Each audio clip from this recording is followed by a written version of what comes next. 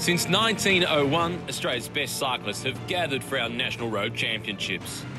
Legends of the sport like Opperman, Mockridge and McEwen have all forged their names in the history books. To win the green and gold jersey just once in a rider's career is enormous. To win it twice is remarkable. Oh my God. The emotion of Cameron Meyer going back-to-back last year highlighted just how much the Australian road title means to our best. Confirmation that this is the biggest one-day race in Australian cycling. He is the champion of Australia. The theatre for it all, the surroundings of Ballarat and the town of Buninyong. This is a brutal course where the relentless 16 laps around the extinct volcano of Mount Buninyong produce no lucky winners. So year after year, one thing remains the same. Winning the green and gold jersey is one of our most sought-after prizes. Welcome to Buninyong and the Federation University Road National Championships. And welcome back to Ballarat and the Battle of Mount Buninyong. We've seen the women's race won by Nicole Frayne. It's now the last event of the Fed Uni AusCycling Road National Championships. It's the elite men's road race, which is underway. Matthew Keenan with you, joined by former Australian time trial champion Bridie O'Donnell and road race champion Robbie McEwen. Robbie, just watching that package and seeing the highlights of you winning the national championship, what was the emotional response? Even though it's not World Tour, it's not Tour de France, not against the internationals, it holds such a special place to win the national title and carry that jersey around for the entire season. Everybody who's ever done it and represented their country at a World's, Olympics, Com Games, you know how special it is to pull on that representative jersey? That's your feeling every single day, every single race you line up for an entire season. And it's worth every bit of effort you put into the preparation, every bit of pain you endure on the day to get it. Bridie, you've done that in the individual time trial. Turning our attention now to the road race. This is a brutal, brutal course. It is, and every year we know that the first few laps are established with a break and guys are dropping off the back. Guys that are strong and fit but not quite able to maintain that pace up the climb. But we saw some great images of previous winners, guys like Luke Durbridge, Jack Bobridge, Michael Freeberg, who've won alone, who've won perhaps unexpectedly. Today is going to be hot. There are fewer bike exchange riders than we've ever seen before. We've got Rowan Dennis in great form and his teammate Chris Harper equally a contender. Here are some of the favourites, including Cameron Meyer, who you mentioned, Nick White, one of the locals. Luke Platt will be interesting to watch. He was on the charge last year, made a big impact on the race. Chris Harper, always good on this circuit. Rowan Dennis, he's in great form. He won the time trial. Mark O'Brien, he cracked the top 10 last year, and he's always good on this circuit. Dylan Sunderland, Ben Dyball, outsiders, Luke Durbridge. He's won it before. He likes the hot conditions. No matter if he's caked in salt, he performs well in these type of conditions, and here is the course. When we go up this climb, as we've seen with the larger groups, most of the attacking happens on the second half of that climb, where the road is narrow, the gradient is much steeper, and then people try and stay away through Federation Uni. And through the uni can be treacherous, steep pinches, tricky corners, and then a long straight down to the finish line. You've got to get your timing just right. You can see it from a long way out. It sometimes lures guys into an early sprint and lose it on the line. This is the race so far as they headed off in Buninyong for 16 laps. A little bit of a nervous start for a few of the riders, just trying to get the feet in. It's a little bit like being at the traffic lights. When there's no cars, you can put your foot in nice and easily. When there's a bunch of cars lined up behind you, somehow you fumble. And you see a lot of guys really determined to start at the front, get that front position on the first climb. They want to be part of the early break. And as almost every year, we see 7 riders off the front. Kai Chapman, he's the big man in green on the left-hand side. And with him, also in green, from Oliver's Real Food Racing, is one of the locals, Liam White. He'd be pretty excited to get into the breakaway. At the back, the Gold Coaster, Kane Richardson, for the Sunshine Coast ARA Pro Cycling team. This is the peloton coming through first time, but there's another group in between on the first lap, including Luke Durbridge and local Nick White and Connor Leahy. Very strong chase group. And now we're going to live shots. Harper on the move. Bottom of screen. Luke Durbridge amongst the thick of the action. Mark O'Brien in the white colours from Inform TMX, mate. They've had a lot of numbers in the junior racing and in the women's race. This time around, they don't have big numbers, but they've got plenty of horsepower. We pick up the race live. Here's a chance to take a look at the peloton. And as you've mentioned before, both of you, throughout the women's race and the men's race, no big numbers from Bike Exchange or other World Tour teams. It will be up to the National Road Series squads to take control of the race. And Matt, we just saw Team DSM rider Chris Hamilton having a technical problem over the top of the KOM there. He had to get off his bike. He might have had a chain issue. But with 119 starters, that's much smaller than we would normally see. And already people have been decimated. Yeah, it looks like a much smaller group, that peloton. These are then our two leaders. Kane Richards in second position, and he is with Jean-Pierre Van der Merwe. So they're two survivors from the first breakaway, the early break of 7. They've offloaded the 5 others, and we pan out to see the gap back to the peloton, and it's rather a large gap, something I would say around the 30 to 35 second mark. Well, Jean-Pierre was very good in the Criterium on Friday. He was super active. We saw him on the offensive quite a lot. And he rides with one of the great teams of Australian cycling, Team Bridge Lane, which has produced more World Tour riders than any other team. Well, they've had a lot of success, as you said, over the years, providing riders to the World Tour. And it seems within the national scene, the NRS races, that they've now been somewhat overtaken by Team Inform, the riders in the black and white, and the likes of Kel O'Brien last year, who so nearly won this race. He's now gone to Bike Exchange Jayco. And we saw with Matilda Reynolds really putting that jersey on the map in the women's race today. Really courageous, taking away the most aggressive rider jersey. But Oliver's Real Food Racing, most of their riders are in the front of the peloton now. One of the biggest teams on the start line, along with Bridge Lane and ARA Sunshine Coast. Kane Richards in second position. He's looking a little uncomfortable. Look at Big the rider size. from ARA Pro Racing Sunshine Coast. This is not the sort of course that suits him so bright. He's looking for a little bit of a head start on this climb. Yeah, that's smart to do that if you're not necessarily suited, but he also doesn't have a breakaway companion who's going to give him any kind of aerodynamic advantage. You can see the size difference there between Richards, number 15, that rider in second, and Jean-Pierre Van der Merwe. Yeah, Kane does like an early breakaway, likes to get out there and put it all on the line and just see how much he's got in the tank and if he can make it all the way. He rode a very similar race last year here in the Nationals. Mechanical there for one of the St George riders. Hand up, number 29, is that Tasman Nankervis. Dropped his chain, maybe just shifting from the big chainring down to the small chainring and flipped it off the inside. Bit of self-help. He was good on Friday as well in the Criterium, where the St George Continental team, they had just the 2 riders. Tasman Nankervis was one of them. The other one was Cameron Ivory, and Cameron turned Ivory into gold. It was a bold move in the last lap and a half or so, and it netted him a big victory. And some great cornering on that bottom corner in Sturt Street before he flew up the climb. So it was really impressive technically as well as strategically. Well, Kane Richards just taking a bit more on board. He threw the bidon away.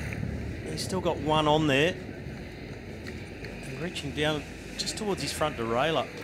Maybe just having a little bit of trouble. Just talking to the neutral service team from SRAM. But Kane Richards will be inspired by the performance of his partner, Danielle Di Francesco, in the women's race. She was really impressive today, wasn't she?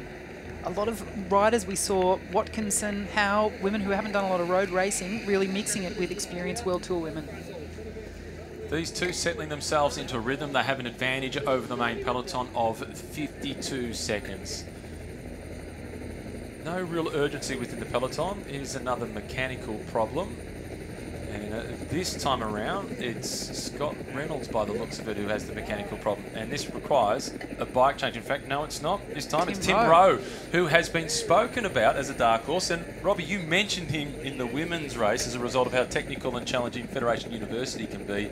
And he paid the price a little while ago. And last year, he was in the front group and tried to make a move through the roads of Federation University, and on the last right-hander out of the uni, he came undone, lost the front wheel, went down, and ruined his chances for a top 10 finish. Here is last year's winner, Cameron Meyer. It looked so improbable at stages for Cam Meyer. It looked to be out of the grasp of the Bike Exchange team, but Luke Durbridge did a power of work, and Meyer, he tracked down Kell O'Brien, who we spoke about the length of this last straight into the finish here in Buninyong, and O'Brien, he took off with a long way to go, and Cam Meyer, reminiscent of a lot of his track finishes, winning World Madisons and World Points races, he just rode himself into the slipstream, up and over the top, and he could hardly believe he'd won the Nationals again. Just noticed Cam's wearing a wrist guard and a bandage around that right wrist and a regular glove on the left-hand side. He was just getting his bidden out there, hopefully to get a drink. But as we've talked about, Bike Exchange don't have the numbers and the firepower that they've brought to the National Championships in other years for a whole variety of reasons. But Cam is someone who we know is a reliable performer. He is, but just 3 riders, but some good firepower with Meyer, Luke Durbridge and Callum Scottson from the Bike Exchange Jayco team. The peloton this year is a little bit light on in terms of World Tour riders. Of course, the travel restrictions, difficulty in travel due to the pandemic has made the decision easy for a number of riders to stay in Europe this year through the winter, although a lot of them living down in Spain, away on training camps under the European winter sun. It's like a winter in Queensland, Robbie. Something like that. Well, we don't have one. We just call it not summer. They have to wear arm warmers sometimes. But also it allows a rider to actually have a bit of a break. We know that the beauty of the Tour Down Under in the past and being classified as a UCI 1.1 meant that teams had to come out. But because that's shifted a bit in the last 2 years, for some riders, they'd probably be a bit relieved. They can put on a couple of kilos, actually have an off-season, maybe do some different activities, hiking, you know, skiing, all the other things they might want to do, and then prepare for the season proper. I've seen a number of the Australian professionals who live in Andorra have taken up cross-country skiing as a form of training, and it is a very good form of training, cardiovascular-wise, and strength, and it's something a little bit different. And other riders who have done a lot of that over the years has been riders like the Norwegians, Thor Hushovd, Edvald Bossen Hagen. We've seen how strong and how well they perform. And Greg LeMond was a regular to do it also. And the PDM, the Dutch team... He used to go hunting as well, but that didn't work out quite as well. too well with his brother-in-law. PDM used to do it as part of their pre-season training camps. The 2 leaders, Kane Richards at the front, Jean-Pierre Vandermeer sitting in second position. JP from Western Australia, he had a pretty good performance on Friday. And I think I heard a Western Australian cheer as we saw Cameron Meyer come into the screen. And that person was still in Perth. I thought you were going to say, I thought I heard a West Australian accent. Now, we love our friends from Western Australia. And we feel very happy that some of them have made it over here, both to be behind the scenes and also on the race roads. Peloton all packed up together in the early stages of this elite men's road race. Number 29, that is Tasman Nankervis. He had the mechanical problem. Good to see that he has reintegrated with the peloton. So a few laps for Nankervis just to settle back down, stay calm, make sure he doesn't waste any energy. Number 47 you saw poking into the picture. That is the big figure of Connor Lay, who got the bronze medal in the individual time trial. And that's a good bronze medal. He was beaten by 3rd at the Olympics and former under-23 world champion. So it took Rowan Dennis and Luke Durbridge to get the better of him. That's a pretty good bronze medal. It's a win. It's a win. In a lot of ways, it's a win. These are the colours of the Nero Continental team at the front, and they were super aggressive on Friday in the criterium. Just looking a little bit further down, white helmet, dark blue jersey, just to the outside of the bunch. Another mountain biker. We saw Cam Ivory so successful winning the criterium. Well, Trekkie Brendan Johnston, he's another guy I think can do really well around this course. Slightly more muscular, slightly more heavy. Maybe if you look at him, you don't think he's exactly suited to this course, but he's got a big, big engine. Underestimate him at your own peril. And the beauty of riders like Freeberg winning in the past is that people think, okay, it isn't just a World Tour rider's race to take. And we saw great, look at McDonald when he was riding for Porsche, he was out sprinting World Tour riders and world champions like Michael Rogers and Adam Hansen. Yeah, that was a phenomenal win, that wasn't it? He was up against 2 riders from HTC, one of the biggest teams in the world, the most successful team in the world at the time. Won out against them, and he got the better of them. They had a pretty big night that night, the Drapac team, and Michael Drapac himself, understandably, was fairly happy. And Number 111 down towards the back of the peloton. That's Dan Peake from my local bike shop, Peake Cycles. Good to see them in the race. They have a great Saturday morning bunch ride that I used to do when I was training a lot and going up over Kinglake, and some really terrific riders would use that ride as training. Number 6, you can see at the front, that is Jean-Pierre Van der Meer from Team Bridge Lane. It's a pretty strong team. They've got Nick White, who's won here in the under-23 category. But, Robbie, it's a big step up from winning the under-23s to winning the elites. Yeah, it's a massive step up. There's plenty of guys on that same level, if not even better. But we have seen riders come through the under-23s and, in fact, win both championships at once. William Walker. Yeah, a prime example. That was over in Adelaide. And in second place that year was Wes Salzberger, who was also still under 23. Russell Van Hout was third across the line and got the elite title. And one of the catalysts for changing to a separate race for under 23s, because it did create a lot of confusion. Will Walker was with the Rabobank squad, but an under 23. He wanted to wear the jersey. He'd won the whole thing and then wasn't allowed to. It was a mess. It was a mess, and it's good that they've separated. And the UCI should pay attention to that in the decision that they make about the Women's World Championship and creating a separate race for the under-23s rather than having it integrated within the elite race. We've seen some great racing in junior women yesterday and in under-23 today, and the only way for them to get more experience racing the women that are in their age group and that are in their category is to let them have a standalone race. And I reckon that a lot of the elite women would be pretty happy with that, because that would provide them with an opportunity not to race against Elisa Politis for another couple of years, because she finished third in the elite women's race here and she is an under 23. In fact, she is first year out of the under 19s. Yeah, it was a great performance by her, and also of course Sarah Gigante, who's just moved to Movistar. She didn't come home to Australia for the national championships, but her outstanding performances over the last few years as a young rider also would have seen her be able to wear the under 23 World National Champions jersey. It was nice to see a couple of posts from Sarah Gigante over the last couple of days. She's had a few health issues over the last 6 months, and she was delighted to have been doing her first intervals, her first lactate test. And it's good to see her back in action. She did spend a little bit of time at home recuperating, and while she was at home, she made the most of doing lessons regularly throughout each week, picking up the Spanish, courtesy of a good friend of mine, Aliu, originally from Mexico, was teaching her Spanish, and within a couple of weeks, Aliu made it pretty clear that her Spanish is fairly good. She is a bright cookie, Sarah Gigante. Yeah, she is. Brother's also, I think, an astrophysicist. He's got a PhD, is that right? And she got a perfect score in VCE, and she's not even the smart one in her family. It's incredible. 2 minutes and 3 seconds now, the advantage for these two. But a small group like this, Rob, it's no concern for the main field. No, not as yet at 2 minutes, with still 13 laps to travel on this really tough course around Mount Buninyong. So the teams with the big numbers, they won't be committing riders and sacrificing anybody to set the pace. They just sort of roll along, let it happen for the moment. The two in front, I think they'd be pretty pleased if another group came across to them. yeah, it's not quite enough, is it? On a course like this, you're not getting enough respite. If there were 6 or 8 of you, you can roll those turns along this slower section that you can see the peloton on now. Yeah, I think for two riders to win this race, they'd have to get out to 8, 10, 11 minutes lead to be a real concern to win the thing. Or be named Durbridge or Bobridge. Yes. Peloton just meandering along at this stage, looking fairly comfortable with the current situation. Still more than 150 kilometres remaining in the race. A real opportunity this year for the domestic teams, for the National Road Series squads, to prove themselves against the limited field from the World Tour. As you've spoken about, a lot of riders choosing not to come home, the likes of Caleb Ewan amongst them, basing themselves in Europe for the last 2 years because of the travel restrictions, etc. It is a great chance for those who race domestically to catch the attention of the other teams overseas. Here's a look back at a little shake of the legs early on for Kane Richards. We were thinking he was asking the neutral service team, but maybe he needs a neutral leg team just to provide a little bit of additional support.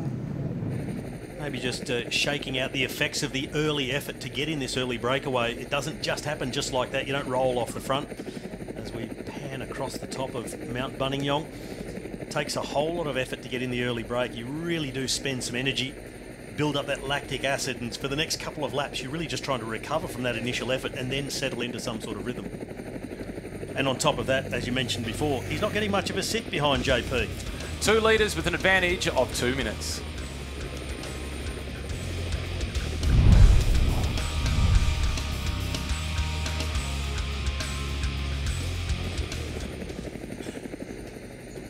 back with the main peloton as they're enjoying what has been a perfect day for racing so far, but the weather is warming up. It is forecast to get to as high as 31 degrees much later in the afternoon. Not expected to hit its peak until 4 p.m.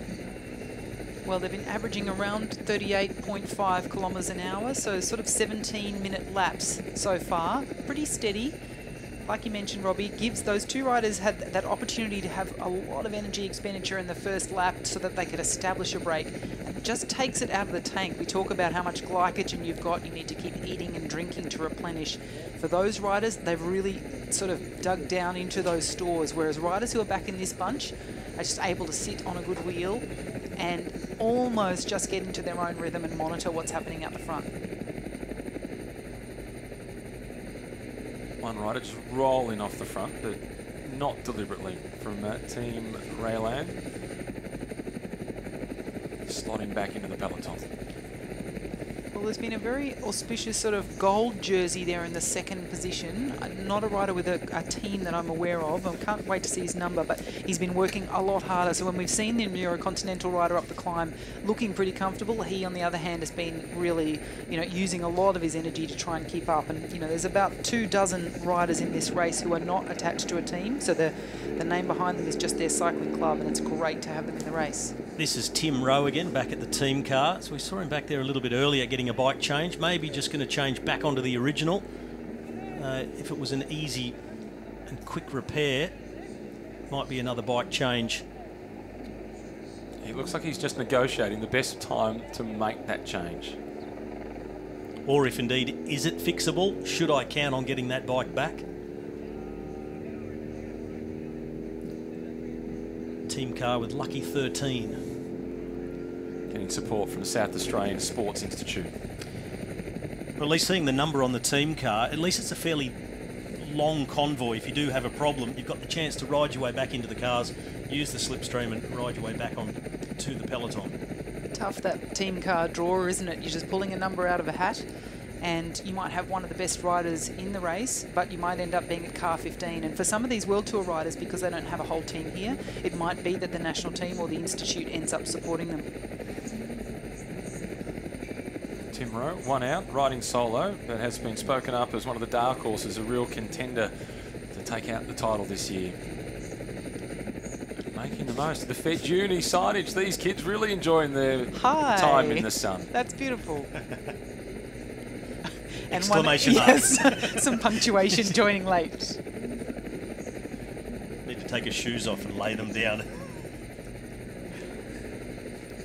I have to say this section through the Federation Uni has added so much to the race, because it just, as we've seen, can bring both good luck for someone like Frayne in her performance just an hour ago, and bad luck, of course, for riders as well.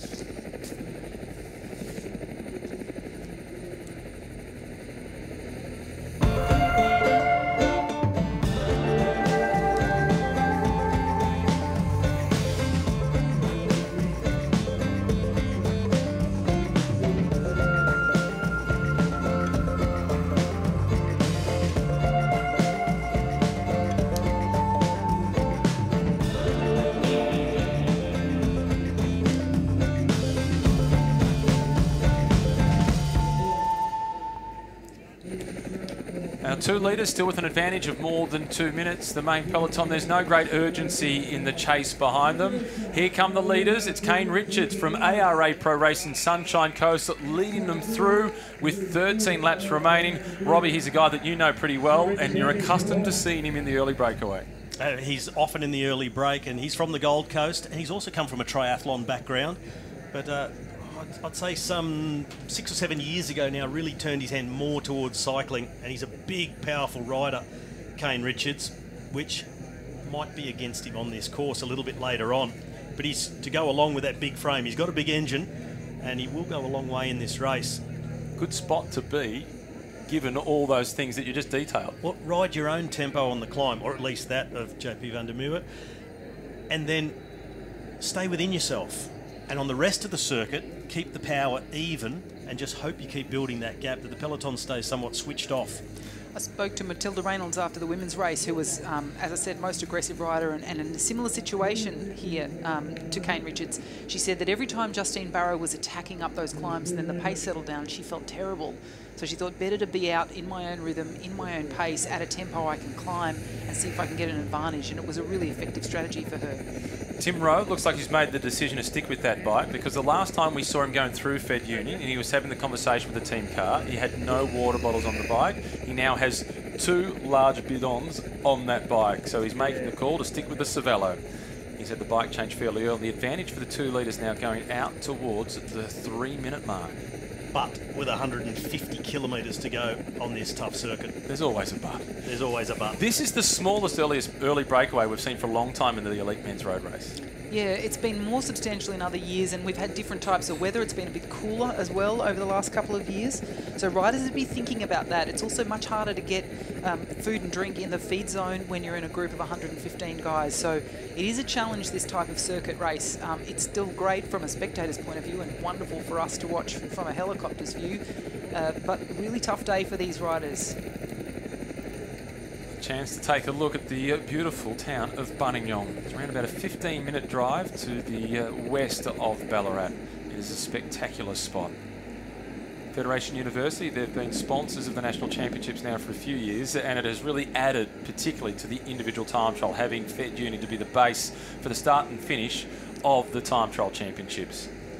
Stephen Mayers there, number 81 at the back of the group. He had aerodynamic pockets, so there's no chance he's going to lose any speed by those numbers flapping around. A little bit different here than Nick Squilari, who we know is a Melbourne-based athlete, very strong time trialist, always prepares very diligently for races.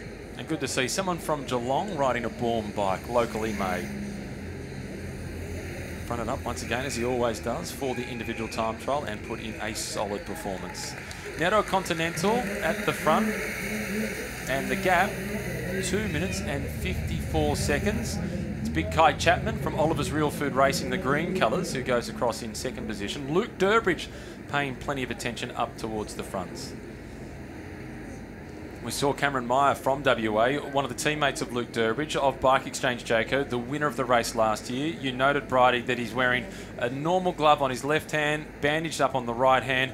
I've got the update from Graham Brown, dual Olympic Games gold medalist from WA, that he's had a compressed nerve issue that needed some sort of treatment, and that is the reason why we're seeing that bandage on the right hand of Cameron Meyer. And that can really wreak havoc with how you feel on the bike in terms of where you weight. You think about your thenar eminence, that fatty pad part below your thumb that sits on the top of your handlebars, and that can be super uncomfortable if you've got a compressed nerve.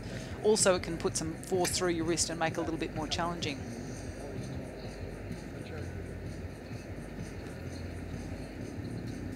Richards now just riding at the front as they go around the climb. One of the things you do when you're in a two-person break is then you sort of work out who should be on the front at different times, and it's much better for the bigger, heavier, slower climber to actually set the pace on the climb, and then the other rider can support him on the flatter parts. Yeah, it hurts, but it's my hurt. It's hurt at my level. I choose to suffer. Yeah, I choose how quick we go, and it's really smart riding by Kane Richards. Jean-Pierre Vandermeer, the rider who sits in second spot. He comes from WA. He has to travel a lot to get to the National Road Series races, so he doesn't actually get to ride a lot of them. He's already got a fair hike to get to the airport because he's from Bunbury. Yeah, it's a long way. Come through with the Southwest Cycle Club over there, a hotbed of Western Australian cycling, down towards Margaret River. Yeah. Good spot to ride a bike, Robbie. You've spent plenty of time down there riding in Margaret River. Yeah, beautiful spot to ride a bike down there, and also around Bunbury, Bustleton. The range is just a little bit inland as well. And for those that race domestically, there is the Mansfield Tour, which is on in middle of March, the 19th and the 20th of March. It's 2 days, 3 stages worth of racing. And the Mansfield Cycling Club, they've been putting that race on for a number of years. It is the home of Simon Guerin's Mansfield, great training area, a chance to ride up Mount Buller, a beautiful part of the world. 500 metres to the top of the climb, and it's Kane Richards who is still setting the tempo on the front. And I don't think he wants to see JP come past him. He just wants to do his own thing. Well, also JP looks very comfortable. You know, he's a smaller rider. He's choosing to get in and out of the saddle and do what's right for him, so he's not getting too tight in his lower back. He can use his hamstrings differently. He's just got a really smooth pedalling stroke. So for a rider who's not perhaps getting as much opportunity to race as many of the East Coast riders, he looks pretty good. A bit of conversation between the two of them. Kane Richards talking to John Pierre as he went by. Just stick at it like this. Yeah, agreeing to a tempo, because also, even if JP Vamua is a better climber, could go faster, it's no use to get rid of Kane Richards right now. Better off stay intact, maybe lose a few seconds on the climb, if that, but then have Richards to work with the rest of the circuit and build that lead, and that they have been doing. And over the last lap and a half, they've added another minute and a quarter. Yeah, this is a success story for both these riders, for their teams, for the sponsors, for the bikes, all of the reasons why we have teams, so that people can serve each other. And they're about to go past David McKenzie. They certainly are. Well, Gracie and I, we're back on the mountain. Gracie, it's warming up. I think for the women it was perfect, but for the men, it's the heat of the day. 2 leaders, here they come. They're not stressed at the moment, but take us through what it's like in these opening laps. It's really important to get a bit of an early breakaway established. We've only got 2 guys here today, but I suspect there's going to be another wave of riders trying to jump across to them. But these are great National Series teams representing themselves at the front with ARA, Sunshine Coast Racing and Team Bridge Lane. And what about the peloton? Early days, as we say, but it is a long day in the saddle. We see so many twists and turns in the men's race, don't we? That's right. It's always so dynamic. It's getting pretty hot out here. I can feel it. There's going to be a lot of guys that are going to be trying to save as much energy as possible, eating and drinking a lot, not looking to get in the breakaway because it's a race of attrition in the final. Certainly is. Back to you guys. Peloton not in the sights, by the way, so the gap has opened up even more, I think. Oh, I've got the stopwatch running on the David McKenzie, Gracie Elvin position, so I'm looking forward to seeing whether they lost ground on the climb, the peloton, to get a real marker of the tempo being set by these two. Kane Richards back at the front. One of the things I heard Peter Mullins say was the official road captain of Rock Salt Live SRAM, and their team had a great outcome today with the victory. But she said she was concerned that the early laps in the women's race were too slow. It meant that more people were still there and it would put more pressure on them to get a result. And that's the challenge, of course, with only 2 men away. If the peloton chooses to be at a pace that can keep more riders in it, then you've still got 100 or so guys that are going to be there when the pace is on, which means more risk of crashing through the university, more risk of not being in the great position up the climb. So there will be riders starting to think maybe we should increase the pace of the peloton just so we can shell a few of the guys who are a little bit less fast. It would be in the interest of the World Tour riders like Chris Harper, Rowan Dennis, Luke Plapp, his very first race as a World Tour rider. It'd be in their interest for the race to be harder, thin things out, make it really difficult. They tend to then come into their own and have an advantage later in the race. That includes Cam Meyer, Luke Durbridge, of course, Callum Scottson. It's going to be a really interesting tactical race with low numbers of World Tour riders versus bigger teams from the National Road Series. Luke Plapp, riding for Ineos Grenadiers, the biggest budgeted team in the world, normally that would come with pressure, but I get no sense of Luke Plapp being under any pressure at all, because as you mentioned, it is his first race, and he's super relaxed. He takes everything in his stride. And we saw him yesterday in the team car with his old squad, Inform Team X mate, cheering on his good friend Blake Quick to victory in the under-23s. Yeah, that was a great image, wasn't it? He nearly jumped on his handlebars as he came across the line in celebration. He really has a strong attachment to that team still that he was with last year. And they're all a really good bunch of mates and love to see each other do well. And here's Kane Richards just engulfing the original race food. Who needs Uber Eats? He's got his own form of fast food. New bikes this year for ARA Pro Racing Sunshine Coast. They're switched from the Cannondales to the Factor bikes. Stay with the same colour scheme. Can't miss them. Peloton coming towards the top of the climb. Let's now get down to David McKenzie and Gracie Elvin. Yes, well, we can see the peloton coming from behind, Gracie. 2 riders out in front that we just saw. No concerns? No, you can see the bunch is really spread across the road here. No disrespect to those riders out in front. They're doing a great job, but this bunch could let them get 10-15 minutes and they'll be able to reel them back. And I reckon it's going to be quite aggressive. I don't think any team's going to take responsibility today. It'll be a lot more attacks later on. And as we see them go past, everyone looks pretty relaxed. Cam Meyer towards the back there. Do you read anything from that? He looks pretty composed. He's a seasoned pro. He knows what he's doing. He's just making sure that he's relaxing. He's not doing too much. He's staying out of the wind, and he's going to be there at the finish line. Oh, she's calling it early, guys. Cam's going to be there at the finish line. Oh, Macca, are you suggesting that he won't be? That's more controversial, I think, Macca, if you were discounting Cam Meyer. Well, we can't have you standing up there just agreeing with each other. I think Macca believes in Cameron Meyer's ability in this race. Incidentally, at the start-finish line when they went through, the gap was 2:54, and when they went past David McKenzie and Gracie Elvin, the gap was out to 3 minutes and 20 seconds. So there's not much pace on really in the peloton, and these two are staying nice and consistent. Except now Kane has to have that dirty banana skin hanging out of his back pocket. Well, surely with the littering rules, you can throw a biodegradable banana peel off into the bushes. Well, or can you? I don't know. It's compost. It could be a Swiss franc fine for that one. You might need to check. We would have to check in. But yeah, well, that's the thing. If you litter, you get ejected from the race. So some riders choosing to have a bit of a natural break here, which means that the pace is slow enough that everyone's going to try and get through all their bottles.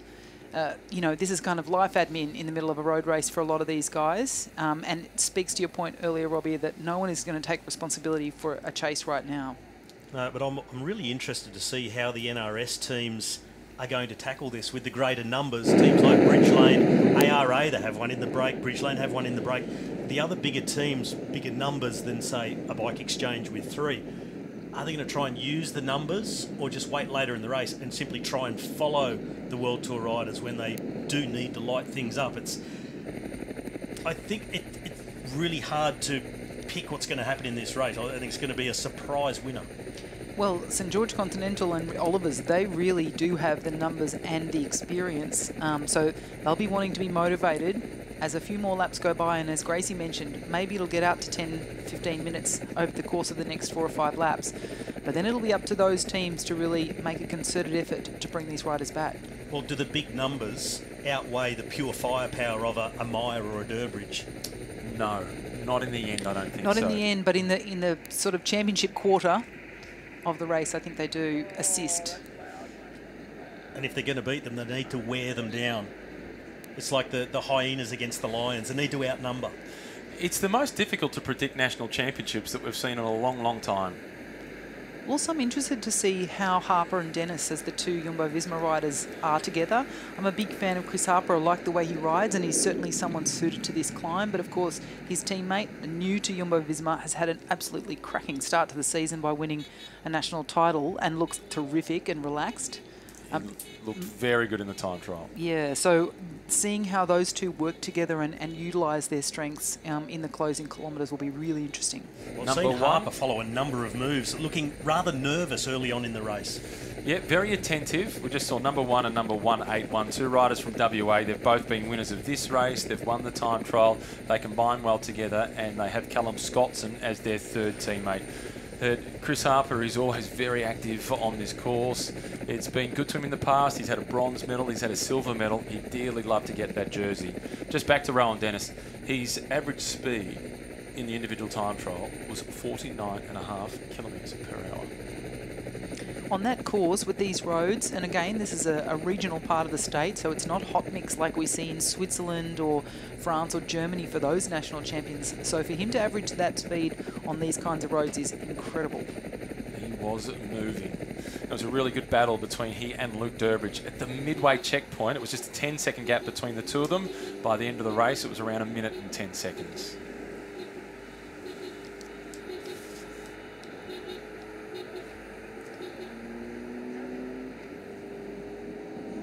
It's the Bridgelane team car on the horn, making its way through to go up and service number 6, which is Jean-Pierre Vandermeer. Well, as we cruised past the peloton, I noticed a large number of the St George team. They're in the maroon and black colours. I did spot Connor Reardon, another Gold Coaster there. And I wonder now if their whole tactic around this road race has changed after Friday night and Cameron Ivory winning the Criterium. It would give them more hope, wouldn't it? It would give them a lot of hope, plenty of confidence, and I think it would give them enough reason to rethink any tactic they had pre-nationals coming in and say, well, now that we know what we know, let's put everything on Cam Ivory. It also gives them respect in the bunch. It's not that they didn't have it before, but it's a bit like when you're the team riding for the yellow jersey. You bump an elbow and go, excuse me, coming through. People go, oh, that's that Cam Ivory's team. He won the other night. You know, there's a lot of guys on this road, and to be able to be in the right position is really important. He's going to have some good support. We've spoken about Tasman Nan Curvis already from that team, but Lionel Mordaunt, also from St George Continental, is a really good climber. Back with our 2 leaders. Kane Richards is the man at the front from ARA Pro Racing Sunshine Coast. And Matt Wilson, along with Benny Kirsten, have done a great job of pulling this team together. And pretty much right from the beginning, they've had a men's team and a women's team. And now they're focusing pretty strong as well on the under-19s. It's a real development squad with education a big part of it. They've been around a couple of years now, and it's really this summer that it's bearing fruit, that program. Yeah. It's really taken that couple of years to really get the program foundations and riders coming through, and that development does take time. I think the team has benefited from COVID and Matt Wilson spending more time in Australia than in Europe doing his job with the bike exchange squad. I'll go with that. Yeah, and that's nothing but compliment to Matt Wilson. Well, there's plenty of sporting organisations that have been able to work through what are the benefits, and now we're seeing 2 riders who look like they're trying to bridge across. So they've ridden away from the peloton. Number 95, that's Andrew Freeb from University of Queensland, and number 46, that's Brendan Green from the Cycling Development Foundation. We saw they had women riders in the women's race as well. So these 2 looking like they're just under a minute behind the 2 in front. And they're getting that update courtesy of one of the mobile commissaires. There's plenty of commissaires out on course on the motorbike, so they can move around the race pretty quickly. Andrew Freeb it is, who is at the front, setting the tempo. Brendan Green at the back of the group. Cycling Development Foundation, formerly known as Verus Racing. Another squad coming out of WA. Yep, so these riders have gone on the attack after the top of the climb, and then use this through the university. Well, University of Queensland meets Federation University. He looks quite at home there too. And who needs the bitumen when you can stick yourself all the way into the gutter and use every little part of the course to play with? And Green didn't quite trust that line. He said, I'll just back off here just in case you do a Durbridge. Well, the University of Queensland... It was that corner. Cycling Club used to have a great criterium around the course there in St Lucia, and then some very well-meaning facility owners decided to put some bunny hops, speed bumps right in the middle of the crit circuit, so that was a bit of a downer, but the skillful guys would and women would just get around them. Back with the 2 leaders. They're heading down towards Buninyong once again. They are into the main strip of shops. Then they make the left-hand turn, back up onto the climb once again. Still a long way to go, just inside. 140 kilometres remaining.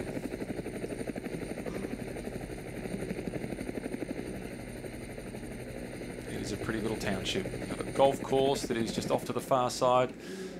Pretty strong tennis club in the town as well. And what a day. Yeah, what a beautiful day for all sport, anything outside. Not a cloud in the sky, not a breath of wind. And in fact, it makes it harder for the riders when it's like that. It is already around 30 degrees outside. Doesn't matter what the weather app says on the iPhone. I went and stood outside at lunchtime. It said it was 24. I'm from Queensland and it felt hot. And if you're swimming in Ballarat, it's a hot day. It is. They managed to melt the ice. The local swimming pool getting used by a few of the locals, which is good to see. So the chasers making some good progress. They've already taken more than a minute off the advantage of the 2 leaders. Just inside 140 kilometres remaining, it's still Jean-Pierre Vandermeer and Kane Richards out in front.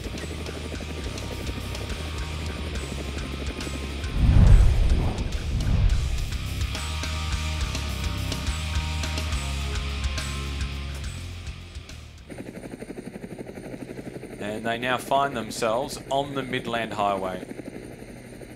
I'm trying to get a bit of an idea for the direction of the wind, but I'm finding out nothing courtesy of those trees. It's barely moving at all. Agreed, and to Rowi's point, that makes it even more challenging because you're not even getting any breeze as you're riding. There'll be a lot of salt-crusted lycra at the end of this day. We saw at the start, riders heading down to the start line. They've already got the stockings out full of ice down the back of their jersey. It's not a realistic objective to stay cool. It's just an objective not to overheat. They're 2 very different things. And if you can, getting 2 bottles in a feed is good because you can use one for drinking and the other one to pour over your legs, over the back of your head, just to keep things cool. And if the fabric that you're wearing is wet, you're going to then have much better evaporative cooling. And there it is with JP. He's sticking another bit of ice down the back of his jersey.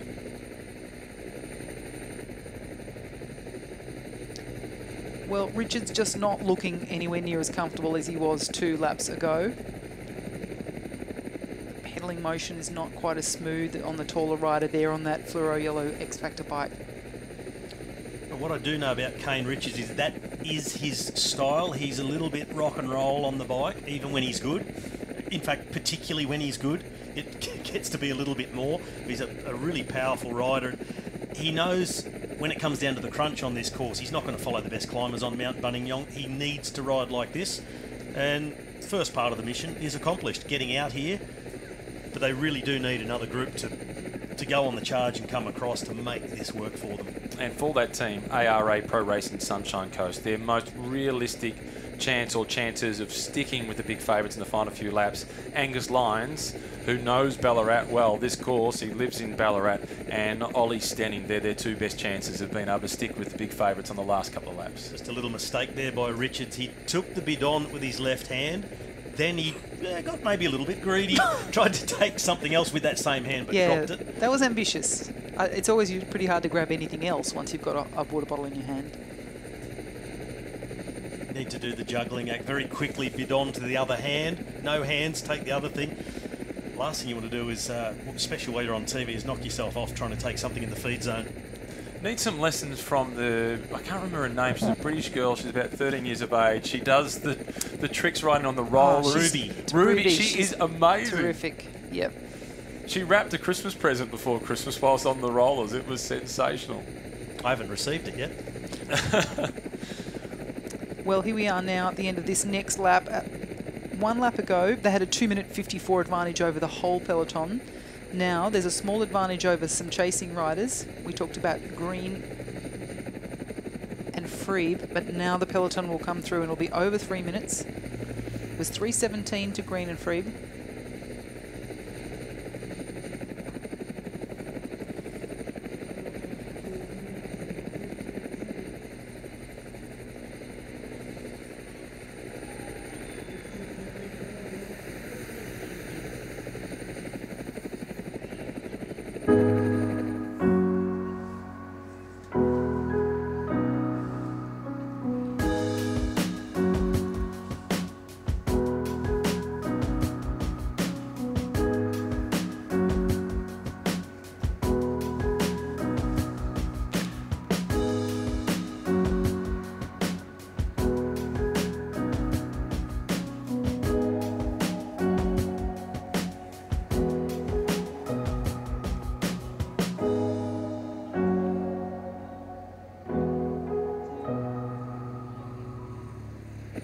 A little after lunch, and that is making me hungry. Ballarat, it is a beautiful spot to come and have a bite to eat. It has been hosting the National Championships since 2002, with the exception of 05 and 06 having been across in Adelaide.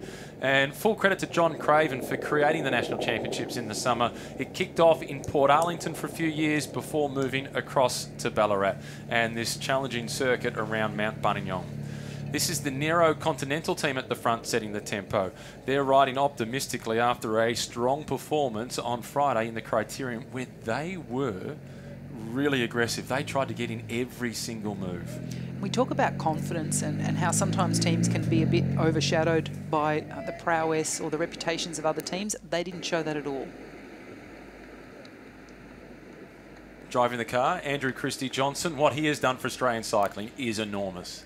Well, I can't think of how many laps he must have ridden in a team car in support of this National Championships with so many different types of riders over all this time and so many incredible results. He's a very relaxed team manager. Although he did get a fine during the men's TT, I think he might have done a U-turn in the wrong direction. Right. Yeah, he has been a stalwart of Australian cycling, the lead in charge of this team for such a long time, going back to Richie Port being their first big man to land on the world stage, going from the Praties team across to CSC, who he first signed with, and now Richie Port this year in his final season in the Pro Peloton. This is Brandon Green at the back of the group. Brandon Green from Cycling Development Foundation. Let's get across to David McKenzie. Yeah, well, thanks, guys. I just heard you say the gap's out to 4 minutes. Gracie, last year, I was just saying to you, last year was off the charts. Every lap was crazy from the very beginning. What does this tell you? Well, we don't have as many World Tour riders here today, and there's a lot of National Series type riders, and I think they're a bit intimidated by this course. How many laps the men have to do, so they're kind of waiting for the second half of the race to start making attacks. I think we're going to see these riders that are about to pass us get a little bit more time. As we said on the previous lap, they could get up to 10 minutes or more. You've won twice here, as we know. This course wears you down, but on a day like today, the heat, they're in the hottest part of the day. Does that something tell you in the peloton that they're happy to let these two guys just ride away for a while? Yeah, for sure. The heat really plays into a day like today. We don't always get a hot Nationals, but today is pretty warm and it's only going to get hotter. So being in the bunch, saving energy, a lot of the riders just want to make sure that they're going to get into the second half of this race. Picking up on that from Gracie Elvin, we saw in the women's race in particular with Emily Herfoss and Matilda Reynolds how quickly it can fall apart when you do get caught. It can on this course. It really jumps up and bites you. And as Gracie just mentioned, the heat is definitely a factor. It's a factor in the peloton being somewhat calm at the moment. It's such a demanding race just on this course on its own. Throw in 30-degree heat all through the afternoon. It makes the race play longer. It's a 160k race. It's going to feel like 200 plus today. And the other point Gracie made, which I thought was really important, is that idea about being intimidated by the course. The roads are slow, a little heavy. Riding 160k on these kinds of roads against guys with extremely impressive reputation means, and you may have had a bad race here before, so you think, yeah, I got dropped on lap 2 last year, I need to be careful.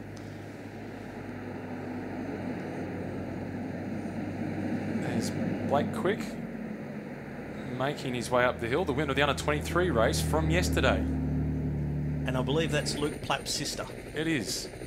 So they'll be out supporting Luke Plapp today, who was in the car supporting Blake yesterday. He was cheer squad yesterday. Today, shoe on the other foot. Seeing if the newly minted Ineos Grenadier can just ride one day in the team jersey. Well, what I like about it is we haven't seen him yet. He's been quiet, which is smart. And when you don't have any teammates, that's what you have to do. He'll really benefit from the experience of last year's race. We saw him just ripping the race to pieces, and we thought we sold the race a lot of times. We gave it away a lot of. He's going to be champion. No, he's going to be champion. At one stage, Luke Plapp looked absolutely unstoppable, and then the course stopped him. Then we thought Kell O'Brien was going to win, and in the end, Cam Meyer snatched it on the line, as he does. Yeah, I was convinced Cameron Meyer was going to win the race about 50 metres after the finish line. It was a fantastic performance. I was convinced he wasn't going to win it with a couple of laps to go. Yeah, he was sensational last year, Cameron Meyer. Seeing if he can do the hat-trick this time around. And what a difficult year it was in the end for Cameron Meyer in 2021. He got the opportunity to go to the Olympics for the second time, having gone to the Games in Beijing. He made the decision not to go because his father was terminally ill. He wanted to spend more time with his dad, who sadly passed away throughout the year. Cameron putting family before sport. We wish the Meyer family all the best, and wouldn't it be a fairy tale story if he gets the hat-trick today. Yeah, they're a really tight-knit family, and I think that's one of the things that COVID has highlighted for so many people, is just how hard it is to be away from family and friends, or not be able to see them if they are unwell, or even if they pass away and you're not there, and that's affected families all over the country. So we do send them our condolences to Cam and to Travis and to the whole family. The two leaders making their way around the left-hand turn. They've got the climb done for another lap. This is onto one of the quicker parts of the course. The smaller of the two, the man at the front, that is Jean-Pierre Van der Merwe. It's Kane Richards who is with him. We turn our attention back to the peloton and the zebra colours of Nero Continental. Well, they're showing themselves to be motivated, aren't they? And they're at least keeping themselves out of trouble. We know sometimes as the climb gets narrow on the second half of the Midland Highway, or indeed through the Federation Uni, there's always a risk there. So stay out of trouble, be near the front. Oliver's Racing also prominent there. You can see them in those fluoro green colours. They have Cooper Sayers in that team, who was a finalist in the Zwift Academy. And the Nero Continental team, they do a lot of that online racing. The green to the left, incidentally, he is one of the local favourites. That's Liam White, who tried to get himself into the early breakaway. His younger brother, Nick, has got the slightly better CV. There's no rivalry between the two of them. They really encourage each other. Liam loves seeing his younger brother do so well. And Nick has been a winner here in the under-23 race. I think today, though, Nick might have a bit more responsibility supporting the new recruit for the Bridge Lane team, James Whelan, who has stepped down from World Tour level with the EF Education First, and he's a genuine contender today, James Whelan. Well, I was just checking the whereabouts of the World Tour pros within the group. Furthest forward with the men in yellow and black in Rowan Dennis and Chris Harper. Sitting about 10, 15 places further back than them was Luke Plapp. Just off to the left was Chris Hamilton. So just keeping a close eye on things towards the front, but well out of any breeze whatsoever. Take us into that moment as one of the riders in the World Tour. You've been in that position within an Australian Championships where there's lots of riders that you don't know because you're racing overseas and they're riding the domestic circuit. You gravitate towards each other. You do, because you know if there's a situation or if someone's going to make the big attack, you want to be there when they do, because you know crossing a gap to guys like that is no simple proposition. So you're really nervous about missing out on the move if you lose track of them within the bunch. And sometimes you just need to cooperate a little bit together. It comes down to a point where you've all missed it. You say, okay, let's get things back on track for ourselves and then become enemies again. Well, isn't the enemy of my enemy is my friend? Frenemies. Indeed it is. Kane Richards led them across the top of the climb that time through. He's picking up points in the race for the McCain King of the Mountains classification. In the women's race for the Queen of the Mountains, it was Justine Barrow who was picking up the points there. So the Rock Salt Liv Schramm team certainly had a very good day out. That were the two chasers momentarily. In the middle, Brendan Green in the fluoro colours of Cycling Development Foundation and Andrew Freeb from Uni of Queensland. Back with our two leaders out to 4:15 ahead of the peloton, which is showing no urgency. This race is actually just a little bit behind schedule. It's slower than anticipated so far. It is, and that's going to make for a really hard time as soon as the people who are motivated put their foot on the pedal. And there'll be riders who might be getting a little false sense of security saying, well, I'm keeping up here with the National Championships. The slower it is, the faster the last two laps will be, the more explosive. Yeah, and the more the legs just start to hurt in those 3 to 4 laps to go. It's interesting, there's been a lot of talk in cycling over these last few months as teams unveil their 2022 jerseys. A lot of them are similar to each other. Yeah. And in fact, the two riders out the front look very similar. The only thing differentiating them other than their height is, of course, the bike colour. And that Mo has nothing to do with Movember. That is an original.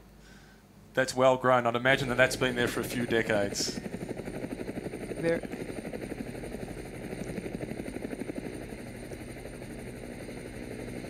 So now the time gaps from what we're seeing on the screen are pretty much holding what they were over the start-finish line. We said the two riders out the front, Kane Richards and Jean-Pierre Van der Merwe, had a 3 minute 17 advantage over Green. Well, David McKenzie and Gracie Alvin, they've both won national titles, and they're with a man who's won 4. 1 as an amateur, 3 as a professional. David McKenzie, you've found John Trevorrow. He's found me, Matthew Keenan. He's found me. You've won. Matt Keenan just said you've won 4. You won 3 in a row as a pro, John. I said to Cam Meyer, he's going for the 3-peat, and he said, yeah, but someone's already else did it. So even he knew. Yes, yeah, and another guy who was a handy bike rider named Russell Mockridge won 3 in a row as well. So he was in the 60s. And Ray Bilney won 3 amateur titles in a row back in the 60s. I think he won the junior title and 3 senior titles in a row. Went on to Tokyo and got 4th in the Tokyo Olympics. Yeah, so 60s, 70s, and now Cam's a chance. Is he a chance today? Look, I hear that he's not quite in his best form because he's just getting over a small operation on his elbow, but yeah, he's such a class bike rider, of course, and it's an interesting race this year. I reckon it's open to about 5 or 6 guys. Yeah. I was about to say the same. This is the lull. Last year we didn't have this. This, though, sets it up for the second half of the race, doesn't it? Yeah, no team here is strong enough to dominate the race this year, so I'm really looking forward to it. It's going to be a ripper. It is going to be a ripper. Crowd's starting to build here as well. It's just great to have some live racing back, isn't it? I think we've all missed this sort of stuff. Well, of course, Bakewitz last week, they got it all going, but look, that's the vibe. Everyone's so excited to be back at a bike race. And the crowd's building, as you say. I mean, people are nervous, but yeah, hey, sensational. It is. Great, John, great to talk to you. No doubt I'm going to see you somewhere else around the course, and if not at the VIP at the finish, enjoy the day.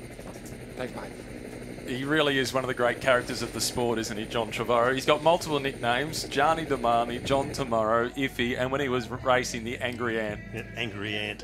And if you've ever seen any footage of him pedaling the bike, then you'd see Angry Ant was the perfect description. And we've been told that that greyhound's name is Bridie. Well, that's just beautiful. And a shout out to my greyhound Gypsy, who's probably asleep and not concentrating on the bike race. Standard greyhound behaviour. Standard.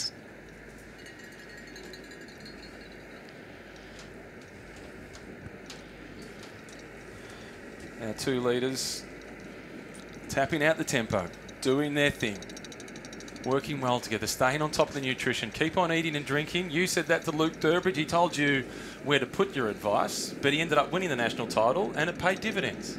He did tell me where to put the advice, but importantly, he put the nutrition where he was supposed to. He ate and he drank. He didn't blow up because the advice kept coming to him to do that, because the year before, the Bike Exchange team, as it was Green Edge back then, had virtually popped the champagne to celebrate the win of Cameron Meyer, and he blew to pieces and ended up not winning the race. And the level of nerves was so high about Luke Durbridge doing the same. He was caked in salt. We just didn't want him to blow up with a lap to go. May not have liked the advice at the time, but it was heated, and he won that national title. He was a double national title winner, time trial, road race. And that is the key thing for today on this course. And for these 2 in front, they're at the mercy of the peloton. They know they can't force the gap open if the peloton doesn't want it to happen. They've got to sit here and just keep that tempo and keep fueled and hydrated. Perfect move, though, for their respective teams, because they have some of the biggest numbers team-wise, and they can sit back and they can watch and see all the others do the chasing. Welcome to Buninyong. The local school kids really get into it. It's a long way from the school year. It's right in the middle of the summer holidays, but it's a big part of the community. They really throw their support behind it. They've done some great work with the coffee cups as well, courtesy of the city of Ballarat, and they've got decorations around them that have been painted by local artists in the theme of bike racing and just generally bike riding. And there's pictures everywhere, and we've seen bikes like that one, spray painted with beautiful flowers, either in the basket in front or growing in a pot at the back. So these towns are doing everything they can to generate all of that beautiful goodwill. They have a movie night as part of this week of Road Nationals, and so many races for paracyclists, and ensuring inclusion across all spans, and the Grand Fondo, of course, last night. So it is an incredible week. It's wonderful to see it here in Ballarat and Buninyong. I think I'm starting to see a hint of salt stains in the back of the necks of number 6, Jean-Pierre van der Merwe. And we've still got 127 kilometres to race, and it is still forecast to get hotter. 11 laps remaining. Well, a slowing 2 of the lap pace, so 19 minutes and 30 seconds of that lap. We saw the initial lap was quite fast. It established the break at around 17 minutes 47 for the first lap. But that's when they got their advantage, and what we'll be interested to see is what's the gap back to the 2 riders who were chasing, number 95 Andrew Freeber and number 46 Brendan Green. They were at around about 3 minutes and 15 seconds towards the top of the climb when they went past David McKenzie and Gracie Elvin. They're making good progress getting away from the peloton at this point, which is showing no real sense of urgency. It is the Narrow Continental team that's doing the lion's share of the pacemaking from that main field. And coming towards the feed zone, Kane Richards is emptying out the water bottle on the back of the jersey because he's about to get a chance to get a full one. Yeah, pours it on the legs as well, so just trying to cool himself down as best he can. His quads look like they're getting bigger with every lap. He's a big man for Mount Buninyong. He is. Or maybe it's just JP that makes him look like a big guy. Well, I think he'd be a big guy on his own. He is a big guy. There's a lot of him. His body language has looked as if he's under pressure the whole time through, but he's holding on. He's doing really well. JP out in front, he looks really composed. He looks quite comfortable. And this dry heat, that's no big obstacle for a West Australian. Just recently they had a string of 40+ degree days. It's often so hot over there. So JP be well used to training in these sorts of conditions. Also for the Queenslander, Richards used to training in the heat, but the humidity is a bigger factor. And the dry heat, when you come down here from Queensland, the dry heat seems to hit you and just suck all the moisture out of your body. It's really difficult to stay hydrated. Which did you find more difficult as somebody from neutral territory, effectively, from Victoria, the dry or the humid? I do find riding in a pizza oven quite challenging, and I found that year in Ballarat 2010 when it was 45 degrees for the women's race, I was so happy I'd done all that heat training. And riders who had, you could see in those closing laps, the people who'd done a lot of heat acclimation were way more comfortable. So in the end, I think it's all about preparing for whatever you're going to expect. And I know the riders that went to Delhi Commonwealth Games, for example, they prepared for a lot of humidity. There was a lot of preparation leading into the games in Tokyo for the humidity and the heat there, and it paid dividends, particularly for Anna Kiesenhofer of Austria, who worked it all out herself because she's got intellect through the roof, up through the feed zone for the 2 litres. Kane Richards looking for a full water bottle. Soignier is doing a magnificent job on the side of the road.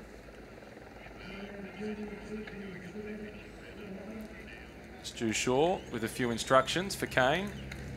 He's a big part of the coaching staff on ARA Pro Racing Sunshine Coast. It was interesting, Stu Shaw there, just kind of gesturing like, yeah, nothing to panic about. There was nothing really important in the messaging, but it was basically trying to reassure Richards that there was no need to hurry, keep this pace up, they're not chasing.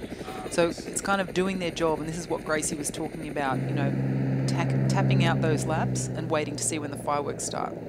Here are the 2 chasers. Last time through, their gap was 3:15. It's now down to 2:46. David McKenzie is up on the hill with a very special guest, Jason Egbers, who's putting in a big effort in a charity ride for a very important cause. He certainly is, Matty, and he said he annoyed you until you picked up the phone, so well done to you. Jason, tell us the story first, because it's a sad one, but it's a really uplifting one as well. Yeah, right. So thanks for having me on. Yeah, George Davidson was 4 years of age when he unfortunately passed away last year from neuroblastoma. I met George a couple of years ago, and knowing that he had a neuroblastoma and there's no treatment for in Australia, I got a group of 20 cyclists together, and we're going to do a 28-day cycling challenge to raise $100,000 to fight neuroblastoma and get treatment for other children in Australia. There's about 40 children a year are diagnosed with neuroblastoma, which is a rare cancer that there is no treatment. And yeah, 20 cyclists, we're going to do a 28-day cycling challenge on the 20th of Feb, and we're going to try and raise $100,000. You can find us on Google, look up Ride for George Challenge, and if you can donate and help us out, they'd be really much appreciated. And how's the training going? Well, I know you've at least done 1 lap of Mount Buninyong. We have done 1 lap today with a team of 4 up here from Melbourne today. So the training's good. We've got lots of guys are motivated to do it. So the work is yet to come. We've got some big challenges. A couple of guys are putting some big numbers down, but yeah, it's all for a great cause. So the cycling and the pain is a little consequence compared to what we can do to help young kids. Well done, mate. Well done. That's such a great story. Enjoy the rest of the day. Have you got a tip for the winner? Who's going to win? Oh, I actually don't have a tip at all. I've been paying no attention. It's been all Ride for George for me for the last number of months. So good answer. Unfortunately, I don't know. But it's a great day to be out here in the sun in Ballarat. So yeah, thanks again. Enjoy. Cheers. Bye-bye. Well done, Jason, and our thoughts with George's family, the Davison family. And George, he only rang me 27 times to get through, so as to get the opportunity to promote that cause, and he's doing wonderful work. The initial hope was to raise money to support George and his family to get some treatment and perhaps to go to the US, because the family wasn't in a position to pay for that. And now they want to use the tragic passing of George to help other families that find themselves in a similar position. So support that cause, the 28-day challenge, the Ride for George. It's a rare cancer that it's difficult to get funding for. So Jason, our hats off to you and the work that you're doing. 2 litres now on the climb. A bit of instruction now for Kane Richards. What can he say to Kane Richards at this point, the sports director, other than keep doing what you're doing? Yeah. That was exactly what I was going to say. Yeah, don't stop. Keep eating, keep drinking. Good job. You're looking good. You know, it's actually just about affirmations. Ask him, maybe don't even ask him how he feels, because it's kind of irrelevant right now, but he's doing everything right. And stick with number 6. We did see, though, back to the chase, Andrew Freeman, number 95 from University of Queensland, he was looking a little bit more uncomfortable than Brendan Green. So he's the University of Queensland rider. Green, on the other hand, was looking like he was coping a little better with the weather. Face painting, or is it the makeup for the live show? That's where Robbie gets his butterfly face from for tonight. don't get brows like this without any hard work. Doing plenty of hard work at the front is Jean-Pierre Vandermeer of Team Bridge Lane. They are playing a really smart tactical card here because they have a couple of genuine contenders across the final few laps. They've got 2 former under-23 national champions, Nick White and Sam Jenner, on their team. They also have James Whelan, who for the last couple of years, he was unlucky with injury and crashes, etc., riding at World Tour level. He makes the step back, but he'll want to make a step forward on the results sheet and get the green and gold jersey. Going past Jason on the right with the Ride for George jersey on. You can't miss that jersey, can you? It's good. I'm also liking the screen there with about 300 metres to go before the KOM. It means that the people who are standing around in this part of the course, they get to see what's happening in the rest of the race. And this, of course, is the opportunity to see the riders for the longest period of time because they're going the slowest. And across the top of the climb, there is the banner for the McCain King in the Mountains classification. Jean-Pierre Vandermeer collects another 3 points across the top. Back with the 2 chasers. This is Andrew Freeb at the front in the navy blue colours. It's then Brendan Green from Cycling Development Foundation in 2nd spot. Steady progress. They're just chipping away at that lead, but they are stuck in a difficult position between the peloton and the 2 leaders. Well, they're made up 28 seconds in that last lap, so their disadvantage to the 2 leaders is now only 2 minutes and 49 seconds. So that's a good tempo being read by the chasers, and a steady gap then back to the peloton of now 4 minutes 11 after 5 laps. They've got the formation worked out well at the front. Across the top of the climb, Kane Richards now takes over the pacemaking across the flatter section, the big powerhouse of the 2 men out in front. Pretty quick, this section. It is, and remember, this is the opportunity for people to attack. We saw Grace Brown trying to put the pace on a little in the laps 5 and 6 of the women's race. And this will be a time once, as the race is accelerating with a few laps to go, riders will use this corner to see if they can get away. You approach that corner for the first time thinking, do I need to dab the brakes? But in the end you don't. It's a quick flowing corner and the camber is in the right angle. Fair bit of gravel. The challenge of a lot of these roads out in regional parts of the country, of course, is there's a bit of gravel, there's soft shoulders. So if you're climbing or descending on parts of, and you're on the side of the bunch, there's often a bit of a risk. I looked at Robbie as I said, you think you might need to grab the brakes, and Robbie said, what are brakes for? Yeah, he I saw it in your eyes, Robbie. It's just wasted weight, isn't it? We're going to fill the time with something, so I'll just let you keep going with that one. No, but it does change lap to lap as well, like particularly that corner. When the team cars come through after the bunch, you could come around the next time and it can be covered in gravel, small stones. So you've really got to have your wits about you on a circuit like this one, in corners like that. They could throw a bunch of gravel out, you could puncture, you could go down. So you can't say to yourself, well, I know this corner, I can just rail it straight through there. You really need to sometimes pick your way through. 2 leaders off the front, 2 minutes and 55 seconds the advantage over the 2 chasers.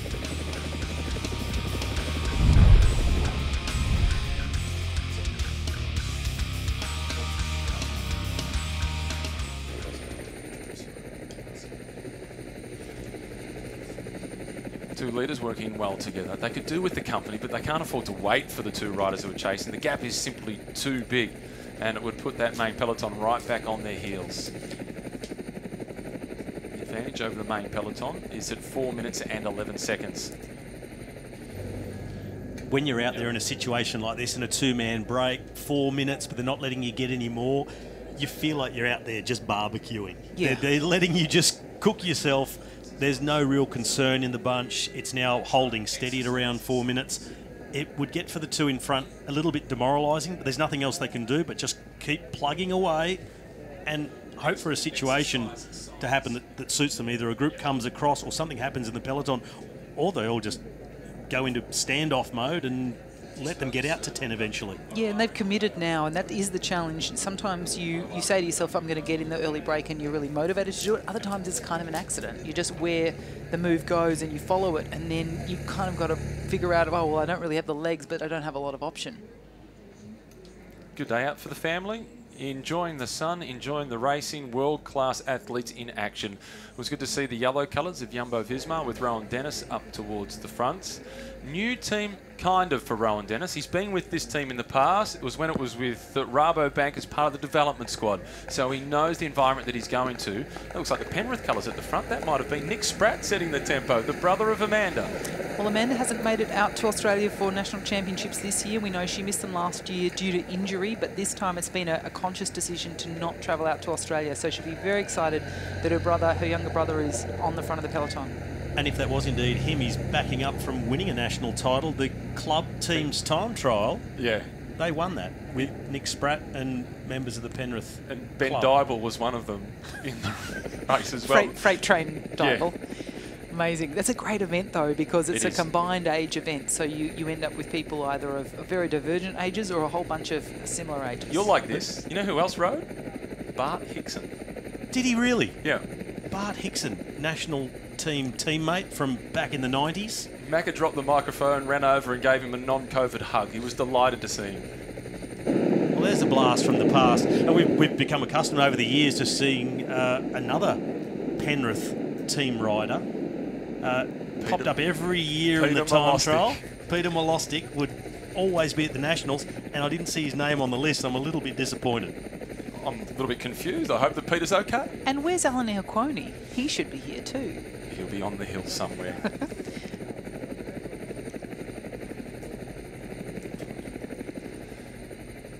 Onto the roads of Fed Uni once again. Two leaders doing their thing together. They've been steady since they managed to get themselves off the front. Still more than 100 kilometres remaining in this race.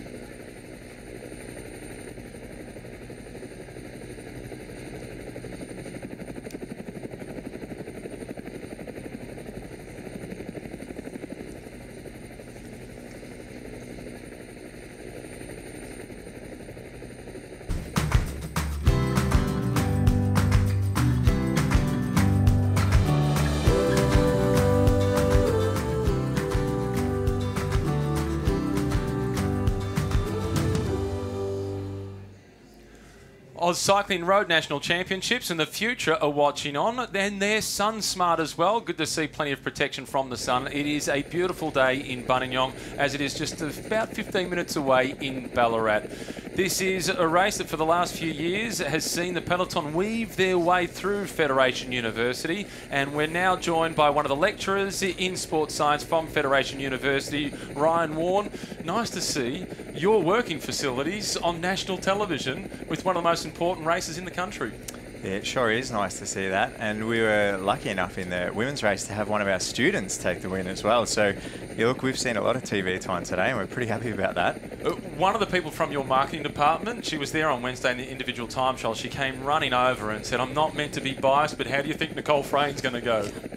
Well, that was an incredible performance, wasn't it? And a great team result. Is that something that you talked about with the team, with her and their preparation? No, I didn't speak to her about that, but we've had some input with Nicole over the last 2 or 3 years while she's been a student here, and we've enjoyed seeing her success, particularly going over to Europe last year, 2021, to do Paris-Roubaix. It's exciting that she's on a new team. I mean, Peter Mullins does a fantastic job helping out that team, and it's good to have someone who's already won the race in 2015, I think it was, that Peter won. Kind of captain of your team, and it's so good to see them get up again. So, I hope she has a really strong year this year. What's some of the work that you've done with Nicole?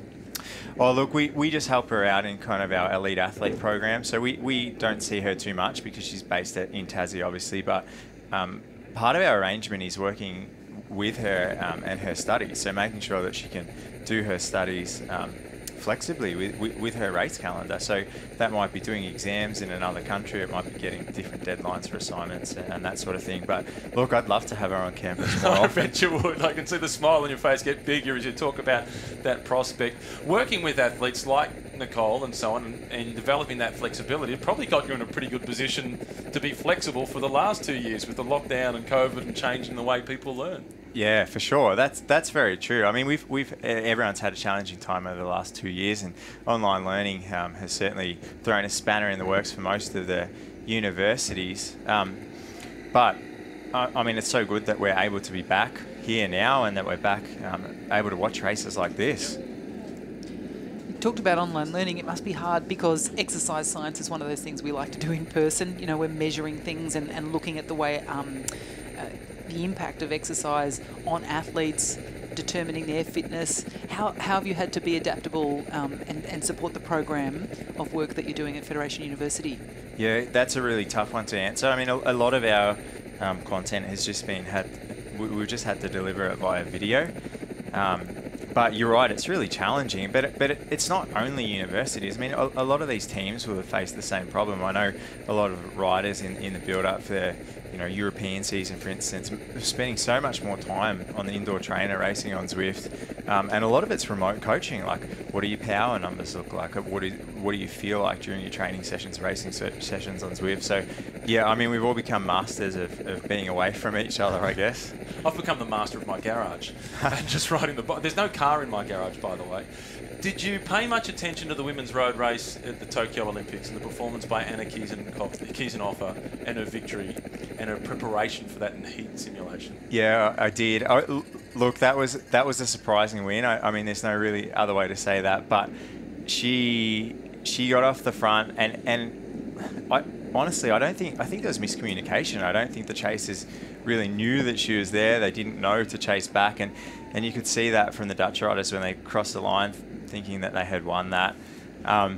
But, I mean, it just goes to show that on tough conditions, which Tokyo was, humidity is really high. Like today, the heat's really high.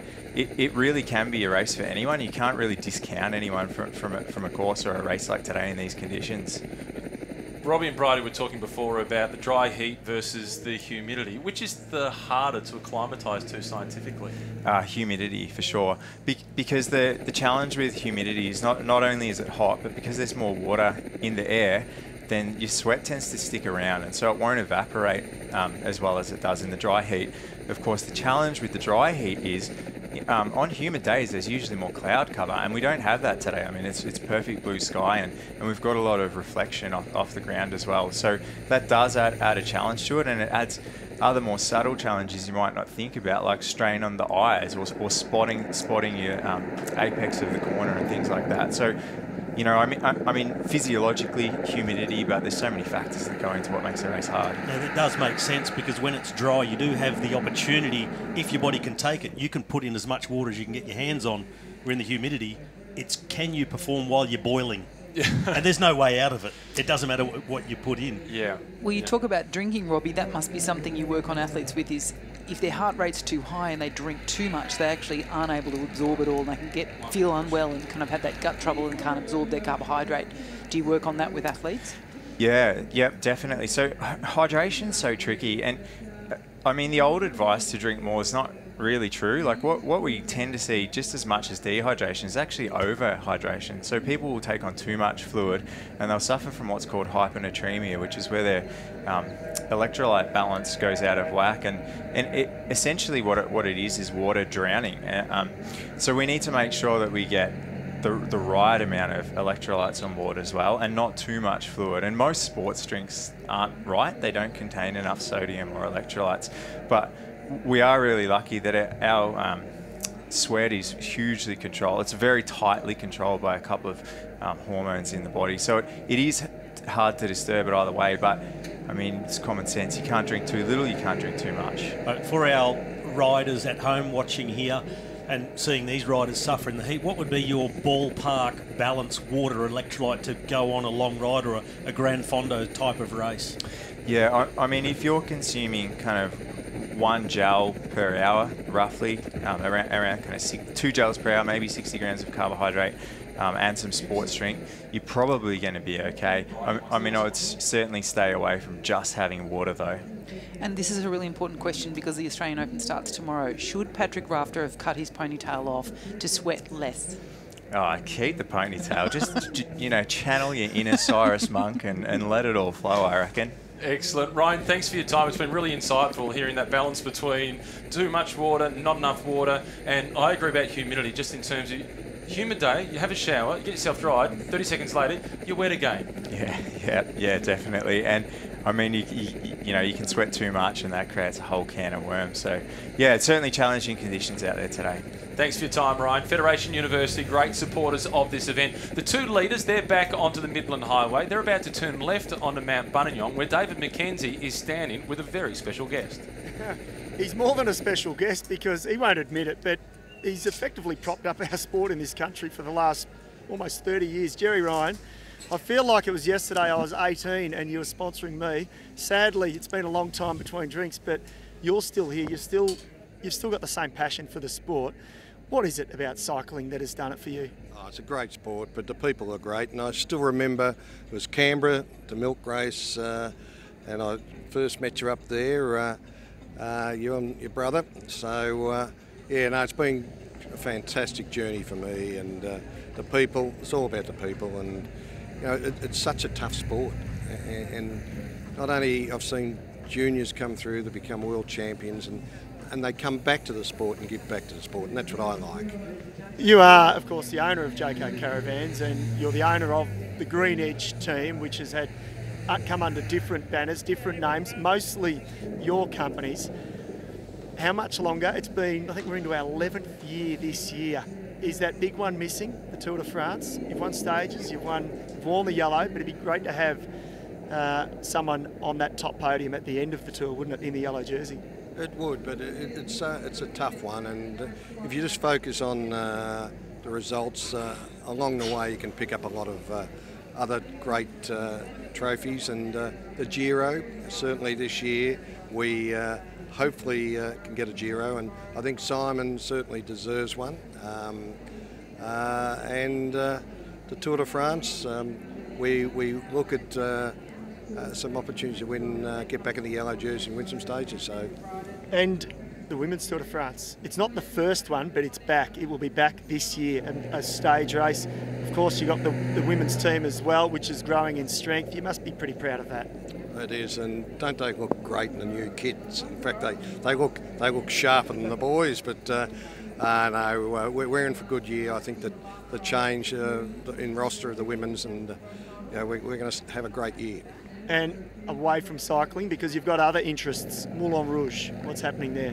Moulin Rouge, unfortunately in Melbourne, is closed. It will reopen on the 17th. It's going in New York. It's back on Broadway and selling. I think it was the top selling show last week, and back in the West End in London. So yeah, going well. And I'm sure you'll be looking forward to getting back to Europe, hopefully this year. Yes. The Giro is my first opportunity, and looking forward to being in Hungary and seeing the start. Jerry, it's great to have you still with the same passion in cycling. One day it'll stop, but gee, let's keep it going for a few more years yet. Thanks, Magga. It's been going for 31 years so far for Jerry Ryan, from caravans to stage shows to bike teams to football clubs, rugby, all forms of sport. Jerry Ryan is one of the great benefactors of sport in Australia. He first started funding cycling in 1991 when he got asked to support a young Australian athlete with a dream and a bid to go to the Barcelona Olympics, and that was Kathy Watt. She'd won gold at the Commonwealth Games in 1990. She needed a little bit of extra funding, and Jerry was the first one there to support Kathy Watt, who won a gold and a silver in Barcelona. That was 92. He started funding her in 91, 31 years ago, and Jerry is still here supporting Australian cyclists. Yeah, it's extraordinary commitment, isn't it? And Mako is right, it's about passion as well. And for a lot of team owners, you don't make money on a bike racing team, or a WNBL team owns the Jayco Flyers. They've had a great season last year in the WNBL. And so it's all about bringing the right people together, and I think what we can absolutely say is the way it's been able to propel the women into the pro peloton, because he's been a huge supporter of the men's team initially, but to have riders like Amanda Spratt, Gracie Elvin, Sarah Roy, and now of course Ruby Roseman Gannon, she'll be riding her first season for Bike Exchange as they're newly named. So extraordinary opportunities and giving them a chance to represent their country. He had a men's and women's team right from the very start, and you were part of that first team. It must have been really nice for you and a bunch of rivals to come together on an Australian team. Yeah, old rivals like Stuart O'Grady, Baden Cook, Alan Davis, were part of the original Green Edge team. for the 2012 season. And I know that right from the early 90s when Jerry got into cycling sponsorship, it's always been a passion project. It hasn't been about what he's going to get out of it. He's enjoyed being a part of the journey, enjoying the successes, the excitement, the celebrations. Also there in the downtimes when someone's struggling, he's so supportive, whatever the situation. He's not just on the winning bandwagon. He really is a big part of the team and the feeling. And as for return on investment, Jerry doesn't measure that in dollar terms. The return is it making a difference? Is it making people happy? Is it making people passionate? Is it pushing forward the sport in every way possible? And I guess lastly on his list would be he knows it creates brand awareness and loyalty to those who follow the sport. Because when you watch a performance like Simon Gerrans taking yellow jersey in the Tour de France, the Green Edge team winning the team's time trial, people see everything around the team, the other sponsors, say, I'm going to buy that because they support something that I love and gave me a good feeling. But that is definitely last on his list. Bridge Lane at the front, followed then by ARA Pro Racing Sunshine Coast. If you have just joined us, the Fed Uni AusCycling Road National Championships, 113 kilometres remaining. Jean-Pierre Vandermeer from WA at the front, setting the tempo. Kane Richards on the Fluoro Factor bike now goes through to the front. He's from Queensland. They have a 2-minute and 48-second advantage over Brendan Green and Andrew Freeb doing the chasing. The peloton went through the start-finish line that time around at 5.5 minutes behind. There's still no urgency and there's still no reason to be concerned. There's a long way to go. Yeah, nearly 3 hours of this race to go, 10 laps or just under 10 laps. And these two riders have been out the front for most of the race so far, so just under 2 hours they've been together. So they'll be very used to the way each other rides. They've got themselves into a rhythm on who does what at what parts of the course. And each time, you're spot on, Bridie. This part of the course, it's been Kane Richards who was on the front. The JP Vandermeer has led them over the steeper part of the climb. They've got it all worked out. They do at the moment. Earlier on, I thought it was part of the jersey design on the Bridge Lane jersey, but it's salt. It is and salt. It's increasing every single time. That sleeve, that pattern is growing down the sleeves across the back of JP out there. So, but it's not necessarily an indication that he's starting to falter. Some riders just push out more salt, more minerals. Look at Luke Durbridge a few years ago. He was absolutely caked in it. Yeah. But he was better than everybody else. Yeah, he looked like a packet of salt and vinegar, but he managed to win the national championships. The navy blue colours, that is Andrew Freeb. Number 46, that is Brendan Green. It's getting to all of them. You can see the salt stains on the back of Green. Andrew Freeb needs to go to pinning class, to Thomas de Gent classes, but other than that, he's doing very well. That camper van that you can see on the right, that's Ken Trowell. He is there every single year. He was the manager of the Australian national team back in the 1970s. His son Gary was a multiple Australian champion and rode the Olympics in '84. It's got to be an original Jayco, doesn't it? That house was sold a couple of years ago. And there's Ken with the hat on, just taking a photo, one of the greats of Australian cycling. When the house was sold, the previous owner spoke to the new buyer and said, throughout the national championships, this guy by the name of Ken, he'll be coming and parking in the driveway. We've got to deal with him. That's part of the Section 32. It's a unique proposition, but one that can be accommodated. And he loves the sport so much. We arrived on Wednesday for the individual time trial, and the first van that I saw was Ken Trowell's camper van. It was down at the time trial area. I said to David McKenzie, I said, I bet Ken was the first one here this morning. We spoke to Ken, asked him the question, what time did you get here? Last night. And he got the clearance from Fred University to sleep in the camper van on the ground so he could be there for the start of the time trial. He wanted to be there for the start of the paracycling at 8 o'clock. The elite men didn't start until 5:30. He was the last guy to leave. Yeah, that's impressive commitment. You'd want him sleeping out for your Bon Jovi tickets as well. Bon Jovi. You know what a big fan you are of Bon Jovi, living on a prayer mat. Sudden palming off of responsibility for music choice there, Bridie. Well, Guns N' Roses concert is coming up next year, isn't it? Now we're talking about mullets. Oh, now we're talking about high school music in metalwork class. I thought we were going to start talking about Cyrus Monk straight away, but the advantage of the mullet on this course on this day is no sunburn on the neck. Oh, it is a day for the icy pole. It is a warm one. It is approaching 30 degrees. And the green colours of Oliver's Real Food Racing, they've been doing a lot of the chasing along with the zebra colours of Nero Continental. Big Luke Durbridge in the blue colours from Bike Exchange Jayco, one of the members of Jerry Ryan's team. He's pretty easy to spot in the peloton. He is, but another rider I've just seen for the first time is, of course, Plapp. Here's an attack from one of the Nero riders, left of screen, swinging across. Let's get down to David McKenzie.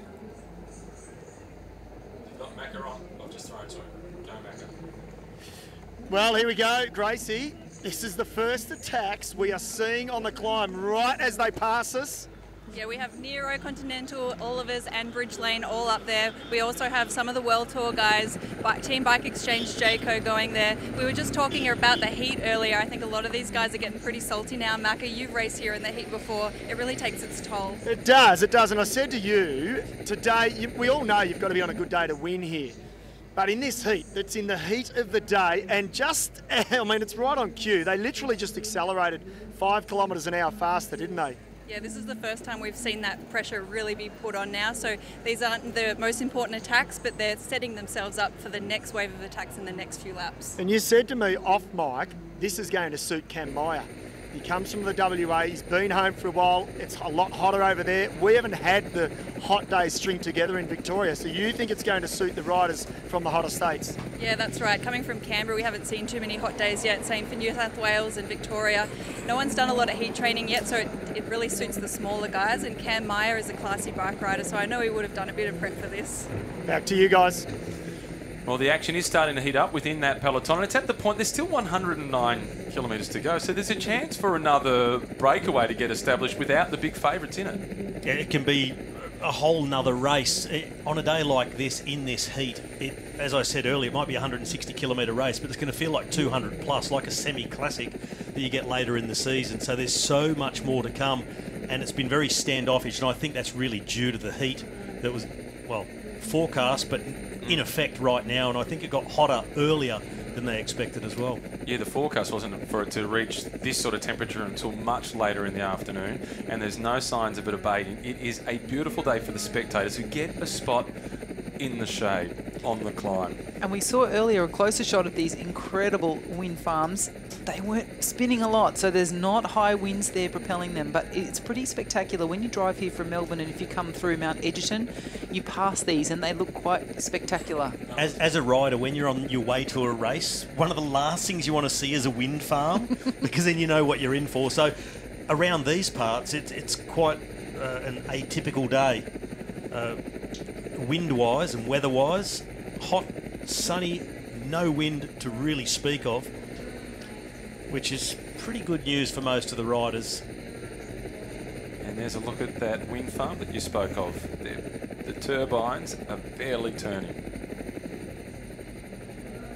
You've seen one of those on the back of a truck driving along a freeway. They are enormous. You don't appreciate how big they are, do you, until you're seeing them actually down on the ground, at ground level. They are huge.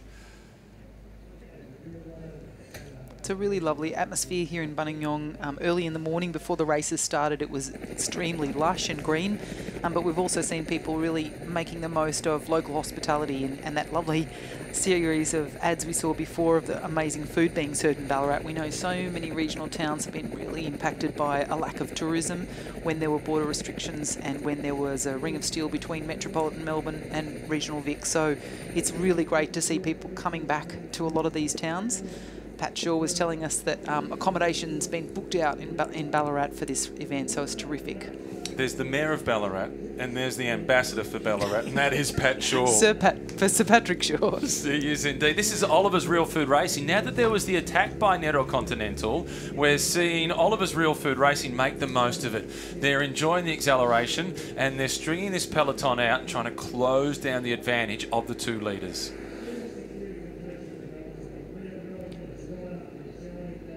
So we're now in that middle third of the race, and we talk about tempo change, and sometimes it's actually, even though you're riding harder, it's a little bit easier mentally to focus on something like keeping the pace at a certain limit rather than kind of more of a pedestrian pace that we saw in the first third. Team Bridge Lane, they're in second spot. They don't want to chase. They've got a rider in the breakaway. Rowan Dennis, the winner of the individual time trial. He's got a teammate, Chris Harper, who's sitting a little bit further back. Chris Harper loves this course. It'd be a big result, wouldn't it, for Jumbo-Visma to have two different riders, one to win the time trial and the other one to win the road race? It would be huge for Harper as well. And you're right about him loving the course. I think he's one of those sentimental favourites where you actually hope that he'll get there. I think sometimes he can lack the confidence in himself. He tries moves, but the nervousness can be there. Yeah, I think he sometimes lacks the patience. He's got the form, he's got the strength, but he just hits out too early, too often. If he had a little bit more self-confidence to wait a bit longer, maybe that's what Rowan Dennis can bring to him as a teammate, to tell him what he should do and when, and sort of keep him on the reins and then let him loose, or assist him in breaking the race up late on. And Rowan Dennis, he could do it on his own as well. We've seen him split the best of pelotons to pieces. Harper, he might have been inspired by one of his former sporting colleagues last night. He used to play doubles as a junior with Tanasi Kokonakis, who won his first ATP event last night. And now perhaps it's Chris Harper's turn to get his first big victory at the National Championships. He's been second, he's been third. He just needs that gold medal to round out the set. That's a great parallel, Matt. And we were watching that match last night when we were having dinner at the Western Hotel, and it was just terrific to see how overwhelmed and elated Kokonakis was. He looked just thrilled.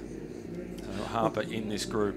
Especially like anyone who's battled back from long injury, layoffs, and really had to fight for everything to come back. And actually, that reminds me of someone in this peloton, Liam Edwards from Shepparton. Survived a terrible car accident 2 years ago, lost 4 fingers, and he's back and he's racing. He's in the peloton, and he is now a firm favourite in any Paralympic discipline he lines up in, and he is holding his own in the elite peloton as well. He is a class athlete. I just saw at the front of the peloton the white colours of Inform Team X Make, and it was Brenton Jones who went to the front. Former winner of the Criterium title. He supported Blake Quick last weekend at the Bay Cycling Classic. He knows this climb doesn't suit him, so he'll do what he can while he can for his teammates. And I've seen that with a couple of the other teams, Oliver's Real Food Racing, even Nero Continental, offering up just one rider here, one rider there from each team, just to keep this gap at around the 4.5 minute mark, because they know those riders won't factor when we come into the final part of the race. So just keep things under control, but not lay everything on the line yet. And for them, Brenton's almost a proxy DS on the road, and he can see what's happening. And one of the things Peter Mullins had said also is she knows if the better climbers are back with her, they're in the wrong spot. She'll say, you shouldn't be with me, you should be in the move. She was saying that to Tilly Field, and I'm sure Brenton Jones will be very free-flowing with his feedback on the riders in the team. 2 leaders now coming through. They'll be starting to see very different time checks this occasion. It was 5.5 minutes their lead the last time through. It's heading back down towards the 4:40 mark. It might even be less than that by the time the peloton goes through. 104 kilometres remaining. A turn left, and you wouldn't want to look up at Midland Highway again, would you? The hard thing about this course, and when you are in an early break, you have ebb and flows of your mood as well. You're not feeling strong and motivated all the time. Should be at the pool, that fella. Well, he's tried to go Sunsmart with the hat, but then I hope he's got the sunscreen lotion on. I like the idea of a lilo or similar floating around that swimming pool. There'd be plenty of riders get to the end of today's race would want to ride their bike straight into it. Just bunny hop over the edge. Back in the day with your BMX, you used to have a piece of rope tied to the handlebars. That was tied to a cordial bottle with the lid on. Stuff it between the handlebars, jump it into the local pond, lake, flooded quarry like we did. Fantastic. Then fish it out like a crab pot and go again. Here's a reaction coming from the main field. This is Josh Wilson of VA Pro Racing, the Tasmanian, who he's had a stint in Italy racing. He had a little bit of a break. He's now back in the sport. Famous cycling family, a famous name at the front of the race. Well, we saw Ruth Corset have a real cracker of a race in the women's race earlier today. Her daughter Caitlin loaned her a bike after Corset had a mechanical issue. So she was riding on junior gears, because Caitlin rides in the under-19s, and in fact that women's team will now go over to Tour Down Under. So there will be a mother-daughter combination in that team for women's Tour Down Under. That's cool. And for those of you not familiar what we mean by junior gears, there are gearing restrictions within junior racing. So that it's not oversized on the gear, so it kind of evens out the field a little bit between some juniors who have developed a little bit sooner than others, and it also prevents them from riding too big a gear, which can cause some injuries as well. So the biggest gear that she had on her bike was a 52-tooth chainring at the back with a 14-tooth cog at the rear. Sorry, 52 at the front and a 14 at the back. By comparison to others, I'm sure there were plenty with a 5311 option to go with, which would have been handy on a lot of the descending parts of this course.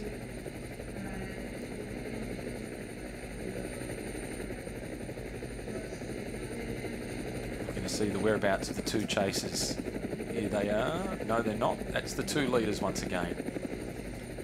Chasers haven't quite made their way through the start-finish line as yet. Brendan Green and Andrew Freed.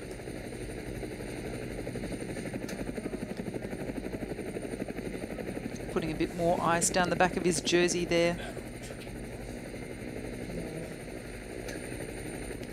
And he's doing that brilliantly. Each time coming towards the feed zone, he unloads whatever water is left in that bidon and then gets a fresh one to fill up, trying to stop himself from overheating. Here are the chasers. Freeb at the front in blue. Green in second spot. So interesting, they lost a bit of time on that lap. They did. They were at 21 seconds. Yeah, they were around the 2:48 mark the last time through. Now they're out to about 3:09.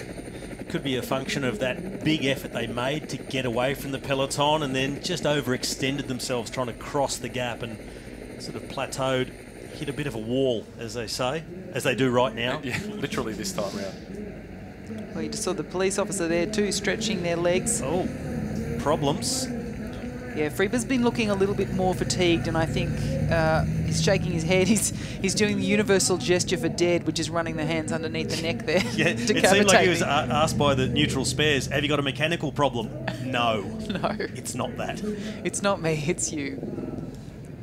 It's a physical problem. That leaves Green on his own.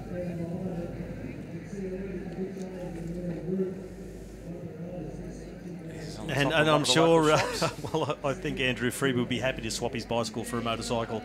Trade in, trade up, and get some fish and chips to refuel on the way through. There's the peloton coming through. It's still the green colours of Oliver's Real Food Racing, who are doing the chasing. Josh Wilson, incidentally, has gone through at 3:39 behind. Kai Chapman, the big figure at the front, he's been leading them through the last couple of laps around. There's Cyrus Monk in the middle, pink sleeve, blue jersey, and the flowing mullet gets longer every time I see him. And the peloton is reeled back in. 50 seconds at that time through on the leaders. Kai Chapman still at the front doing the chasing for Oliver's Real Food Racing.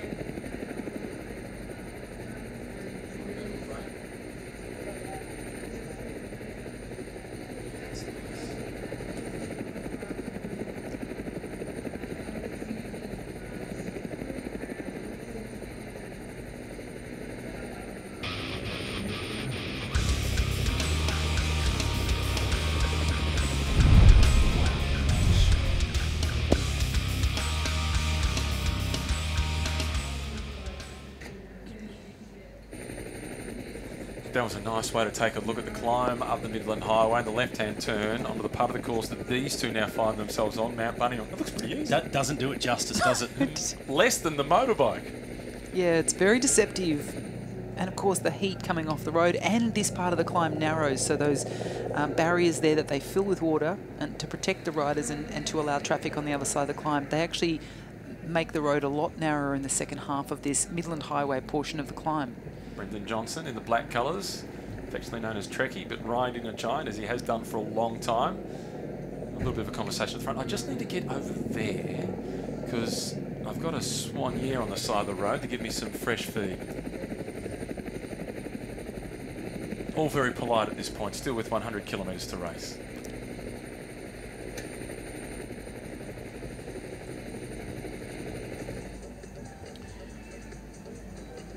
Well, they'd be grateful for a bit of music and a bit of change of scenery, and that's some of the upside of these climbs, is you get to see people, you might hear them cheering your name. Well, it's often at the party zone on the hill. We hear the music, we see the barbecue smoke sometimes blowing across. It smells great. There's been sausage sandwiches handed out to team directors in the cars, but the last thing you want as a rider is the smoke be blowing from one side of the road across to the other, and you're inhaling that where you're at 180 beats a minute. And particularly on the brink of going hunger flat. That was always the hardest thing when you were doing in an Ironman, when you're running the marathon and you're running through people having picnics and you think, oh, I wouldn't mind a burger right now. What am I doing this for? The satisfaction of getting it done at the end. Yeah, That's why you're doing it. To not be a quitter. JP Vandermeer is certainly no quitter. He's the man at the front. All the way from WA to the front of the race around Mount Buninyong. Kane Richards at the back. He's looked a little more vulnerable each time up the climb, but they're working really well together. Nice, steady tempo. Lapping consistently in around about the 19.5 minute mark. What was interesting about Wilson from VA Pro Racing, he's now got he had crossed the start-finish line at the end of lap 7 with a 1 minute advantage over the peloton, so they weren't concerned about letting him go. There was no one else up the road that they needed to worry about, so he might be just putting himself in a position. He's not trying to catch these two, but what he wants to do is be in a better position so that when things do break apart and the really highly motivated fast climbers are attacking, he's further up the road and doesn't get dropped. If he can get over the top of this climb with all the action happening behind him and then get caught by those on the charge, he's a chance to stay with the favourites.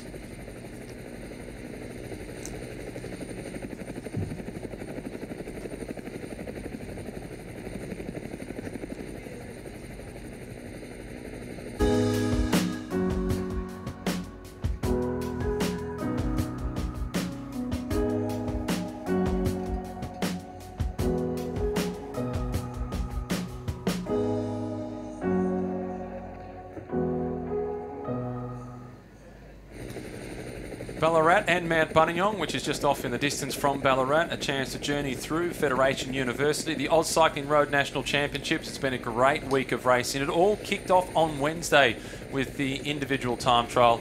We're now focused on the final race of the championships. This is the Elite Men's Road Race in the time trial. That was taken out by Rowan Dennis. The criterium on Friday, that was won by Cameron Ivory.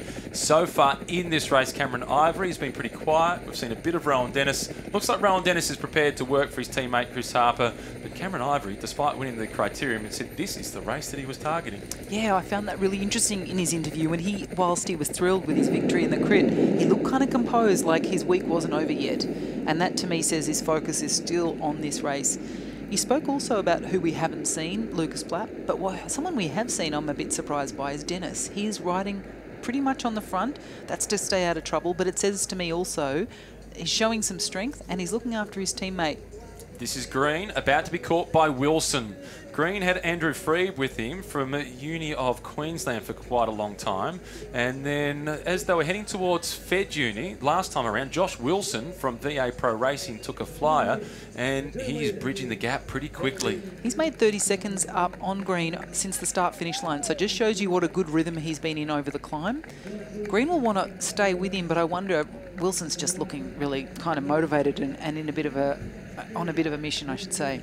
He's looking very good. Josh Wilson about to get on terms with Green, and this is a good spot to catch him at the top of the climb. If he caught him midway up, he'd probably go past him and have no company for the rest of the lap. But at this point, now they can work together. I think Josh will have a quick word. Yeah, not stick on the wheel. Let's work together. I'll drop you next time up the climb. Yeah, that's right. Help me for this next 11 kilometres, will you? It's challenging in these races when there's no radio and you're not getting a lot of info, because Green may not have known he was coming across at all. He wouldn't be able to see anyone else behind them, but it's a good chance to have some company since he's lost his previous breakaway companion, Andrew Freeber. David McKenzie, the race is starting to change complexion. Josh Wilson is on the move. He is, but I can tell you also, right passing us right now, Gracie, Rowan Dennis on the front, leading the peloton across the top.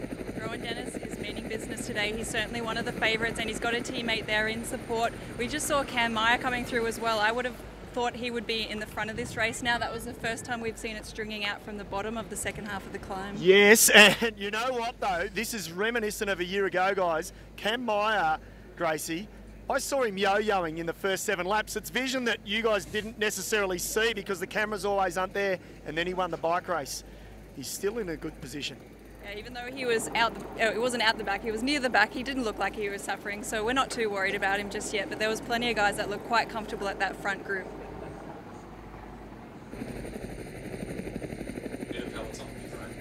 So a bit of action from back in the peloton with Rowan Dennis starting to take up the chasing. The updates there from a couple of people who've got national titles amongst them. David McKenzie, a winner of the national title in the late 1990s, and Gracie Elvin, she won back-to-back here. She said the first time she was the surprise packet, the second time, well, she didn't have quite the legs of the previous year, but she got up for the win once again, and she knows what it's like, talking about Cameron Meyer, to not be at your best and still work out how to win.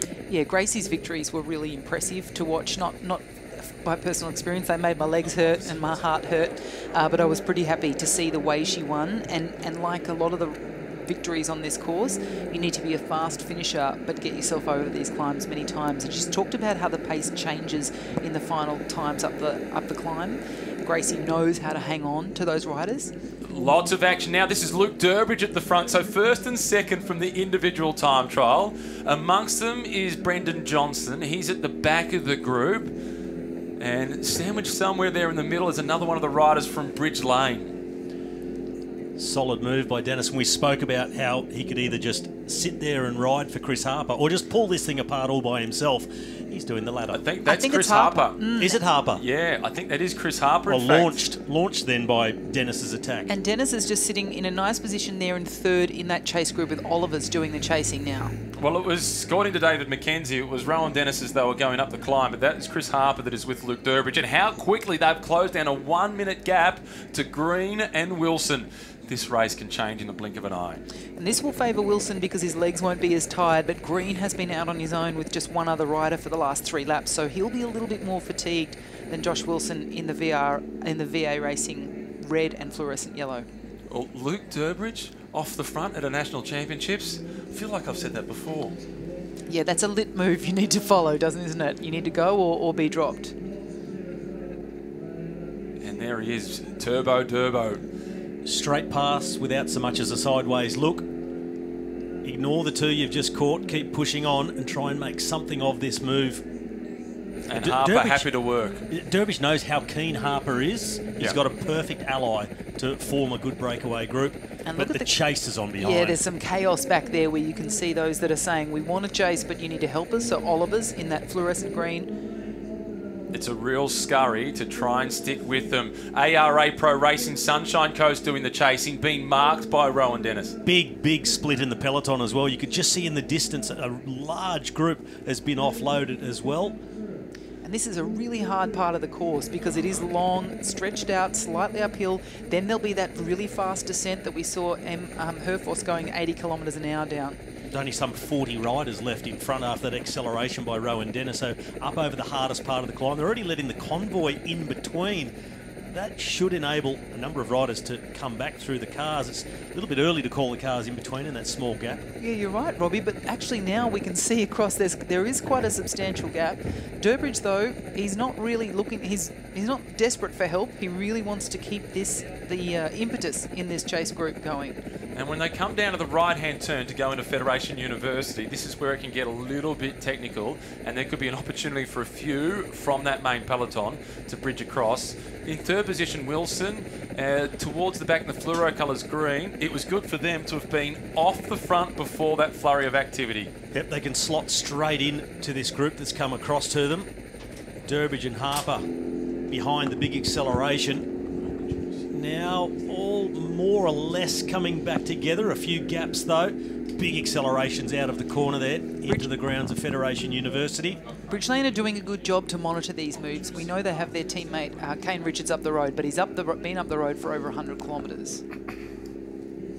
And Ben Dybel in the black colours. He and Nathan Earl, teammates in this race together. One of the riders from St George Continental also making acceleration. The race has gone into the next phase.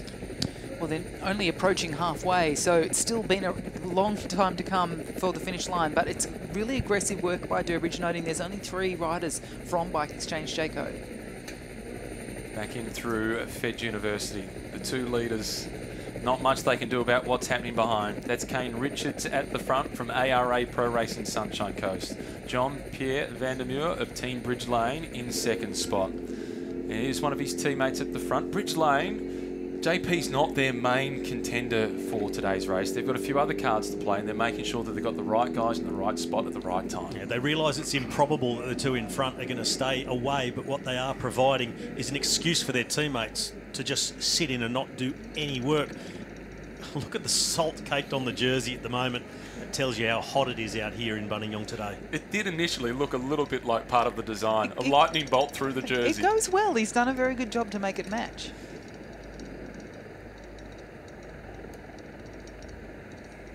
An update for Kane Richards. There's a flurry of activity behind Kane. And he wasn't wasting much energy on the communication, just a very short nod, understood. Yeah. I know they're coming. They've been brilliant, these two, out in front together for such a long time, going away after just 2 laps of the race. They'll be quite disappointed that this didn't turn into a bigger group. Initially, they made up that 7-man group that got away on the first lap. But as that was about to be swallowed up, they re-accelerated, got themselves away. But they really would have loved to have had a much bigger group with them. Some 8 to 10 riders really could have made work of an early breakaway. Now they look to be doomed. They're starting to be reeled back in quickly with the accelerations happening behind. And St George Continental, they feel the time is right to start sending riders on the attack. This is good. They're keeping the pace high, but they're also not foolishly taking on the whole responsibility. Harper there from Jumbo Visma in that yellow jersey, yellow helmet, easy to spot. Not necessarily as aggressive through those corners as we saw with St George riders. Rightly so. Callum Scottson also up towards the front in the blue colours of Bike Exchange Jayco. We return to the leaders. Bit of a change at the front of the race, and there's been a change at AusCycling with the position of the chair. Duncan Murray, after a number of years as the chair and amalgamating all the bodies right the way around the country, has handed over the reins to Craig Bingham, who has recently been announced as the chair. Craig, welcome as the chair and congratulations on the appointment. Thanks, Matt. I'm very much looking forward to the future of what we can do with AusCycling. You've been involved in the sport for a long time, both as a bike rider and supporting teams in the Bay Crits as much as 20 plus years ago. Yes, I'm afraid it probably goes back 25 years. Time flies. Time flies when you're having fun doing something that you're so passionate about and enjoying the activity that we all love so much. And during that period of time as well, we did a lot of sponsorship with Around the Bay and charity rides. So when you were approached to become the chair of AusCycling, why did you say yes? I sought counsel from a number of confidants. I'd been involved and understood where the Federation had gone and where Duncan and the board and the new CEO Marnie were taking the business, and I felt that there was something here that we might be able to do together to actually look for success over the next 3+ years, whereby we were starting to represent everybody as one voice and hearing about what we needed to do. So for me, it's about listening, it's about people, it's about culture, it's about how do we take this wonderful activity and point it in the right direction and make something really successful. You're the CEO of Bennelong's Funds Management. You've got businesses all around the world. You spend a lot of time travelling. Yes. How do you bring that experience together of people spread all across the world to bring AusCycling together, which is spread across the country? I think it's a really good point, Matt. And I think at the end of the day, you've got to understand what success might look like in 3 years plus time. So if you've got a vision that you can actually then communicate with everybody and be able to benchmark yourself against that progress, that you'll then be able to sort of take people on the journey. And so what I think I've learnt by travelling around the world is it's about communication, it's about people, it's about culture, the culture of the organisation that you're trying to create, and the fact that people have best intentions and they want to have a voice. So having people heard, listened to, not always agreed with, but at least actually being able to talk about how do we take this wonderful activity and improve it. Craig, one of the things we think has always been a bit of a challenge with cycling is that so many people ride. Yes. They do it for transport, recreation, families do it, and then of course we've got people who compete, but they actually make up a minority. Yes. What's some of your thinking about broadening the scope of AusCycling to support people who are participants, using it for transport? I think there's so many things that we can learn from other sports where we look at NAB kick and getting kids involved, and really at the grassroots level. You'd love to see more and more people riding, feeling confident that the safety, security aspect of it is available to them to be able to ride. And I figured the more people we get to ride and having fun, the more the disciplines will actually be fueled. And that's where we're going to get the elite riders for the future, if people want to go on with it. But, you know, I think at the end of the day, it's a pastime that so many people are involved with, that we just want to create the right environment for people to stay involved. And I think you touched on it there, and talking about the safety aspect and getting more people involved, getting kids involved. How are we going to push that forwards even more than we already have as an organisation to get governments really on board with that program, to make people feel safe, to make it a real mainstream passion, that we're not ostracised by those people surrounded by 1,000 kilograms of metal. Yeah, exactly. I think at the end of the day, we need to be more speak as one voice. I think we've had so many disparate groups, all with the best intentions, but how do politicians know who to listen to? So what I really like about what the new executive under Marnie Fechner is starting to create is this engagement and communication and listening to people, so that when we get to Canberra and we speak to ministers, that we can actually be more coordinated. And I think part of that is also learning what the organisation needs to stand for. What is it good at? What does it want to be good at? And what do we actually partner with, or who do we partner with to actually get to some of these things that we're looking for about safety on the roads and comfort in letting our children ride to school and all those sorts of things. What do you want it to be good at? I want it to be. That's a really good question, Matt. And I think it's probably a little bit early for me to say, given it's only a week. Yeah. I'm gonna listen. I want to listen to a lot of people and hear what they have to say about what's working, what's not working, what's missing. But I think at the end of the day, what I'd like to see is a coordinated story where everybody is on board about the journey that we're trying to take cycling. And it's not just about one discipline, it's about multiple ways forward. But it sort of all comes under the auspice of this one great activity. I'd like Cycling Australia to be looked at by outsiders and they say, cycling is normal. Yes. Yeah. No more, no less. Yeah. You know, I grew up riding to school. I'm showing my age here, but I think I had a dragster with a sissy bar and a 3-speed. That was my absolute favourite thing that, you know, I would go off to ride with. Bit of action within the peloton now as they make their way up the Midland Highway.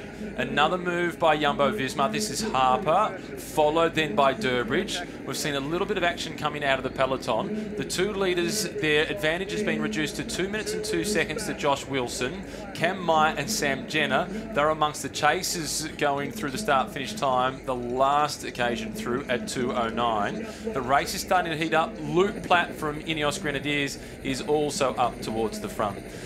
We've got an amazing breadth of elite cyclists, both on the road, on the track, and in BMXing as well. That gold medal at the Olympic Games in freestyle BMX, that's going to be iconic forever in Australian cycling. Isn't it? And isn't it? It's sort of captured the attention of so many.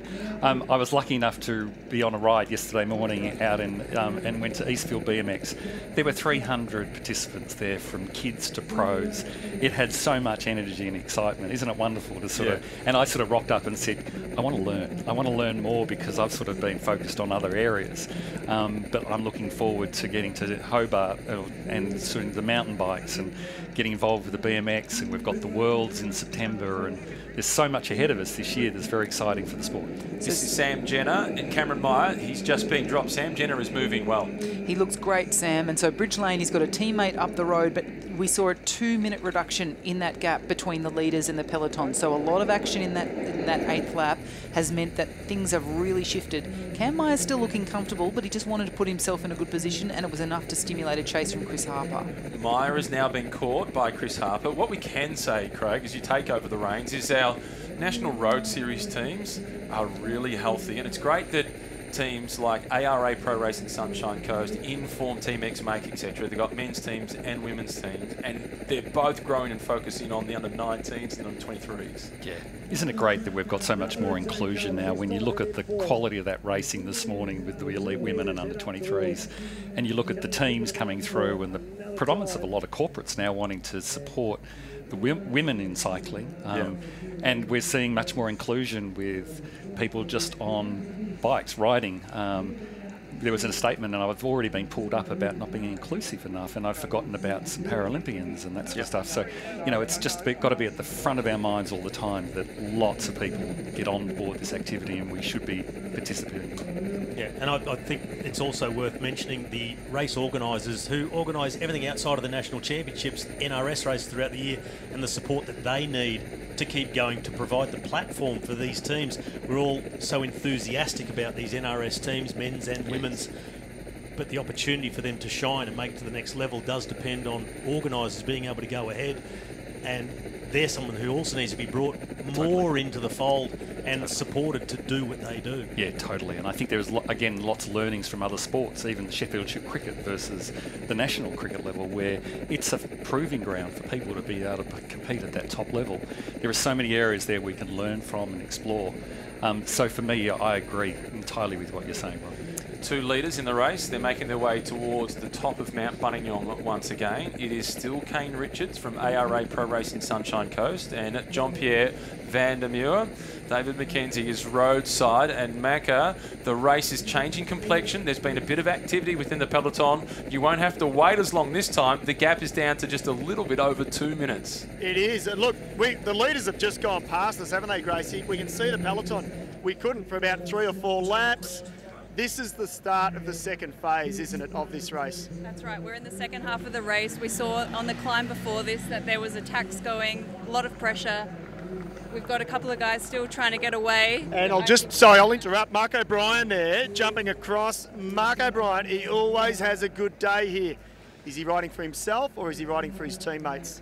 I really think he's riding for himself today. In form only have 4 riders, and they have Connor Lay, who is a medalist at the individual time trial, but maybe he's too big to get around this course, yet to be seen. Marco's an evergreen on this course, so it's really cool to see him up there. And the peloton are coming now, and again, I think it's Rowan Dennis, is it? We've got Bike Exchange as well, Scottson. But this is what's interesting, guys, because now we've got Rowan Dennis on the front. For me, he totally is riding for Chris Harper. Would you agree with that, Gracie? I would really agree with that. I didn't know whether Rowan Dennis would be the protected rider or not today, but it's clear that he's doing a lot of work now for his teammate, Chris Harper. And it is dwindling down. And what we get to see again, guys, that you don't, at the back of the group, riders getting dropped off the back. There's 1, 2, 4, 5, 6 more riders getting dropped. This is a real race of attrition. And it's Harper who is charging. Lionel Mordaunt sits the wheel. It is then Lucas Plapp and the blue colours of Caleb Scottson. Lucky he got a little bit of a head start heading over the top of the climb. He latches on, and Rowan Dennis, the time trial specialist, he's also there. Durbridge on his wheel. Those two are like Van der Poel and Wout van Aert.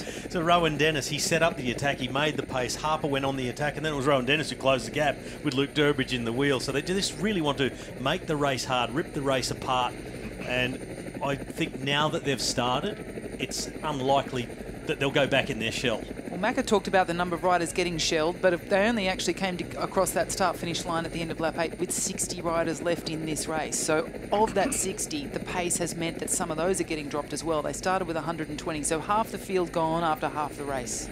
Well, Craig, based on your story before about riding to school, I can't imagine there's ever been a time in your life where bikes haven't been part of it. No, there hasn't. I played a little bit of cricket and a lot of sport over the years, and then when the joints started to play up, the bike became my friend, and I have for the last 25 years just loved getting on the bike and riding with a range of friends and people and colleagues and people that are on the commentary. And we're about to, Matt and I have got a ride to raise some money for charity for the food bank at the end of February, and we're looking forward to being able to actually do something we're passionate about and enjoy and actually help some other people. You like riding of all varieties as well. You're pretty keen on getting on horseback with your daughter as well, who's a brilliant dressage rider. Yeah, she is. I think I'm going to have to work for the rest of my life. She's into the equestrian, and every time I leave and come back, there's another horse there with probably another problem and another vet bill.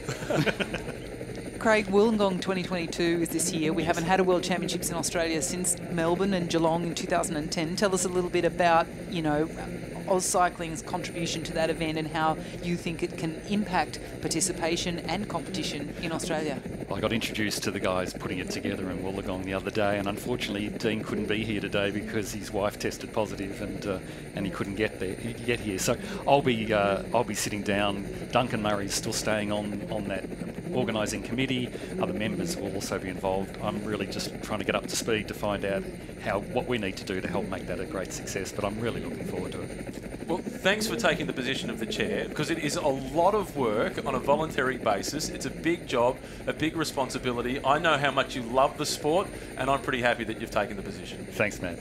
Craig Brigham, who is the chair of AusCycling, he's just taken over the reins from Duncan Murray, and I can assure you, Bridie, he loves riding a bike, and he's no good to go for a bike ride with because he's always a half wheel in front of me and wants to get to the coffee shop first. Oh, those people are the worst. No.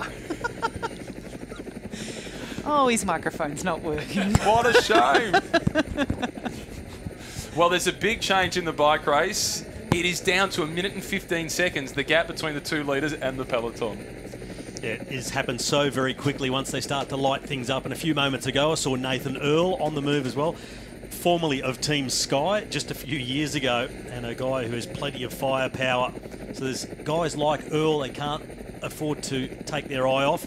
And yet again, Chris Harper goes, yet again with Luke Durbridge in the wheel. Chris Hamilton now, a little bit earlier on the race, a mechanical, but he's come back from that, bided his time in the bunch, and he's following the other big favourites. There's still such a long way to go in the race. There is, but it would feel a bit heartbreaking. You're a domestic rider in a National Road Series team, and you've all been there for the first 80 to 90 kilometres, and then some World Tour guys who are all here on their own suddenly obliterate the pace. It's Cameron Ivory from the St George team, just crossing that gap, the man in maroon and black. Drew Morrie and Nick White also there for Team Bridge Lane. And Drew's mum, Chris, she had a nasty accident on Christmas Eve. She spent a week or so in hospital. Fortunately, she's been able to make it to the finish line today to watch her son in action. Well, that's a good wheelchair with excellent all-purpose wheels to go off-road. And good to see the young fella on the back and making the most of getting the ride. This is a quality group out in front. Well, we've seen Durbridge probably doing the most, but Scotson's been in action too. So for 3 riders from Bike Exchange Jayco there to support former winner and previous winner Cameron Meyer, they're really, really shaking this race up. Hamilton was the rider from DSM who we saw have a mechanical issue just on lap 1, but he's recovered well and looks pretty comfortable there. He's in the black kit of DSM. Durbridge really putting a lot into opening this gap. Ivory goes through as well. Number 107, that's Brendan Johnston. Then the riders from Bridge Lane. Coming through is Drew Morey. And behind him, Nick White, the local. He's won the under-23 race in the past. There's Chris Harper, number 11. Then it's Chris Hamilton from Team DSM. Here's Durbridge slotted onto the back. Quick check over the shoulder to assess how big the gap is to what's left of the peloton. And didn't this escalate quickly? With that horsepower, the gap doesn't have to be all that big.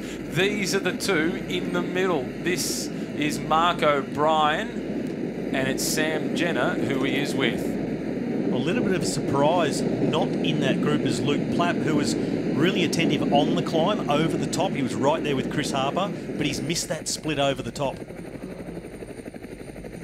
Well, you heard David McKenzie and Gracie Elvin speaking about Mark O'Brien. He became a father recently. He's got about a 6-month-old. And he said before his child was born, he said, last year he thought that might be his last opportunity at the National Championships to really have a go. I think he found some time to do plenty of training. There's no incentive to go out riding and training hard than dirty nappies.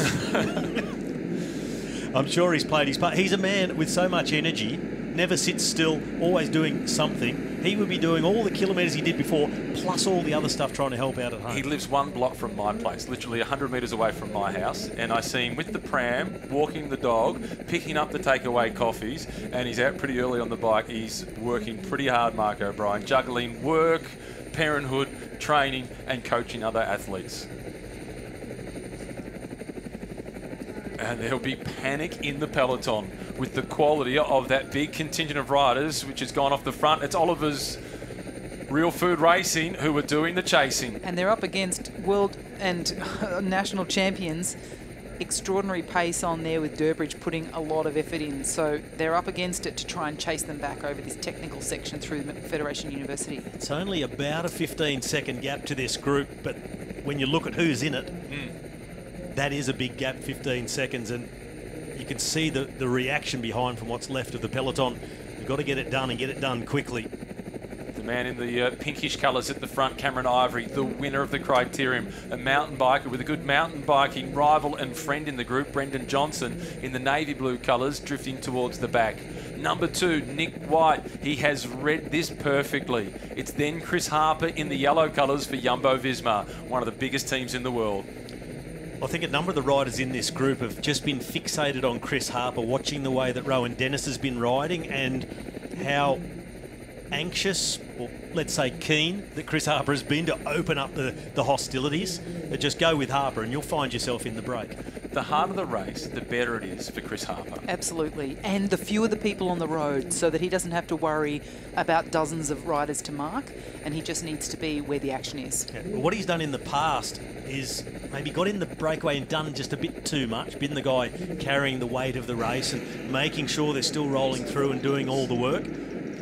A change at the front as O'Brien and Jenner have caught the 2 leaders. We now have 4 out in front. So 2 from Bridge Lane. Number 8, that is Sam Jenner. He's caught his teammate, number 6, which is Jean-Pierre Van der Merwe. The big figure in second last position, that's Kane Richards from ARA Pro Racing Sunshine Coast. And in the white from Inform TMX Make, a regular at the National Championships, almost always inside the top 10. That is Mark O'Brien. This is a look back at the capture between those 2 groups. And you see just looking back over the shoulder from JP Van der Merwe, sees his teammate coming, and he's going to make that commitment to just keep the pace up, get them to the climb the next time before this group comes across to them. Well, this is a powerhouse of 8 riders, as we've spoken about, but you mentioned, Robbie, who's missing from that group. And Plapp will be disappointed that he's not in contact just yet. Well, he'll be hoping that there is the reaction from teams like Nero Continental, from Oliver's Real Food Racing, that keeps the gap small enough that Plapp then has the opportunity to ride across the gap on the climb. But once it gets out beyond 30 or 40 seconds, that is a very difficult prospect. And that chasing group with Harper is closing in quickly on the 4 leaders. Kane Richards is now on the front. The bad news for Kane is he doesn't have any teammates in the chasing group. And he'll be the most fatigued. He's the tallest and heaviest in this group and the least experienced when you compare him to these world-class riders. So it's a little bit of a challenge for him to stay in contact once they get caught. The Bridge Lane riders sitting towards the back, swing across towards the Wheeler Durbridge. He's calling him in. Gee, they've got the numbers, don't they? 2 in the break, 2 in this chase. Perfect position for Nick White and Drew Morey. They've got the 2 riders in that break, so they can say, okay, you guys do the chasing. And then Chris Hamilton just calling one of the other riders in between, but staying fairly smooth and almost, well, able to ignore the fact that the 2 Bridge Lane riders are just sitting back because they've got 2 teammates in front. Just keep things rolling. They'll all be together shortly. Ben Dybel is in the group in the black colours as well. So this gap, it's going to be closed down pretty quick. It's just 7 seconds. Cameron Ivory, Luke Durbridge, Brendan Johnson, Ben Dybel, Chris Hamilton, Chris Harper, Nick White and Drew Morey. That's the composition of 8, chasing 4 out in front, and trying to come across on his own after an early bike change is Tim Rowe, and he is 22 seconds behind the chasing group of 8. Rowe will need to make the most of this climb and close it down quickly. Well, and only 40 seconds back, or 33 seconds behind the group with Luke Durbridge and Chris Harper is the main group. So Rowan Dennis is in there, Alistair Christie-Johnson, Lucas Plapp also in that group, Liam White. It's not panic stations yet for the peloton. Well, from our information, we can see as the riders, as the main bunch crossed the finish line, Rowan Dennis was sitting in 2nd position. So he's just trying to marshal, stay around the front and encourage this gap to grow. Try and discourage anybody else from coming to the front and doing a turn. Just one rider in front of him. Marco is on the front. My kids will be pretty happy. Every now and then I hear them yell out from the front room, "Dad, the cycling guy just walked past." What are you, chopped liver? This is a quality group of 12 now at the front of the race with Mark O'Brien, the cycling guy, setting the tempo. Well, with 40 seconds back to the main peloton, or what's left of it now, and anyone who wants to be a part of this race and in the hunt for the green and gold jersey has got to go now with the quality of breakaway we've got. Rowe, who had a little bit of an advantage, is going to get caught. He had 12 seconds over the main peloton.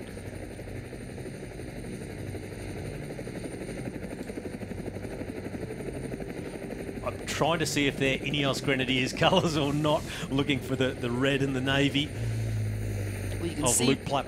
the pace of this, each lap is just shelling guys off the back. So we lost another 20 riders from the main sized of the peloton. It's now just 36 riders. So 12 out the front. Tim Rowe was chasing, and then 36 riders left in the peloton. Well, that main group is splintering now. 4 riders going off the front of it, then a group of 10 behind. So it's really splitting apart. Riders making a bid to get themselves back into this race. When you miss a move like that, you need to make up for it immediately. Rightly so. That is Plapp. Yeah. And he's got Rowan Dennis in the yellow colours trying to stick with him. Cameron Meyer is trying to keep himself in contact. Nathan Earl is the man in the black colours. He sits just in front of one of the riders in the green from Oliver's Real Food Racing. And this is crunch time. Kane Richards is holding on. This is Harper, followed by Brendan Johnson. Durbridge out of the saddle. In the black colours, it's the Hurricane. That is Chris Hamilton with a little bit of a grimace on. Well, Luke Plapp is closing this gap. He's halved it already on the first part of the climb. Number 6 out of the saddle. That is JP Vandermeer. He's been in the break all day with number 15, Kane Richards. Those two have been enormous. And the speed is blistering. Well, Kane Richards still doing a fantastic job being in this group, working, going through on the front, holding the pace of these riders that have just come across. Great ride by Richards. He looked vulnerable the last couple of laps with just the 2 of them out in front. Now the tempo has stepped up and he stepped up with it. Well, this is some great riding by number 107, Brendan Johnson. He's there on the wheel of Chris Harper, who is making it look very easy to climb Mount Buninyong at that kind of speed. Cyrus Monk with the flowing locks.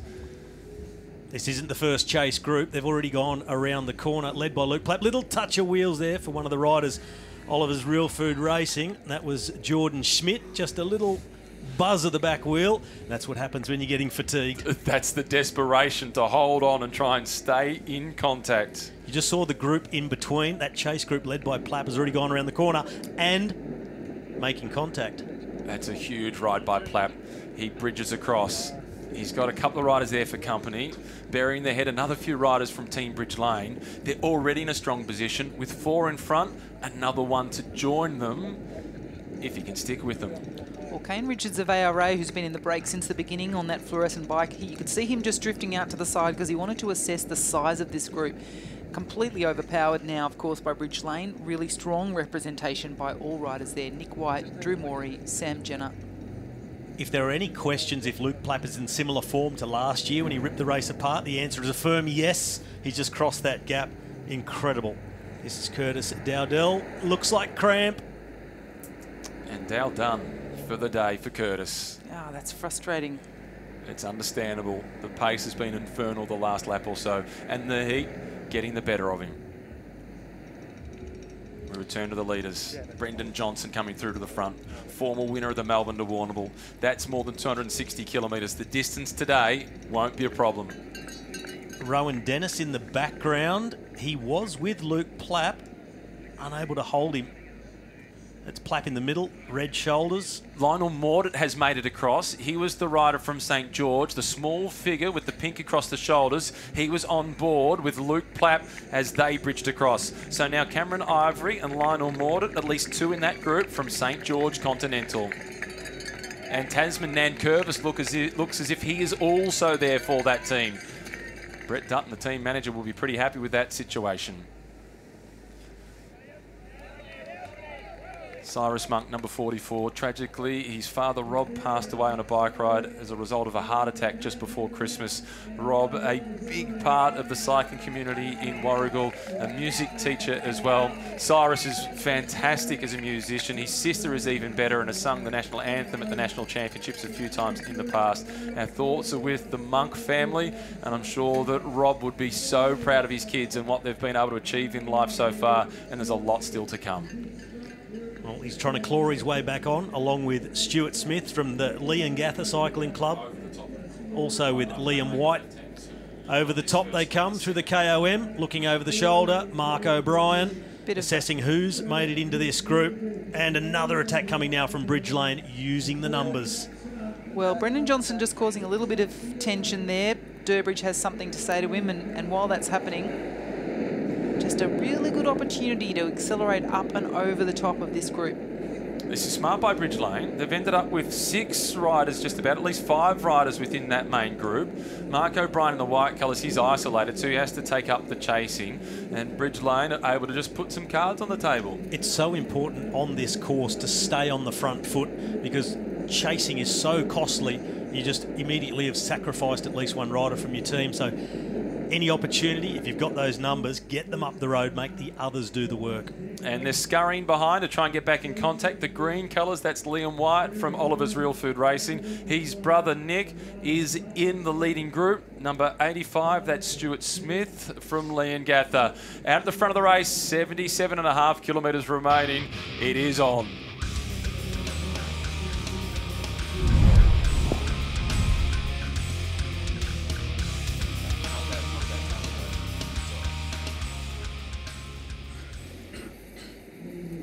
And making the most of the convoy of cars, Cyrus Monk into the slipstream momentarily. I like the rego number on the back of the Audi bike. I was behind that car on the way out here when I was driving out. And yeah, not exactly a match for a car, but you get the idea. You can see the commissaires actually asked the convoy to slow down. They don't want Cyrus Monk's group to get an advantage and make their way across. This looks incredibly civilised. A spritzer, maybe. Looks delicious. Having a lovely day. Would just like to nudge a little bit across to the right and get myself into the shade if I was in that position. But those camping chairs are always very comfortable. Yeah, get a good slouch in those chairs. They are. Good for a day on the green, and good to see umbrella and sun smart behaviour in a lot of our volunteers. And a big shout out to all of the people who are volunteering at this event all week. There's been so many terrific people, incredibly helpful. Events like this just cannot operate without volunteers, so good to keep them hydrated. She's not sure if she wants one. She might have is there anything else, she says.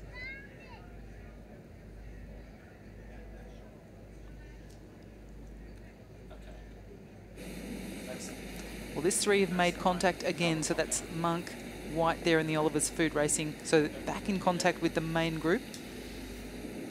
Good to see them able to get back in contact. Number 11 in the yellow colours, Chris Harper, goes to the back for a moment's rest, but he won't be able to rest for long because the attack is on again, and it's Durbridge who is going. Well, Durbridge realises probably better than anybody else in this group that need to stay on the front foot, not miss something, not have to be in the position of chasing. Either shut it down immediately or make sure you jump across and get yourself in the break. Bailey Walters is also there for St George Continental, so they're pretty well represented as one of the smaller teams in the race. Tasman Nankervis, Cameron Ivory. They've got 4 in this group, St George Continental. That's great representation by them. So Bridge Lane and St George Continental doing a terrific job. There's only around 2 hours of racing left. Durbridge just channeling his inner Walt van Aert, just off into the gravel for a moment. Risk of puncturing, but he just swung out of the way to try and get himself back into the wheels a bit more. Bit of shelter. Get ready to follow the next move. Steve Robb and Cyrus Monk in the group for Cycle House. Back to the front of the race. James Whelan, it is, who's showing himself off the front. A rider that we spoke about as one of the pre-race favourites. The new recruit for Team Bridge Lane. Well, he just had a bit of a surge motivation there, wants to get his speed up so he can go into this descent in a really good position, getting nice and aerodynamic. Remember, they don't just head straight anymore, they take that right-hand turn through the university, so while you do get some good speed going, you got to safely take that right-hander. And not as aerodynamic as it used to be under the new regulations of aero tucks and the position you're allowed to assume on the bike. No more sitting yourself onto the top tube, no more hands in the centre of the handlebars. So you must remain in 3 points of contact. One of them on the proper part of the handlebars, and definitely with bum on seat.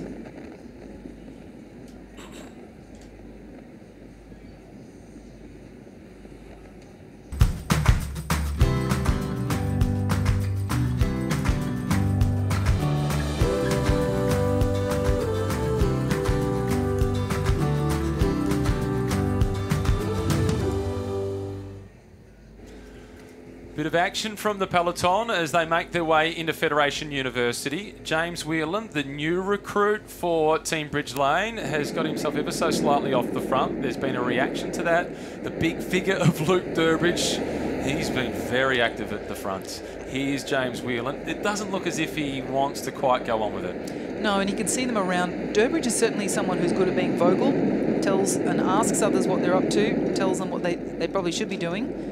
So Whelan can see the chase behind him. He knows how animated they are, but he's at least putting himself in a position to get through these corners safely. It's a given that if a guy like Luke Durbridge is telling the others what to do, those NRS riders know, I'm going to do the exact opposite. This is how we ride him out of the race. James Whelan, meanwhile, at the front, he looks realistic about the position of being out there on his own, and he's hoping for some company, but not too much. He might get it soon in the shape of Chris Hamilton. He's hedging his bets just a little bit, just maintain a little bit of the gap with minimum effort. He knows the climb will come up again really, really quickly. Go too hard, get caught at the bottom, could be the end of your race, the way this is starting to pan out. And a big group has rejoined, including the defending champion, Cameron Meyer. Stretching his back, number 9, that's Tom Chapman. Number 72, that is Jake Langham from VA Pro Racing. Matthew Sherwin at the back, number 112. And he's the rider that's in that gold-coloured jersey who was riding at the front, so he's not in an NRS team, and in fact doesn't even list his club after his name. I'm sure someone who knows him can let us know what club he rides for, but he's having a really good day today.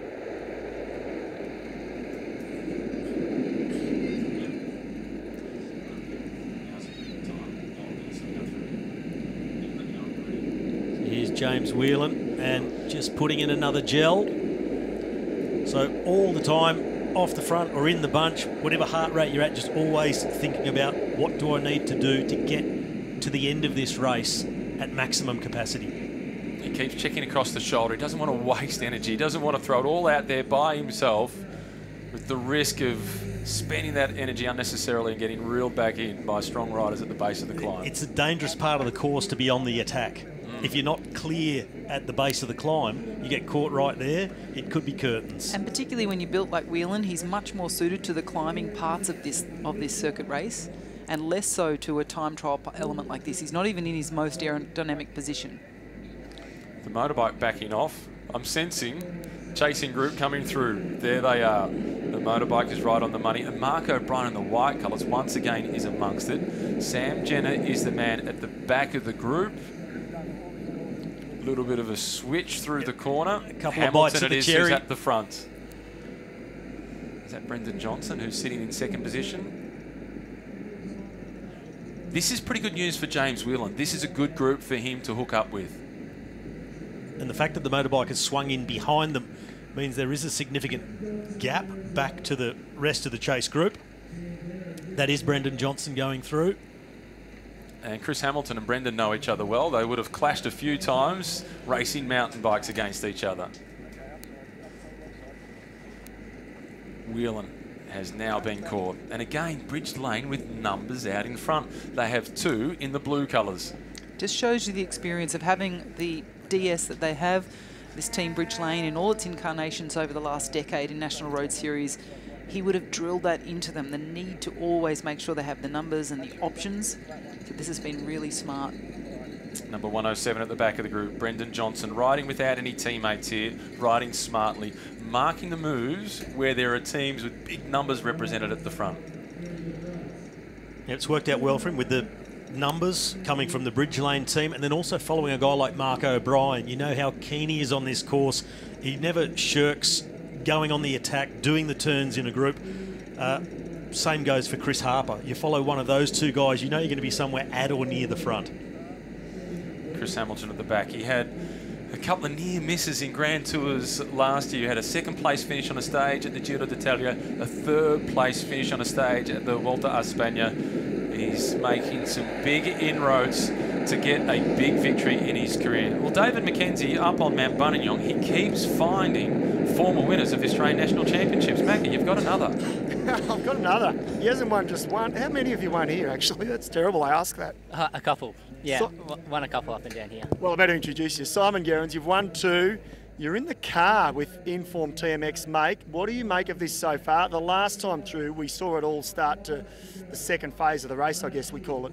Yeah, absolutely. I think the first half of the race was pretty uneventful. It's just a tempo, a couple of small breaks off the front. But from about that 90k mark, the race has really heated up, and we've seen the bunch completely explode. Durbridge is in there. Cam Meyer, to me, his race is done. It might not be over now, but I don't think he can win it. Durbridge was there. Chris Harper, for me, he's been good around here for a number of years now. He desperately wants it.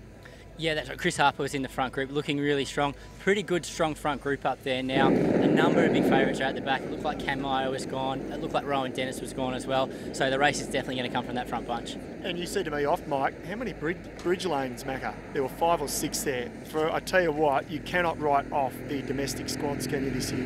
No, very much. And they need to play that numbers game here now, don't they? They need to start attacking one by one and get a group up the road, which is really going to isolate Durbridge and Harper behind. And if you were, you've been in these positions, so if you were Luke Durbridge right now in that group, how would you play it? Well, I think what you've got to do is pinpoint the stronger bridge lane riders and really focus on them. As soon as they move, you've got to be all over them and then try and get away with one of those bridge lane riders. Tell you what, you've got 4 coffees in your hand. I won't let you miss your car around, Simon. Always good to catch up. You too, Macca. Cheers. Macca, you should do your best to make it 3. You've earned yourself a drink. The leaders goes through, and it's 2 riders from Bridge Lane who've got themselves into the move. They've been super active throughout this race, always represented at the front. Well, one of the bigger teams on the start line, and with a point to prove every year against the World Tour riders, but also this year for Bridge Lane, been somewhat overshadowed in recent months by the Inform TMX mate team. They want to reassert their dominance on NRS level, and certainly they'd love to have the Australian Road Champion jersey within the team. For mine, we talked about some of the riders who look like they are the strongest, and there was a lot of talk about Chris Harper. But what I saw on the last lap, that closing of the gap by Lucas Plapp, if I'm going to hand out what I think is strongest rider at the moment, it's going to go to him. But let's see if he can keep that channeled in the right direction at the right time. The old cliche, you win some, you learn some. How much did he learn from last year, perhaps going too hard too soon? And he would have learnt plenty about how hard this course can bite you. Just when you think you're going well and you look like you've got everybody else in trouble, this course has the last laugh. Indeed it does. There's a look back at the peloton. Bike Exchange Jayco at the front setting the tempo. The gap is just at around about 24 seconds as they head up the Midland Highway. I'd say it'd have to be at least 10 degrees hotter than last year as well. That's Cameron Meyer who was on the front. So he was dropped the last time up the climb. He rejoined through Fed Uni and he's made the call. I don't have the legs, Durbo. Let's see if you can win here again. Yeah, Luke Durbridge has been really aggressive over the last couple of laps, making attacks, jumping after a lot of moves. Maybe now it's the time that an experienced head like Cameron Meyer to say, just settle down. I'll take care of things for now. It's still such a long way. It's still such a long way to go. Exactly. Well, now only 30 riders or so in that group, so 5 riders at the front with around a 25-second advantage. But a very controlled chase now with Cam Meyer on the front. And Mark O'Brien it is who's setting the tempo for that breakaway group. And there's no passengers in that breakaway group. They're all committed to seeing if they can make this work. It may be to the advantage of this breakaway group that Cameron Meyer is now on the front of the chasing group, that other teams in the chase group will say, okay, let's leave it to Bike Exchange Jayco. They're the Australia's World Tour team. Let them do all of the work. But then one man, Cameron Meyer, against that pretty strong break, you don't stand a big chance of closing it down. There's the bandage on the right hand of Cameron Meyer. He's had a compressed nerve that has had a little operation not too long ago. Behind him is Drew Morey with the Mo. And here comes Harper, charging through the feed zone and catching everybody's attention as he goes to collect some fresh supplies from the left. Well, he looks so smooth, doesn't he? And his ability to just accelerate past a rider like Meyer just to make sure he gets his bottle and his food. There's his teammate Rowan Dennis on the left-hand side, number 12. Alistair Christie Johnson, number 3. He was marking the move of Chris Harper, thinking, oh, just in case. And they know Chris Harper pretty well at Team Bridge Lane. He used to ride for that squad. And now Cam Meyer's just let himself drop back further into that group. So, okay, if you guys have got that much energy, I'll just leave you guys at the front and see if you can work it out. Rowan Dennis, he played a huge role at the Giro d'Italia a couple of years ago when he supported his teammate, Jai Hindley, get second position overall behind Wilco Calderman. You know things are getting serious when Rowan Dennis slides to the... Sorry, the other way around. He got the better. He was working for Theo Gegenhardt and got the better of Jai Hindley in the end. Yep. But you know things are getting serious when Rowan Dennis slides to the front of the saddle, time trial style, sitting right on the tip of that saddle. So he's gone back to the front. He was dropped last time up the climb. He was quite a long way off, but rode his way back on, and now he's working for Chris Harper. So just trying to keep this break under control. I'm really impressed by Brendan Johnson, number 107 there. He looks pretty comfortable. He's been able to be in the mix every time there's a move. Well, that's a very lovely country scenic. The dogs are staying out of trouble, staying out of the heat, but our spectators staying up with the results. It's a calm Sunday. Back with the leaders. O'Brien at the front. Number 5 looking over his shoulder, that's James Whelan. Number 8 going through is former under-23 champion on this circuit, that's Sam Jenner. Then in the black colours is Chris Hamilton, who's also been a winner of the under-23 category. Rowan Dennis, he has pulled them in one long line here on the second part of the climb. Working for Chris Harper, he sits in around 6th position. Luke Durbridge behind him. The red helmet, the blue colours, Ineos Grenadiers, Lucas Plapp just getting himself into a position not too far from the front in case there's a bit of activity this time up the climb. He doesn't want to waste energy chasing and closing down gaps.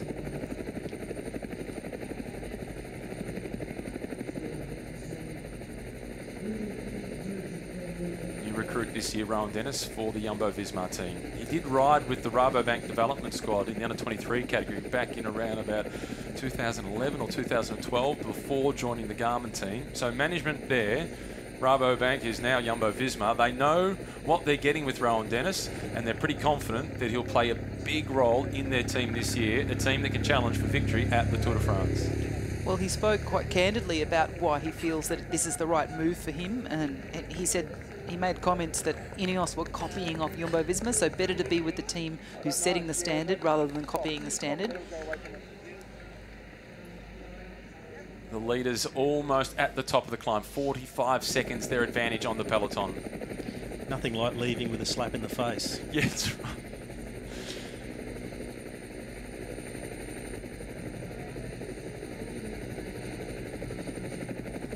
Good cohesion within this group. Rider in second spot, Brendan Johnson. As we pan back to take a look at the peloton with Rowan Dennis, he's been setting the tempo on this climb. David McKenzie, down to you. Yeah, thanks, Matt. Gracie, this is a bit of a crunch point now. Rowan Dennis, I thought he was gone, but he's back, and he's back for one reason. That's right, Rowan Dennis is riding for his teammate Chris Harper today, but the front group that we saw just 30 seconds earlier contains some really strong riders in there. Ex-World Tour rider Jimmy Whelan, and my pick for the day is Canberra rider Trekkie Johnson.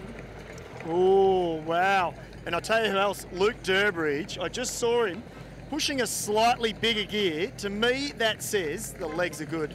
Yeah, Durbo has been great on this course in the past. He's a bigger guy, but he can get himself into great shape here, so I think he's going to be waiting and go for that last couple of laps. Back to you guys. Cameron Meyer losing contact, wearing number 1. He's won this race for the last 2 years. He won't be getting the hat-trick. No, he's looking more red in the face than normal. He's done the right thing for his team. They've only got 2 teammates, but if he doesn't have the legs today, he just did what he needed to do. He provided support to Luke Durbridge where he could. He was dropped the previous lap round. Cameron Meyer showed his class. Okay, I'm done. I'll do what I can while I'm here. Yep. Get out the last little bit and job done. It's not how he would have wanted to finish his national championships like this. He would have liked to have a much bigger impact. Of course, he's had his problems, as you mentioned, the small operation he's had to undergo. So played his role, and in a team with just 3 riders on the start line, it's always going to be tough. But this course does lend itself to just the strongest rider winning, no matter they've got a team or not. You've just got to get things tactically right. Maybe have a little bit of luck go your way as well. And we saw it this morning in the women's race, of course, the timing is everything as well. There was a strong sprint finish there by Grace Brown, but with Nicole Frayne already having an advantage of around 100 metres as they came into the finishing straight, they were never going to catch her. That was a brilliant win by Nicole Frayne earlier today. If you did miss that, She stole a march on the peloton inside the final lap, and she was just too good. She got it right. They might have got it wrong, but she was super strong. She was, and the team did an amazing job. You mentioned Justine Barrow. She had the QOM jersey, but incredible rides by Tilly Field and by Emily Herfoss, and great team captain there, Peter Mullins, as a former winner, letting them know decisions, supporting them when they needed it. Chance to take a look at the front of the peloton. Rowan Dennis doing a lot of the pacemaking. Might be a little bit intimidating for some of the others with Rowan Dennis on the front. Okay, well, do I roll over the top of the guy that got the bronze medal in the time trial at the Olympics? Lack of organisation, isn't there? And so you can see Jumbo Visma wanting to have some presence at the front. Harper doesn't want to let things get away from them. So 44 seconds with still 5.5 laps to go. It's absolutely able to be brought back. And just as the pace backs off ever so slightly, Rowan Dennis decides to get things rolling once again. The leading group, they have an advantage of 45 seconds.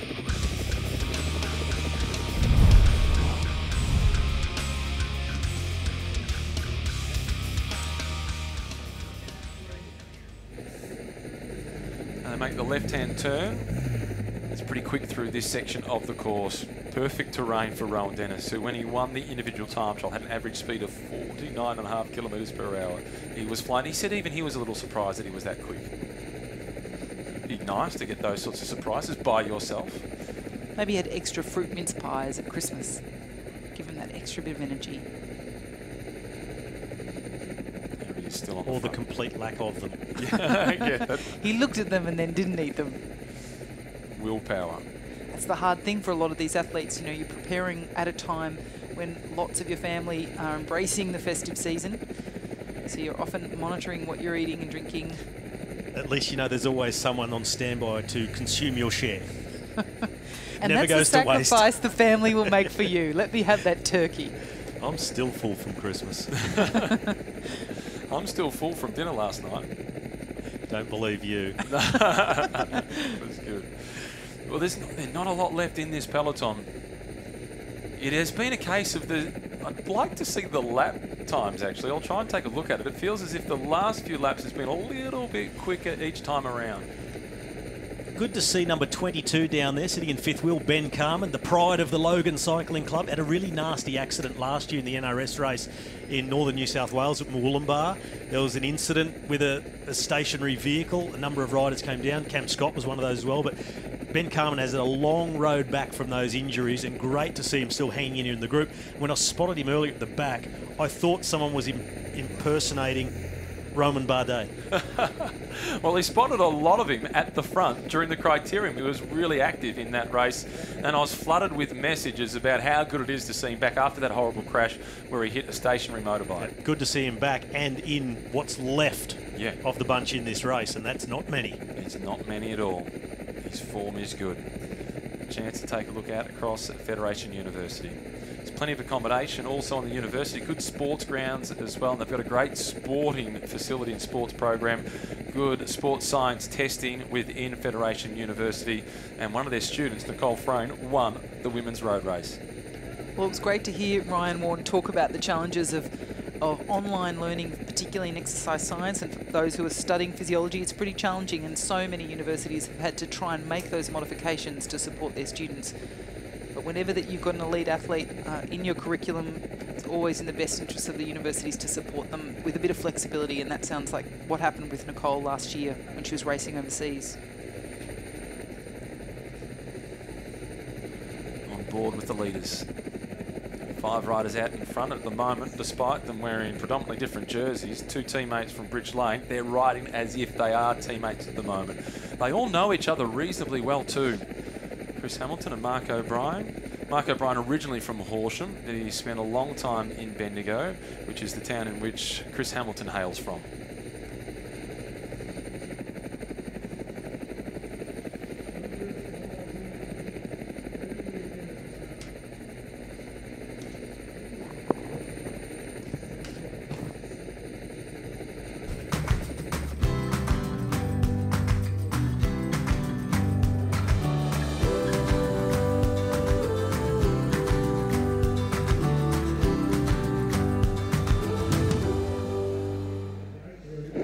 5 riders out in front with a 45-second advantage over the peloton. The white colours rolling through to the head of the race from Inform TMX Make. That is Mark O'Brien, a perennial contender at the Road National Championships. In the black colours from DSM, just drifting towards the back, that's Chris Hamilton. In front of him, 2 riders from Bridge Lane. Number 8 is Sam Jenner, a former winner of the under-23 race here, and James Wheel and his teammate is in the group. With them, rounding out the 5 now in second spot within the leading group is Brendan Johnson, another man with great experience on the mountain bike. Wouldn't he love a national road title?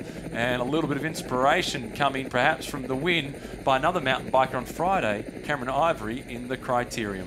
This is a good group, Matt.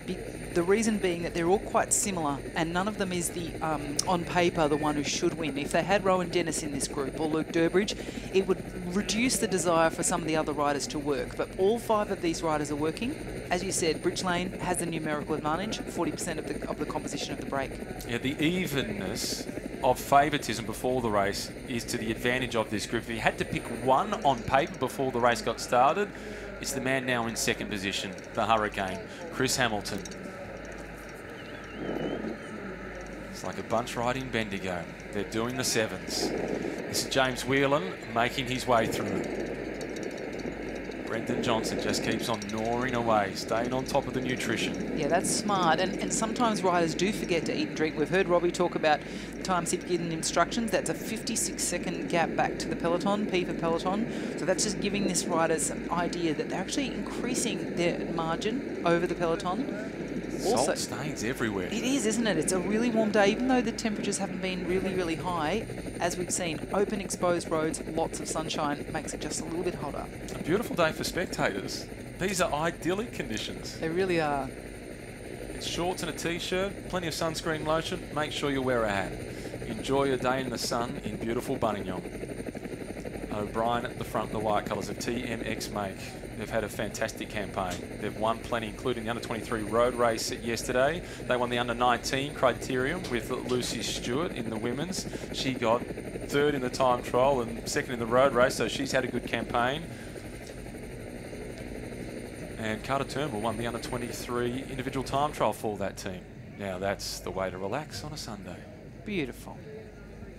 And in a safe position, so no risk of the dog running out onto the course. We've seen that in the past in other races in Europe. But this group of 5 doing everything right, working the breeze down in this descent into the start-finish line. When they get there, it'll be end of lap 11, so 5 laps to go. One of the most memorable dog incidents from the Tour de France was in about 2007. Sandy Cassar, in a breakaway, hit the dog, got back up, rejoined the breakaway, and won the stage. And the dog? Don't care. The owner is the one that I care about. Kicked out. For not looking after the dog. Yeah. I want to know what happened to the owner. Rowan Dennis at the front in a familiar position for him. The man setting the tempo at the head of the breakaway group. That is Sam Jenner from Team Bridge Lane. Hamilton now coming through. There's no weak link within this group. And just gives it that little bit extra cohesiveness with 2 riders from Bridge Lane. It gives you hope, doesn't it, when you're one of the other riders, knowing that the team with the most numbers back in the main peloton is well represented in the breakaway. And that one of those 2 may at some stage be called on to sacrifice for the other and try and lift the pace even more and help the group along. Well, that was around an 18-minute lap. So certainly, as you said, Matt, just slowly turning the screws, tightening up, making the riders have to work a bit harder. You can see those Bridge Lane riders in a very nice position. They don't have to do any chasing. They've got their 2 teammates up the road. This could be the breakaway itself, and this is what's left of the main peloton. Rowan Dennis making it a time trial, 5 against himself. So Rowan Dennis, he's wound the pace up a couple of times on the climb, and Chris Harper's attacked off the back of that and got away in groups a couple of times with Luke Durbridge. But now they're a little bit on the back foot, and Rowan Dennis sacrificing himself for Chris Harper. And 1:03 the gap with 5 laps remaining. Looks like Dylan McKenna, perhaps it was. It was in second position from Narrow Continental. I think it was Ben Carman still. Yeah. He's glued himself to Rowan Dennis for a while now. And if they're there with two, that's a good effort by their team. They were active early. They used one of their riders just to keep a lid on the breakaway of Riches and Van der Merwe. Back with the leaders. James Whelan setting the tempo at the front. Time to head through the feed zone. This is a part of the course where the break can just take a couple of seconds again on the main peloton because they're a little more efficient through the feed zone. First time we've seen any sort of breeze this afternoon as well. Just look at the trees and then the shape here on the front. You can just see the rider in second, third wheel staggered slightly across the road. So that westerly breeze just starting to kick in as the pace is now going up. Ben Dybel it is, who is increasing the tempo. He's followed by Harper. It's then Durbridge. Next in line is Drew Morey it is, followed then by Alistair Christie-Johnson, closing down the gap. That looked like Tasman Nankervis as Rowan Dennis, job done. That was some great riding by Dennis. He's really helped, he really threw the race apart after lap 8 and lap 9, so impressive to have two riders from Jumbo-Visma, and now it's all up to Chris Harper. Yeah, well, Rowan Dennis had sort of already let himself get dropped. He'd done his job and got dropped, and then the race really just paused for a few moments, rode his way back on, has done some more work now for Harper, who's able at the moment still just to sit in second position behind Dybel. This is a genuine climb. Ben Dybel is making this look like a flat piece of road. He is pedalling up here as if it's a gentle training ride, and he's on the big chainring.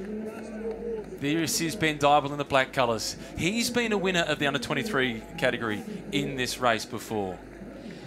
If you're asked to show someone the shape of a climber, you draw Ben Dybel. You would. There he is. It was great to see him on Thursday riding with the Penrith Cycling Club as part of their team time trial contingent with the participation of people from all age groups within the race. A great illustration of the breathing technique here. You see the stomach going in and out here from Chris Harper. That deep breathing, your diaphragm, just letting your stomach expand, getting the full lung capacity in. And Turbo Durbo, he's got the engine whistling as he gets himself at the front of the main peloton, and he's upright, catching plenty of breeze and trying to drag in all the oxygen. Harper goes through once again, followed then by Dybel. They're about to turn left, and is this the part of the day, Robbie, where that left-hand turn downhill is not so downhill anymore? This is about when it is for a few riders that already started a few laps ago. So 5 out the front and just 11 riders chasing now. And as you said, 2 riders from Bridge Lane in this group and 2 riders from St George Continental, or perhaps even 3. Lucas Plapp is in this group. And he's the man still flying under the radar, not getting too close to the front. He made a big effort to close the gap a few laps ago, but since then, taken a back seat further back in the group. But as it splits and it's only down to 11 men, he's still there right in the middle, just cruising along on the wheels, biding his time, still with 55 kilometres to go. And he knows all too well after last year that 55 is a long, long way to go on this course. Indeed it is. As James Whelan goes through to the front once again. Brendan Johnson, he looks to be the one that's just missed a couple of turns, sitting at the back, but riding really smartly. He's cagey. He is very clever. And if you hadn't noticed, he's also a big fan of motorsport. He's a karting freak, and his bike is painted in those very recognisable colours for motorsport fans. Luke Burns is the rider in the white colours from Inform TMX make. They have Mark O'Brien in the leading group, so Burns can follow the wheels, let the others do the chasing, as it is St George Continental who take up that responsibility. Well, this is great riding by Ivory. We talked about how comfortable and strong and what great cornering he had at the Criterium to take that victory on Friday night. But to now have only about 15 or so riders left in this race, and he's one of them, it's really impressive. The 5 leaders, they're getting towards the steeper part of the climb, a few hundred metres from the top.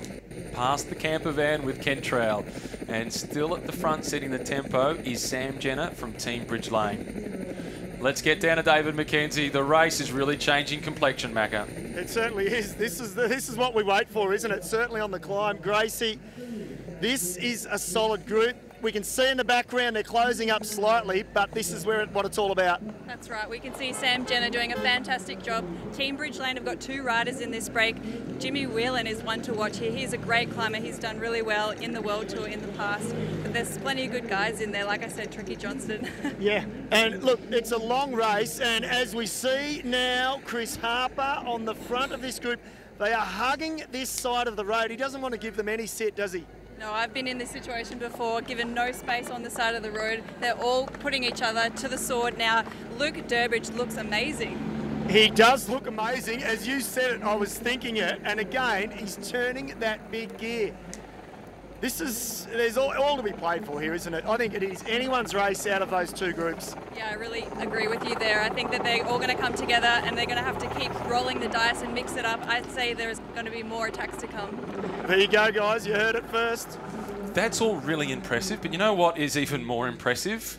Number 15, Kane Richards from the early breakaway, who looked under pressure. We spoke about his size, the course doesn't suit him. He's climbing with some of the best in the world and is still in contact with that group of favourites. Yeah, and now chasing the wheel of Chris Harper, who's on the wheel of Durbridge. So fantastic riding by Richards. We thought he's too big, he won't keep up, he attacks from the gun. He's the cult figure of the race. 130 or so kilometres in and he's still looking strong. He doesn't know he's supposed to be blown up yet. I mean, he's wearing number 15 on his back and the start list calls him number 16. So, you know, he's not following script. He's not got the right number on according to the start list. What a race he's having. It's a fantastic race, isn't it? 23 seconds the advantage for the 5 leaders.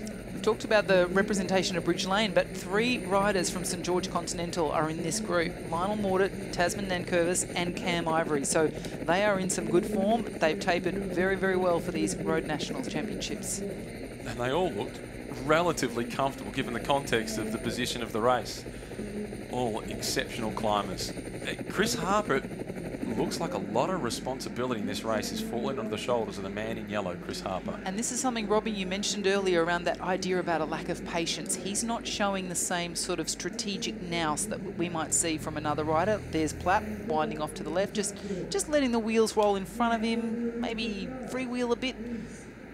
I really like that a guy, it's his first race as a professional. Okay, it's not his first rodeo, but Luke Platt, you could forgive him if he got a bit of ahead of himself. So I'm from Ineos Grenadiers, I've got to do more in this race, take responsibility. He is being clever, he's being strong when he needs to, he's being conservative at any opportunity he's given. He just swung to the back of the group and he's just letting everybody else do it. Clever. Now they've got that group of 5 just 10 seconds in front of them. So the strong, motivated, chasing group of 11 or 10 or so riders, they will be making contact with this group of 5. And this race is coming back together again.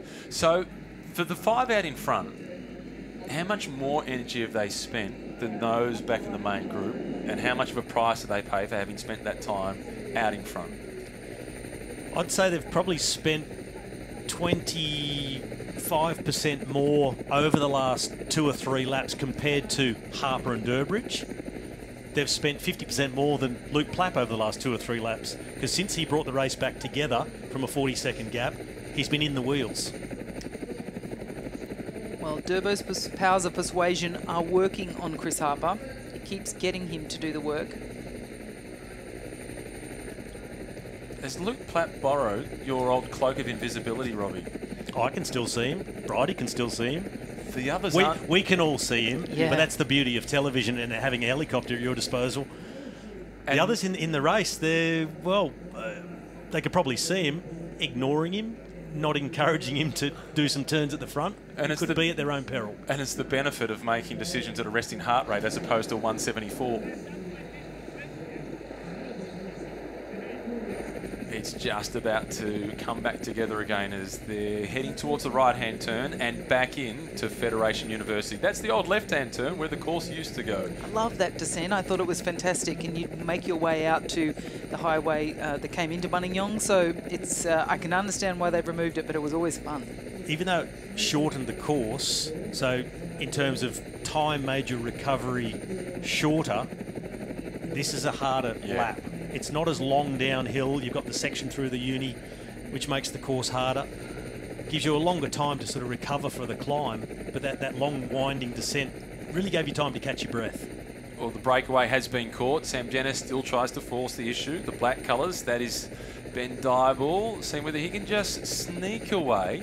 He showed his climbing ability. Looks like the gears might just be rattling around a little bit as he's heading towards the right-hand turn.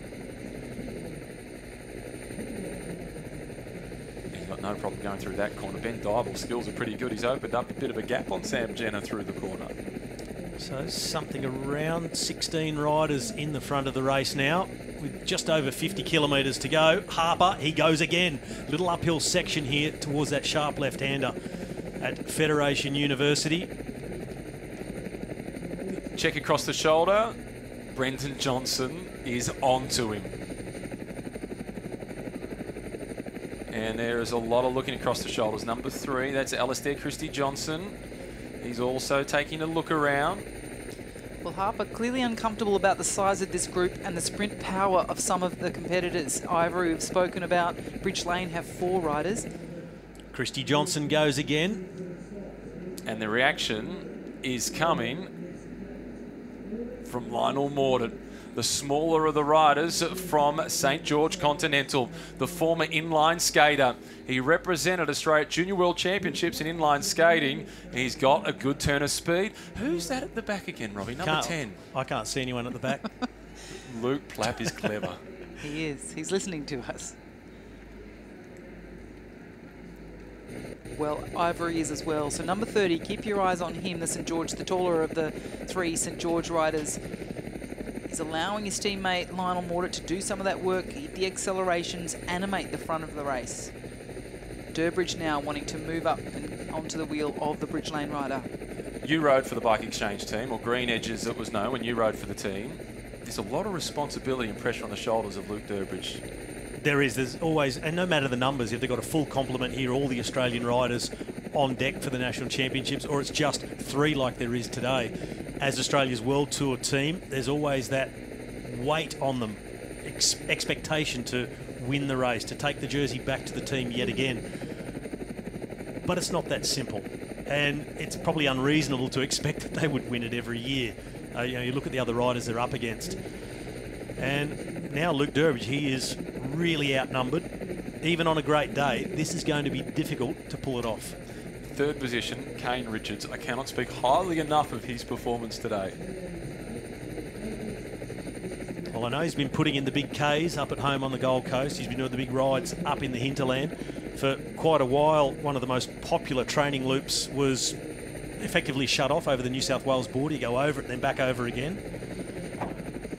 But plenty of climbs up there. Anyone who thinks the Gold Coast is flat, you just got to turn your back to the beach. And you can see mountains up to 1,000 metres above sea level and only 20k inland. And that humidity you were talking about, and there aren't water stops on the side of Hinchin Brook and all those other mountains. So it's hard training. Well, it's working for Kane Richards. Whatever he's doing, keep on doing it. He's around 130 kilometres in now to this 185 kilometre race, and this is where it gets really hard. The final 50 kilometres, especially on a hot day like this. Richards is rolling off the front. Best defence? Offence. A little sneaky move by Kane Richards. He spent so long away early. His former breakaway companion is no longer at the front of the race. And that is perfectly understandable. I wonder if now this is the last ditch, like, oh, I can't do another climb like that one. This is it. I need a gap for the next time up. Yeah, it often signals that, doesn't it? I mean, there's only 15 riders left, and he's doing everything he can to get the most out of it. Break some things up, maybe catch a few riders unaware, but it hasn't quite been enough at this time. It just shows you how brutal this race is. We had two men off the front for such a long time. Richard's one of those. And the peloton taking it relatively sedately for what we've seen over past years here on this course. But the fact there's only 15 riders left with 50k to go, it tells you how hard it is. This is Lionel Mordaunt. He's just trying to tell them away. It's creeping up the front. That was... That's a Schleck attack. It was like trying to creep back into the house as a teenager when you stayed out past curfew. It's working so far. He hasn't tipped over any jugs of water in the kitchen. Squeaky floorboards always bring you undone. Or the coins in your pockets. Nice move by Lionel Mordaunt. Takes a sneaky look across the shoulder once again. reminds me of something Baldrick once said in Blackadder. Sneaky as a sneaky fox. Or a cunning plan that he's got, that's for certain. I have a cunning plan, Blackadder. Well, the move by Lionel Morton has caught the attention, particularly of Bridge Lane. If anything goes off the front, Bridge Lane, given how many riders they've got in that group, they have to be represented. Otherwise, they'll be called upon to chase. Cameron Ivory, number 30, he's taking a leaf out of the Platt book. He is slipping to the back and letting the others do the chasing because it's his teammate who's at the front. And it's actually forced Platt to have to pedal in anger there for a few pedal strokes. And also behind Ivory is Whelan, the tall, skinny rider from Bridge Lane. So we talked about how he's really capable to climb well in these closing laps. 4 laps to go once they cross the start-finish line. The big move now coming from Team Bridge Lane. They're responding. It's Jenner. He's been super active. He's been in a lot of the moves. Not so sneaky, blasting down the right-hand side. And again, use the numbers at the wheel of Mordaunt, who just watches him sail on by. A little slow on the reaction from Lionel Mordaunt, but he senses an opportunity here. If they can get together, you just never know. They might be able to build up an advantage before the big attacks come from the other favourites. After Sam Jenner won the under-23 title, he had a couple of difficult seasons with some injury and illness. It's good to see him fighting at the front of the race once again. Well, interesting to see how Mordaunt, he sort of sat up and allowed Jenner to get a bit of a gap on him, and then he realised, actually, this could work better if I join you. So he's put the pressure on again, try and get onto the wheel there of Jenner from Bridge Lane so that the two of them can climb together. And it seems to be working. 4 laps remaining. Sam Jenner and Lionel Mordaunt, they've opened up a little bit of an advantage over their, well, I was going to say breakaway companions. That's not the case. It's what is left of the race. Mordaunt's teammate, Tasman Nankervis, goes to the front. It goes as slow as he thinks he can get away with through the corner to take some momentum out of the remnants of the peloton before they hit the base of the climb on the Midland Highway.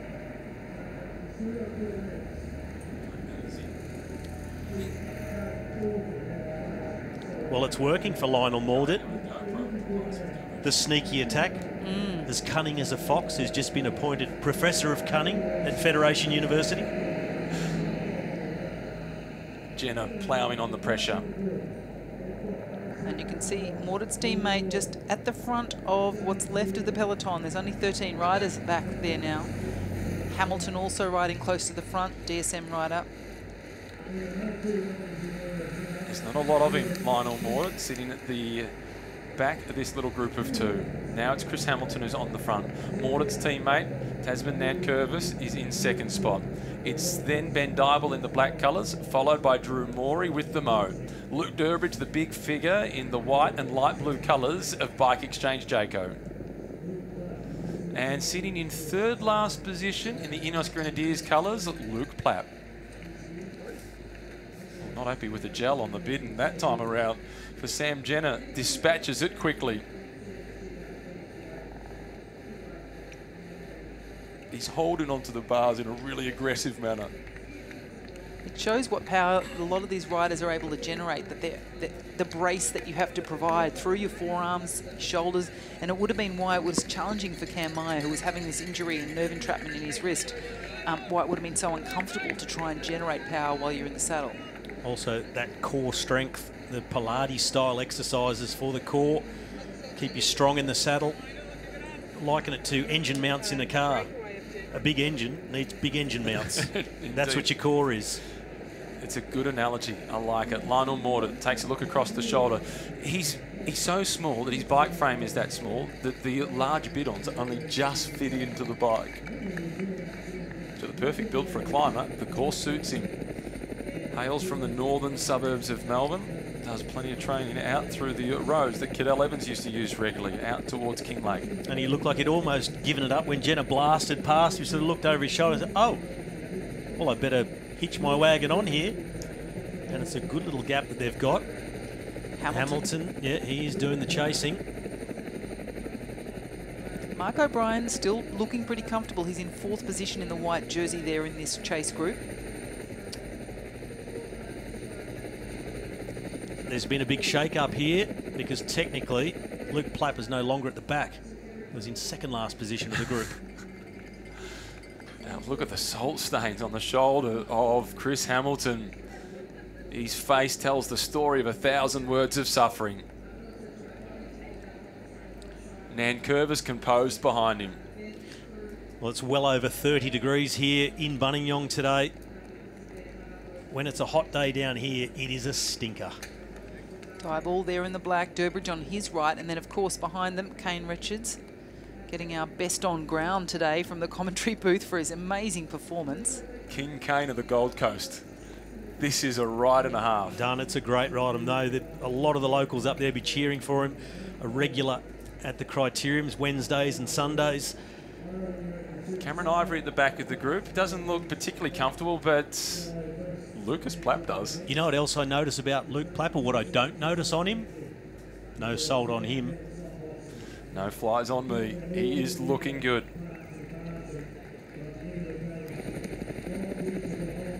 O'Brien at the front as they make the left-hand turn onto Mount Buninyong. Dieball in the black colours. Durbridge in blue follows him. And Nankervis marks everything. And there he goes, number 15, Kane Richards, 3 votes. And Harper following the wheel of Kane Richards. There's a compliment for Kane. Alistair Christie Johnson is the 4th rider from Bridge Lane. So they've got Christie Johnson, Maury, James Whelan and Sam Jenner. Then we have Lucas Plapp from Minios Grenadiers, Chris Harper, Jumbo Visma, Kane Richards, ARA.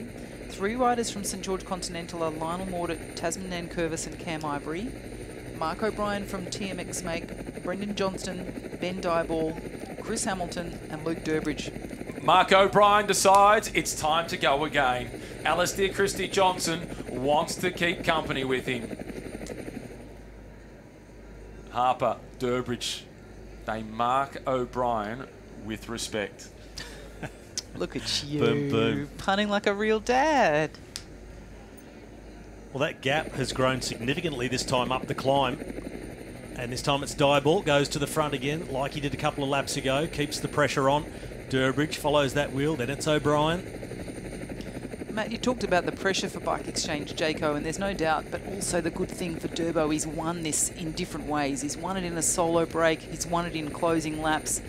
He looks so strong and he's covered so much today. He does look good. Let's get down to David McKenzie. Oh, yeah, guys, I tell you what, they both look pretty good. At this stage of the race, Gracie, you're not here by accident, are you? No, that's right. I think Sam Jenner's been doing a fantastic job today for Team Bridge Lane. He's really working hard on the front.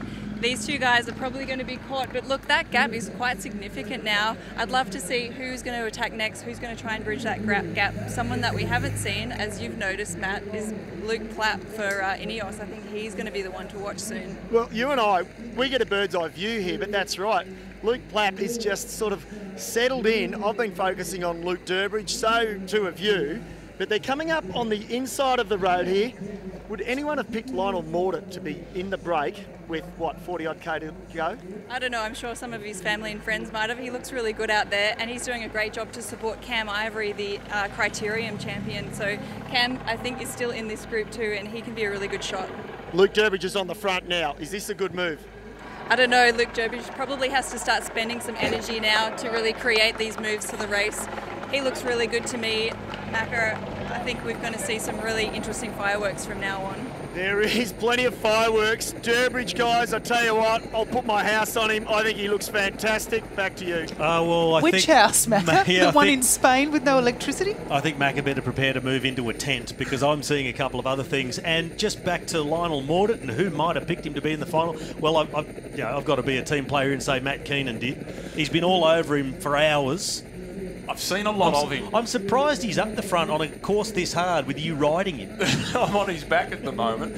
He's won up Mount Wellington in the Tour of Tassie. He can seriously climb. Yeah, he's a quality climber. But if I was going to wager my residence on somebody in this race, which I'm not going to do, but if I was, it'd be on Luke Plapp.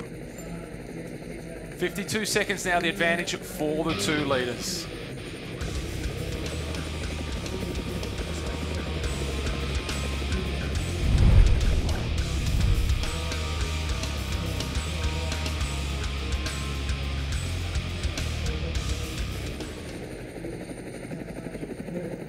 Chance to take a look at it from the aerial shot of Buninyong, Ballarat and the surrounds. The left-hand turn for what is left of the chasing group.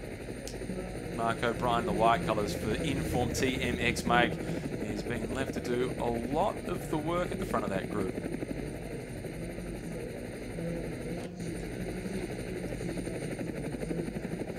Bridge Lane and St George Continental are the two teams who are represented in the break.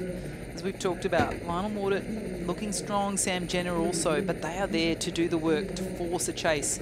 Mark O'Brien now wants to keep the pace high. He's there in the white jersey, number 49. Durbridge is looking over his right shoulder. He's staying on one side of the road, and he actually allows Mark O'Brien to get away. He wants other teams to do the work. Well, Mark O'Brien, he's tried a couple of times now. If you once don't succeed, try again. And Mark O'Brien, he has done it year after year on this course. Always on the attack, always riding aggressively. And it's been last double. year came into his best finish ever on this course. Ben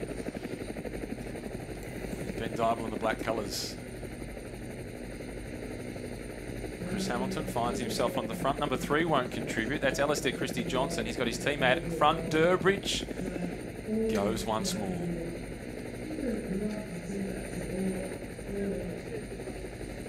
Well, Durbridge is always strategic. He would have looked across to see, okay, who is making the move, and he can see now that's forced enough of a chase. He's the bigger threat. That's Brendan Johnson, who has responded to Luke Durbridge. He's got a massive target on his back, Luke Durbridge, in this race. Cannot move anywhere without others following him.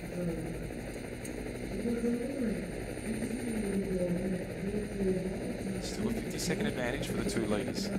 I'm happy to see Harper not being the aggressor in these laps at the moment. He really needs to conserve energy. He definitely can win on this course. Yeah, he can. But he needs to potentially go solo or find somebody without much of a sprint, because he's not super quick.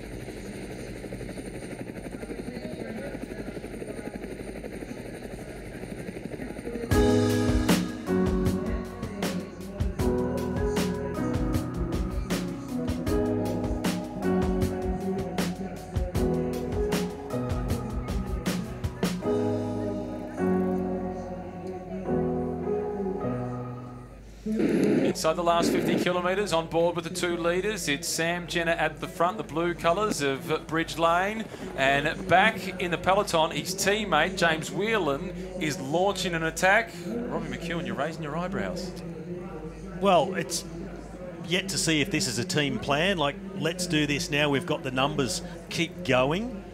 If Jenner's given a signal that I'm coming to the end of my tether, I need support, or it's just ad-libbing by James Whelan. He just feels that good, but it's unconventional to attack when you've got a teammate in front, to say the least. Indeed it is. Brendan Johnson now goes to the front of the peloton, still playing a big team role. The riders from St George Continental, they're trying to block the chase. Cameron Ivory moves up to around about second position in this group because they have Lionel Mordaunt out in front. In James Whelan's defence, at least he's gone solo. He's not taking somebody else with him who's a danger. And they would have seen the time gap to be pretty substantial. It was 57 seconds over the KOM line. So Whelan knows if he can get a gap, which he has, it could be enough just to get himself across. Yeah, that was him swinging into that right-hander into the grounds of Fed Uni. Bottom of screen. These are our two leaders. They were almost a minute in front over the top of the climb the last time. It's Lionel Mordaunt. He's setting the pace on the front, the man from St George Continental. And aren't they riding a great race as a team? 3 riders at the head of the race inside the last 40 kilometres. A fantastic campaign. They do a lot of racing in Asia.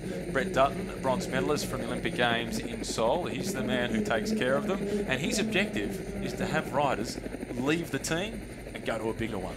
What we've seen over the last couple of laps, we've spoken a lot about Luke Plapp and his positioning within the group and lack of work at the front, conservative riding. Cam Ivory is doing exactly the same. He's got a teammate off the front. He's well within his rights just to sit there and do nothing, and he's just been floating in the wheels, looking after himself, and he's also a big contender. Well, we spoke before this race about how open it was, that fewest number of World Tour riders that we'd ever seen, smaller team from Bike Exchange, Jayco. So these riders are sensing that now. They would have seen what happened this morning with the Rock Salt victory. So a lot of National Road Series riders would be still feeling like they had an opportunity. The CFA, they do a wonderful job and such an important job in regional areas. It's one expensive sunshade. That is an expensive sunshade. At least we're in a situation where they can park it up and sit in the shade rather than have to go out and fight a blaze. It's the last thing we want to see. In the year that Cyrus Monk won the under-23 title, on that Saturday, they had to cut the under-23 race short because of the fire risk. The temperatures were that extreme. Mordred at the front in the pink colours of St George Continental. Cornering well. Jenna behind him. Takes a quick look across the shoulder. That time gap now, 1 minute and 10. They've let the team cars come through. So a mini convoy will form behind these two leaders. And this is where riders in the chase group are going to start to be really concerned, start to panic.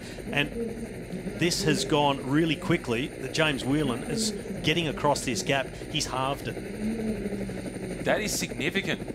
And tactically for Bridge Lane, it was an eyebrow riser to see him attack when he's got a teammate out in front. But solo like this is good. It is, and particularly, I mean, we have to trust a rider who said things to himself, I feel terrific. I want to do some damage here to that group and get away from them. He's not going to be able to outsprint riders like Ivory, so he needs to give himself the advantage, and this is done. Forced to chase here by looks like Luke Durbridge. Using their numbers, and I don't think that anything's going to happen within the Bridge Lane team that's not orchestrated, that's not planned or thought through. Yeah, and Andrew Christie Johnson, who calls the shots for that team, as he has done since around about 2006, doesn't get it wrong all that often. He gets it right a lot. He's helped a lot of riders make the next step and go up to World Tour more than anybody else on the domestic scene in Australia. Another counter-attack coming from that chase group. It's James Whelan going through the corner as we pan around to find our two leaders, Mordred and Jenna. There they are. So James Whelan, he is making big inroads into that gap, and they still hold 1 minute and 5 ahead of the rest of the chase. Challenge, of course, there for Jenna. If he doesn't know Whelan's coming across, he could now just sit on the back of the wheel of Mordred, the St George Continental rider, and say, I've got a teammate bridging across. Durbridge is the man attacking off the front of the group. So that's the signal. Harper around the outside. He knows it's dangerous. So too does Cameron Ivory. So Cameron Ivory, he's got a teammate out in front, Lionel Mordred, and he may contribute to this chase to bring Durbridge back. Brendan Johnson, and guess who's behind him? Kane Richards. Still there, still plugging away. Kane Richards doing a fantastic job. 36 kilometres to go. There's 3 more laps, and the man at the back, name rhymes with lap. I think it could be his lap to do a plap. Let's see whether he can when they hit the climb. Has he been foxing, or has he just been playing his cards really smartly? We'll find out soon. Well, frustration there from Luke Durbridge. Arm in the air, raised it. He's annoyed. He wants more support for chasing, or has he got a puncture? I was trying to work it out. Sure. He sort of was looking down a little bit. Couldn't tell if he was looking at the back tyre, looking at his legs. trying to judge what's coming from behind. Yeah, I think he's frustrated that only him getting away is forcing a chase, but once they all come back together, they're not willing to work with him. Well, this counter-attack, Brendan Johnson off from the front, going through, Kane Richards. And Tasman Nankervis is number 29. His teammate Lionel Mordred is at the front in the leading group of 2. So Tasman doesn't need to contribute. Kane Richards, he's done so much today. Harper chasing, and now the collect from what's left of the race. 100 riders started this race, and this is all that is left. 113, and this is it. I like the fact that Tasman Nankervis didn't try and call Kane Richards back into the gap. Yeah, you haven't done enough. He's yet, okay. Mate. I've got a teammate in front. I don't need to work, but I'm not that bad a person. I'm going to call you in between. Well, Durbridge, even with a small gap, is dangerous on his own. Dangerous for the others. This is Whelan onto the home straight. Just a couple more times until they see that checkered flag. And he's trying to get across to his teammate. Not far across anymore. Our 2 leaders now cross the line. Lionel Mordred, 3 laps to go. Sam Jenner in the wheel. 3 laps remaining. Lionel Mordred leads them through. Sam Jenner in second spot. They make the turn onto the Midland Highway for the 3rd last time. James Whelan it is who's chasing. Now they're clearing out those cars between these two and James Whelan. And it looks like Sam Jenner is just sitting on the back now, knowing that Whelan is on his way. There's Whelan. You can see him just about in contact. And Jenner checking over the shoulder. The peloton now being led by Brendan Johnson. As Nan Curvis puts the brakes on. He doesn't want to contribute. The gap, 46 seconds. This is the closest Plapp has been to the front of the group in 3 laps. That's Plapp He with senses the white socks, blue, and the red helmet, riding for Ineos Grenadiers. Well, Whelan is having a great ride. When he attacked, he was 1 minute and 8 seconds behind the leading group. Now they're all together. So Bridge Lane, again, overrepresented. Jenner was sitting at the back for a little while as Whelan was on his way across, and then he's done what he can. Was that cramp for Sam Jenner? It looked a bit like it. It looked like a pretty quick grab towards the leg from Sam Jenner. Hamilton, it is now at the front. It is a cramp. It's a cramp for Jenner. That's the adductor. And they're the ones that go on a tough climbing course. It's the adductors that, at least for me, tended to go first. A lot of pulling up, a really circular motion on the pedals on a tough climbing course, and I can feel his pain. Yeah, there's nothing you can do about that. And every time you continue to pedal, the muscle will continue to cramp, and you can't use a descent to try and relax. And there's no position on the bike that'll make it go away. Standing up, sitting down doesn't matter. When it goes, it's gone. Now it's Dybel in the black colours, followed by Harper. It's then Drew Morey. It gives me cold shivers to think about it. It's just such a horrible feeling in a race. Now the 2 leaders. It's the same teams represented, but for Bridge Lane, they've swapped out Jenner and they've put in Whelan. And it's Lionel Mordaunt who is still sticking with him, but he's under pressure. Look at his chain, Lionel Mordaunt, how it's hanging. So he's on the small chain ring, but the smallest cog on the back, which is giving him real chain slack. And it's difficult for him at this point to just take that little bit of pressure off the pedals to go into the big chain ring. Almost as though he's had some sort of failure. He's about to lose contact with James Whelan. So Whelan is on his own. A strange gear combination to end up like that, but that's when the legs are gone. You're clutching at straws, trying anything. Or it's a battery failure and it's stuck itself in a strange combo, and that's why he's got such a loose chain with a rear derailleur. That would be a real equipment fail on a day like this, to come in with a less than fully charged battery. But I think it's the body batteries that are really starting to go. And James Whelan, been on the charge, crossed the gap. His body batteries are okay. After a couple of years in Europe at World Tour level with EF Education first, he's back with Bridge Lane and he's back on the charge. He's at the front of the AusCycling Road National Championships. And I'm happy to see now, get a better look at the jersey. It is in fact part of the design. It wasn't all salt earlier. And this is the reaction coming now. This is Durbridge. Jenner has got himself organised and he's on the back wheel of Luke Durbridge. If he sits down, that leg is going to want to go again. There's no gear that is right or position that is right on the bike at this point for Sam Jenner. But it is impressive that he's managed to stay in contact, hold that wheel there of Durbridge. Well, he doesn't need to be asked the question by team management. Did you give us everything you had? There's plenty of evidence to say, yes, he certainly did.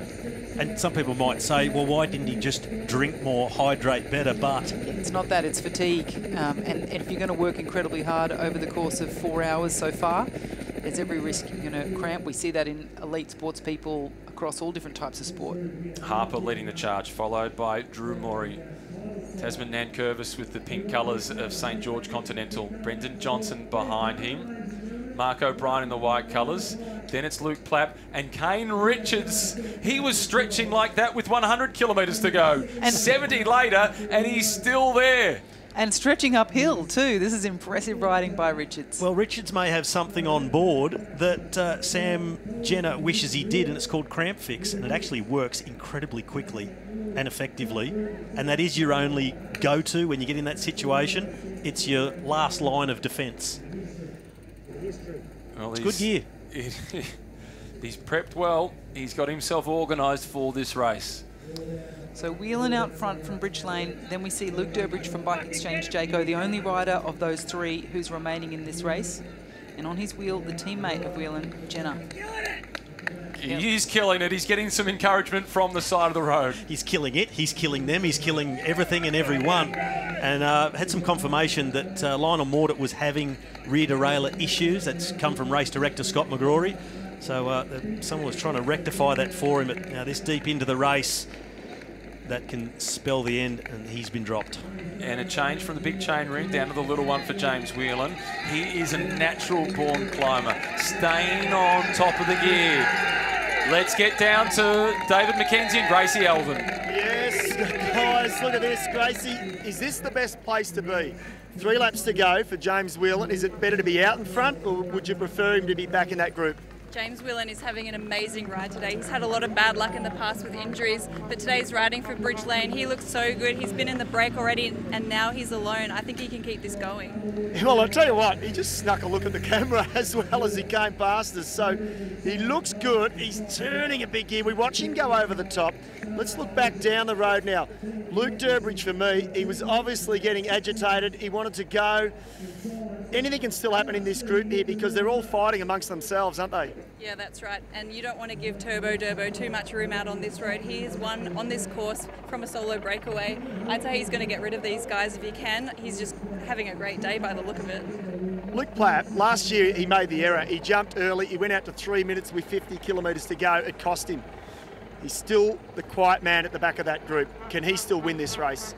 I still think that Plapp is one of the favourites, but they cannot let this group get too much time. They're going to have to really make sure that they're making good decisions now because Durbo is on a great day and he's capable to win this bike race. And let's just watch Chris Harper now. Chris Harper right up this side of the road. They're all under pressure here. They all look like they're suffering. Luke Plapp has actually just swung off the wheel a little bit, so Luke Plapp looks like he's in a little bit of trouble, guys. And at the front, we have James Whelan on his own, Durbridge, Jenner and Mordaunt. They were the breakaway, those two. They now latch on to the train that is Turbo Durbo. For number 8, though, Sam Jenner, he won't have to work because it's his teammate, James Whelan, who is out in front. We saw teammate of St George Continental rider there, Mordaunt, is Cameron Ivory. He was last placed over the top of the KOM, hanging tough, hanging in there to stay in contact with this really incredible final group of 10 riders. And there is a little gap at the back. He manages to close it down. Luke Plapp is still in contact. So too is the incredible Kane Richards.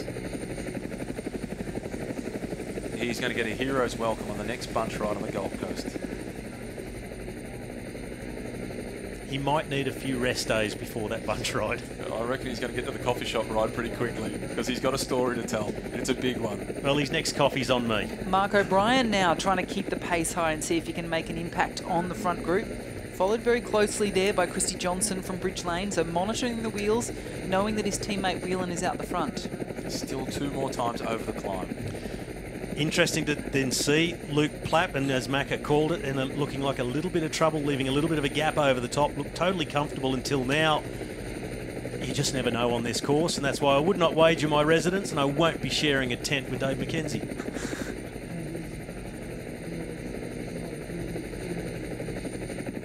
Tasman Nan Curvis there, number 29 from St George Continental. He's off the back as well. So Plapp, Ivory, they're the third last riders. Well, Whelan is looking incredible. The way he just zoomed across that gap and the cadence that he's holding, how smooth that he looks through this section. Here goes Plapp. There goes Luke Plapp. When he went past David McKenzie, McKenzie said he was at the back and perhaps looked as if he was losing a little bit of distance. Maybe he was lulling them into a false sense of security, or perhaps he was under pressure and decided he needs a head start before the climb, but he's a brilliant time trialist and he's going to be hard to catch. And Durbridge was chasing, then he looked over his shoulder, then gave the flick of the elbow and watched the gap open up. Nobody else capable of going just yet. Harper not interested in chasing either. You can see Brendan Johnson 107. Ben Dyball figures, I've got nothing to lose, and moves to the right of the side of that group. I think he'll want to keep the pace high. Here is a look at Luke Plapp going from the back. Plapp has the peloton in a flap, and Durbridge, he tried to respond, but he was caught on the wrong side. And he's already done so much work throughout the race. Luke Durbridge followed attacks from Chris Harper, tried to form little breaks. This is the second effort that Luke Plapp has made in this race. The other one, he closed a 40-second gap on the climb and then put himself back in storage. Waited, bided his time, gone again, and at the moment, there's no answer from this group. Luke Durbridge tried, everybody else was on their limit in his wheel, and the gap has opened up, and that is Luke Plapp out in front, and he is now in pursuit of James Whelan. That is impressive. Smart timing there by Plapp, and you can see with Harper, he's either not willing to do all the chasing, or he's not capable of doing it. Well, the winner of the under-23 race yesterday, Blake Quick, he and Luke Plapp teamed up together at the Junior World Championships and won the Madison.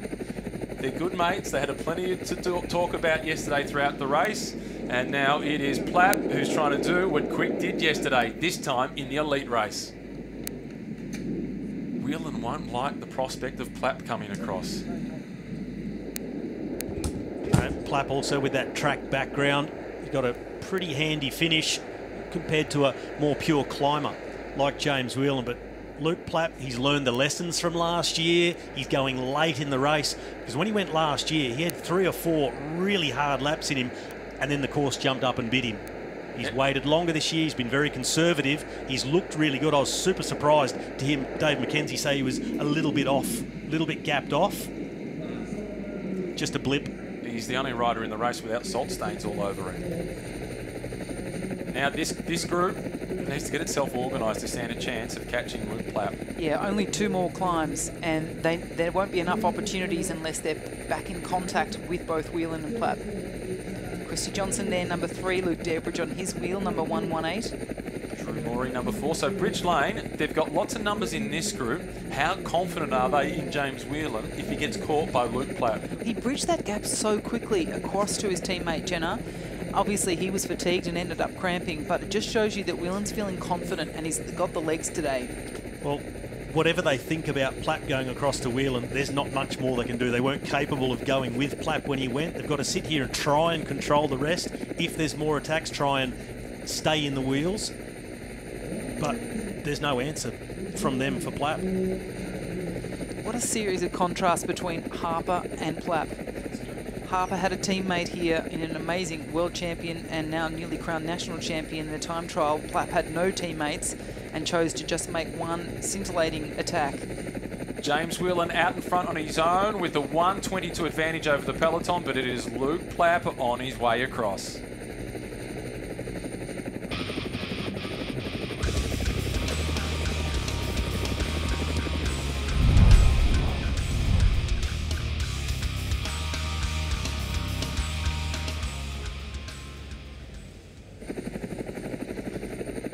What's left of this race from the 113 odd starters is pretty much all that you see on your screen heading through Federation University. There are 2 riders further up the road. Luke Plapp, who just moments ago was attacked from the peloton, and he is chasing James Whelan. He's got good bike handling skills, James Whelan. He picks his Madison partners pretty well. He also won a junior Madison at Brunswick with his partner being Sarah Gigante. That's a good combination. This is Plapp. Look over the shoulder and all you'll see is empty road behind him. From the gap has really opened up. So now you can just settle into a time trial rhythm. And on this part of the course, he's a real advantage over James Whelan. Plapp being such an excellent time trialist. You'd be a little nervous if you were James Whelan hearing about who is riding across. Well, I wonder if he's firstly got a time check and secondly when they'll be able to tell him who, because normally they'll just say it's X number of seconds to the chase. He won't know that it's a rider of this calibre. Well, if they've got the chalkboard and that's their only means of communication, now and again they're getting a message from the race director's car. I'm pretty sure by now he'd be aware of who's coming across. We've seen him a few times look across to the motorbike and ask for some information, both from the camera crew that are out there looking to the commissaires, looking to the neutral service, SRAM neutral service now having the conversation with Luke Plapp. See that from Rob Eva riding the motorbike and a little shake of the head. Mate, they're not there. They're not catching you. I can just imagine Rob Everett, Yep. the way he would have delivered the message to Luke Platt. Don't worry about back there. They're not coming. Yeah, the race is out in front. It's not behind you. You and James Whelan, you are the race. He's made the turn onto the main road, back down into Buninyong. Well, now it's man against man. James Whelan trying to hold off Luke Platt, who's ridden really conservatively all day, made the efforts only when absolutely necessary. With some of the others have made multiple efforts trying to break the race up, and Platt has been calculated.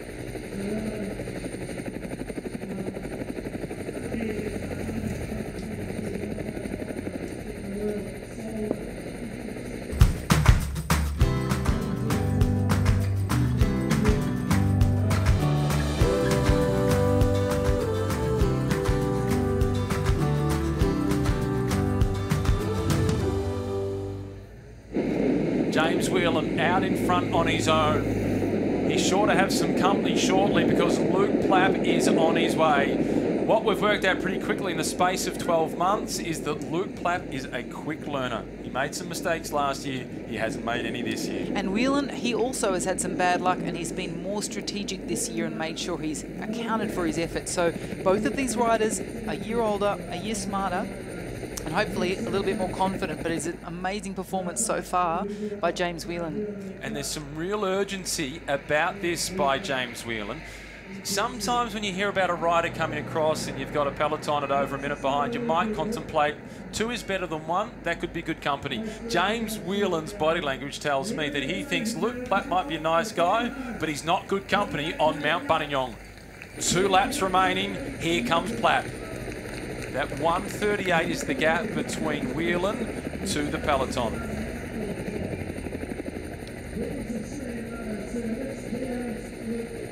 And his upper body is not moving at all. Yeah, he's so still. Well, here's the gap that's of real interest. Still going to be over 30 seconds. Whelan already around the corner, onto the Midland Highway and onto the climb for the second last time. This is where he has a little bit of a disadvantage. I know he's in front, but Platt gets to use him like he's his 1 minute man in a time trial. And Platt is so disciplined about that. So he'll be able to see Whelan in the distance. 44 seconds the advantage. 44 seconds and 2 laps to go. Well, Plappy was the last guy in to the Olympic team to go to Tokyo. He wasn't scheduled to ride until there was the bike malfunction. He stepped up, he did a brilliant job. He got himself a bronze medal. And he was outstanding throughout the Santos Festival of Cycling last year when he was brilliant on the Port de Wollonga, the Richie Port's climb. Yeah, and he, on that occasion, rode across to Richie Port and then just sat himself in the wheel. He was incredible at the Santos Festival of Cycling in 2021. This is his very first day in the Ineos Grenadiers jersey, at least his first race day, and it may be his only race day in the Ineos Grenadiers jersey for at least 12 months. Not a bad outcome, is it? Now it's Lionel Mordaunt who is doing the chasing. He was in that earlier move, and they are at 1:43. They've lost a minute to Luke Platt since he took off. So Platt still with a 44 seconds to chase down on James Whelan, but he's taken 1 minute on this group since he attacked. In fact, that was half a lap ago. Tasman Nankervis at the front. Platt still looks relatively composed. The first part of the gap to close down, that's the easy bit. It's the last 15, 20 seconds or so that is really difficult, and he's at 44 seconds. And this will be critical this time on the climb to see how much of it he can close to James Whelan. We'll get a good visual on the climb, because that 44 seconds, that's what it looks like on the Midland Highway. It's just a matter of a couple of 100 metres.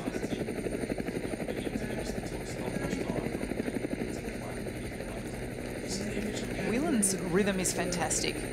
He's doing a terrific job, pouring the water over his back and legs to try and cool himself down, and then grab another bottle for drinking. Just absolutely soaking himself, waiting for that evaporation to happen, get the body temperature under control. Look how fast those barriers are flying by. My. He is climbing at a fantastic pace. I like having the barriers. They give us some context for how fast he's going. And it's by no means a done deal that Plapp is going to catch Whelan yet. No. 44 seconds. It's really impressive what Plapp has done so far, but there's still a lot of work to do to close that gap down. It's a long way from it. And it's only about 30 more minutes of racing, so that'll be a challenge as well, particularly with the motivation of the group behind. They're thinking, okay, 2 individual riders up the road with a gap between them, 1 medal to go, possibly the victory to take. Looks like the gap has stabilised between Whelan and Plapp. He's finding how difficult it is out here on your own. Well, we'll see if it's that that moment where you take off, you close some of the gap, you hold off the group behind, settle into a rhythm. He's got to get back within himself, and then you close the second half of the gap a bit more slowly. Drew Morrie with the mo, then Durbridge. Dybel in the black colours, O'Brien in the white. The left-hand turn for Whelan. He's onto the flatter section, a little bit of reprieve before he climbs Mount Buninyong for the second last time. And Matt, Kane Richards still in that group. Yeah, I cannot find the words to describe how impressed I am with Kane Richards. Yeah, that is ride of the day, no matter what position he crosses the line in. Back to Plapp. He's still on the highway, hasn't made the right-hand turn yet. Here it is. It's not quite the pace that we've been seeing from Whelan just a minute ago. Big gear too. I think he might concede some time actually on this climb. It was 44 seconds at the finish line. I'm looking forward to seeing what it is between Whelan and Plapp when they go past David McKenzie. Drew Morrie, be pretty happy if his teammate wins. Dybel won't be because he wants to win in his own right. He now launches another bid to try and go across to James Whelan. Brendan Johnson is the man just behind him, followed then by Luke Durbridge. Johnston goes up into the big chainring, up on the pedals, and he's on the Ford GT Golf Le Mans coloured paint scheme, and he is motoring. And Turbo Durbo is trying to get his big engine on terms with Trekkie. Drew Morrie, big performance. He sticks with Durbridge.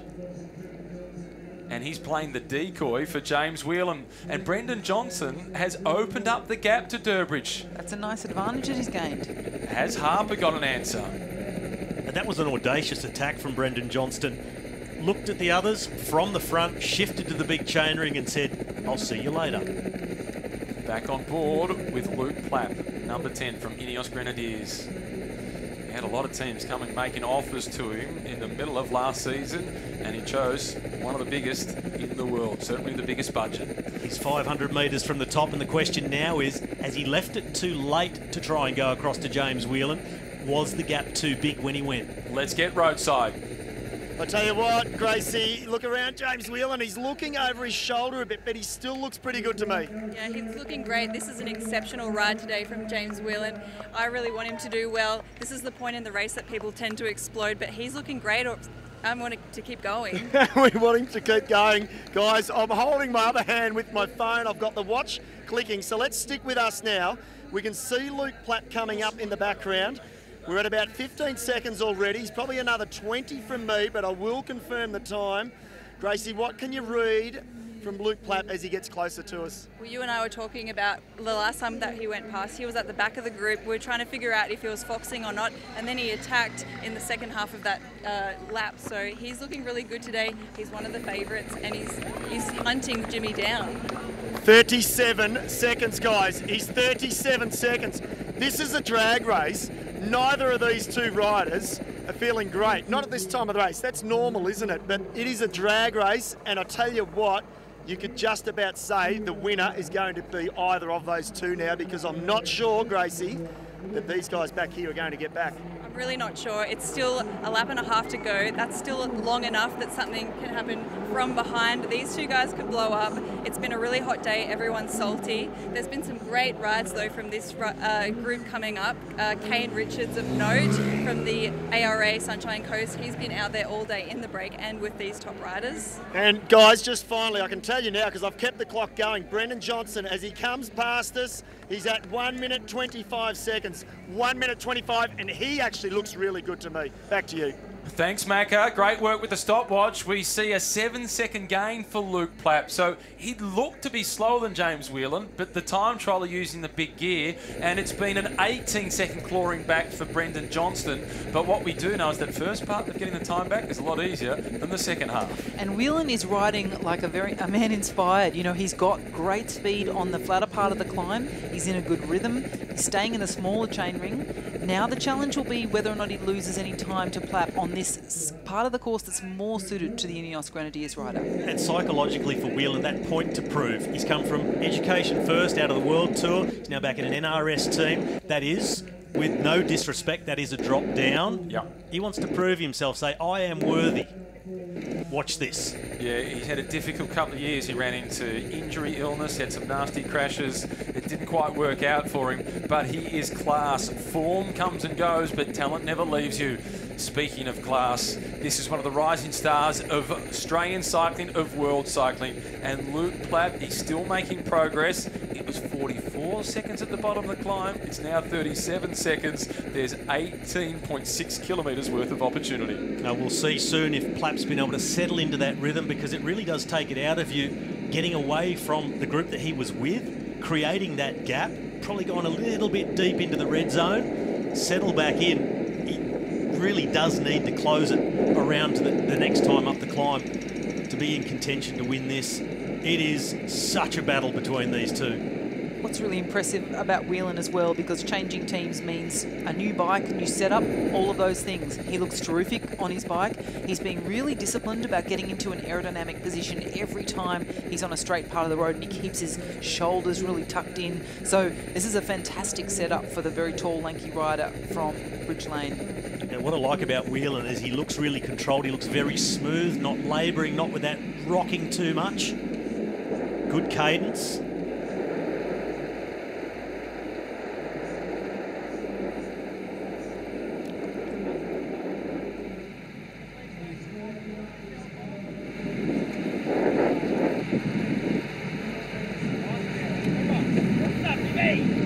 Not a lot from Andrew Christie Johnson, but there was plenty said with his eyes. There's not a lot you can say, just that encouragement and giving him the confidence that he can do it. And you know what I liked as well? The composure from Christie Johnson means he feels confident. He's not desperately trying to corral a dying Whelan. He's saying good stuff. But good stuff. that is a blow. That is a blow to the confidence. When the neutral spares car goes out from between, immediately a rider knows he's getting closer.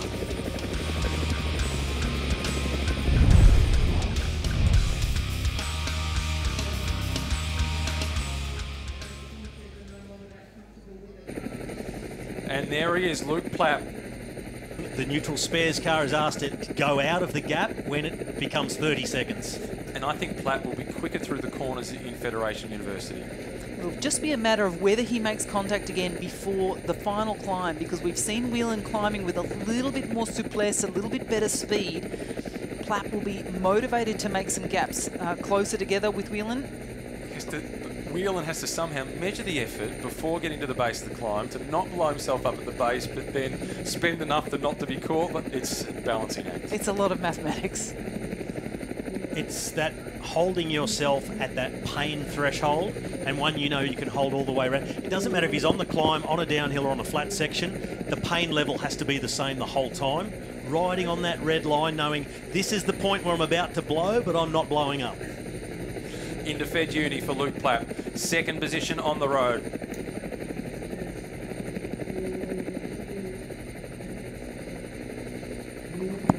Now starting to show a bit more movement in the upper body. We saw how smooth and controlled he was a couple of laps ago, but now effort starting to show its price. It's 4 hours and 30 minutes of racing so far. I think even though James Whelan has to settle in and find that red line, that limit that he's got, you've got to risk blowing up. He's got to risk it to stay away from this man, because 9 times out of 10 he'll get beaten in a sprint if they come together. And his old team car coming through to support him.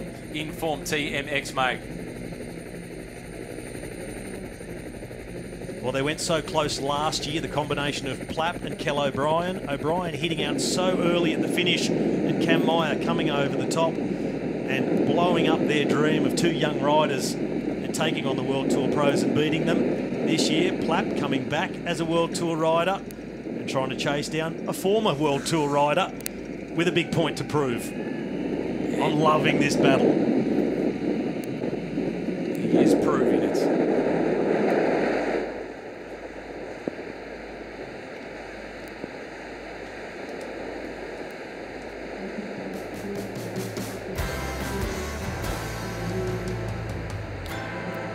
Jimmy Whelan from Bridge Lane. He's been off the front for a while now. He's got one chasing behind him. That's Luke Plapp. And then what is left of the peloton? Bridge Lane with good numbers and a big opportunity to take the national title. Well, we had a couple of questions when Whelan went. He still had a teammate in front in Sam Jenner, but the instructions were clear within the team and who was feeling what. As we see Luke Plapp edging ever closer to Whelan in the chase. He has closed it down through the university somewhat. It was 44 seconds at the start-finish line, 37 seconds over the KOM, so he did some damage on the climb, but now he's getting out of the saddle, showing more urgency because he can see Whelan in the distance.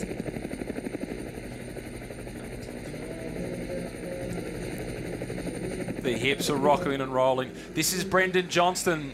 On his shoulders, he's got the Zwifters logo, which is from the Zwift community, showing his pride in doing plenty of training indoors on the Zwift platform. Well, he's out in the open roads now, and he's riding away from the peloton, and he's hunting down a medal at the National Championships. Well, the mountain bikers have been having an exceptional championships. Cam Ivory won the criterium, and at the moment, Brendan Johnston, he is riding himself into a bronze medal. We don't know what the gap is back to the chasing group.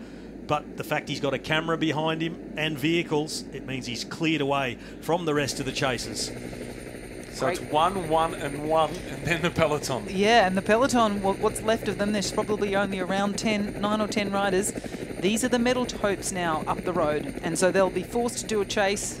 They can't muck around anymore if they really want to make an effort. So with one climb to go. That is Brendan Johnston, who launched his attack the previous time over the top of Mount Buninyong, the penultimate time up the climb. He's still around a minute behind Luke Plapp. He was 1:25 at the top of the climb, behind Jimmy Whelan. And now we go in search of our leader, James Whelan, the chaser, Luke Plapp. He's been getting closer and closer from 44 to 37, back to inside 30 seconds. This is Whelan now. We have seen the Inform TMX make team car up alongside the rider from Ineos Grenadiers, Luke Plapp. Luke Plapp doesn't have anybody from his international team here for support. It's his former team who are providing the service for him today, and he is delivering in spades. There'd be a lot of pride in that Inform TMX make car right now, and of course, Ineos Grenadiers would be thinking, will this be our first national champions jersey for the season? And time now, 12 seconds. He's got him in his sights. It's been he has to try and recuperate to survive the climb, surely, Jimmy Whelan, because Luke Plapp is on his way. And there'd be something really bittersweet about being caught by a rider of Luke Plapp's capability, because for Whelan, better to be caught by a champion like this than someone who's just, you know, it shows that Whelan is having a great day and he's a big threat, and that was forcing the chase of Plapp. And he's faced with a decision now. Does he go easy for a little bit, try and recuperate a little bit, hang on to Luke Plapp, try and beat him in a two-up? Or does he just put everything on, trying to stay away, and go as hard as he can from the bottom of the climb and risk completely blowing up? What would you do? I don't know. I have never been in this situation. Righty. I would wait a little. I would ease up so that we go into the climb together, and I would force Plapp to do the work on the climb if I could. I think his best chance of winning is to roll the dice and go all in, because I can't see beating Plapp in the finish. And that goes to show that none of us agree with each other, how difficult the decision is for Jimmy. I'm with you. If I was out there and didn't back myself in a sprint against him, I wouldn't let him catch me as easy as you like. I wouldn't sit up for him.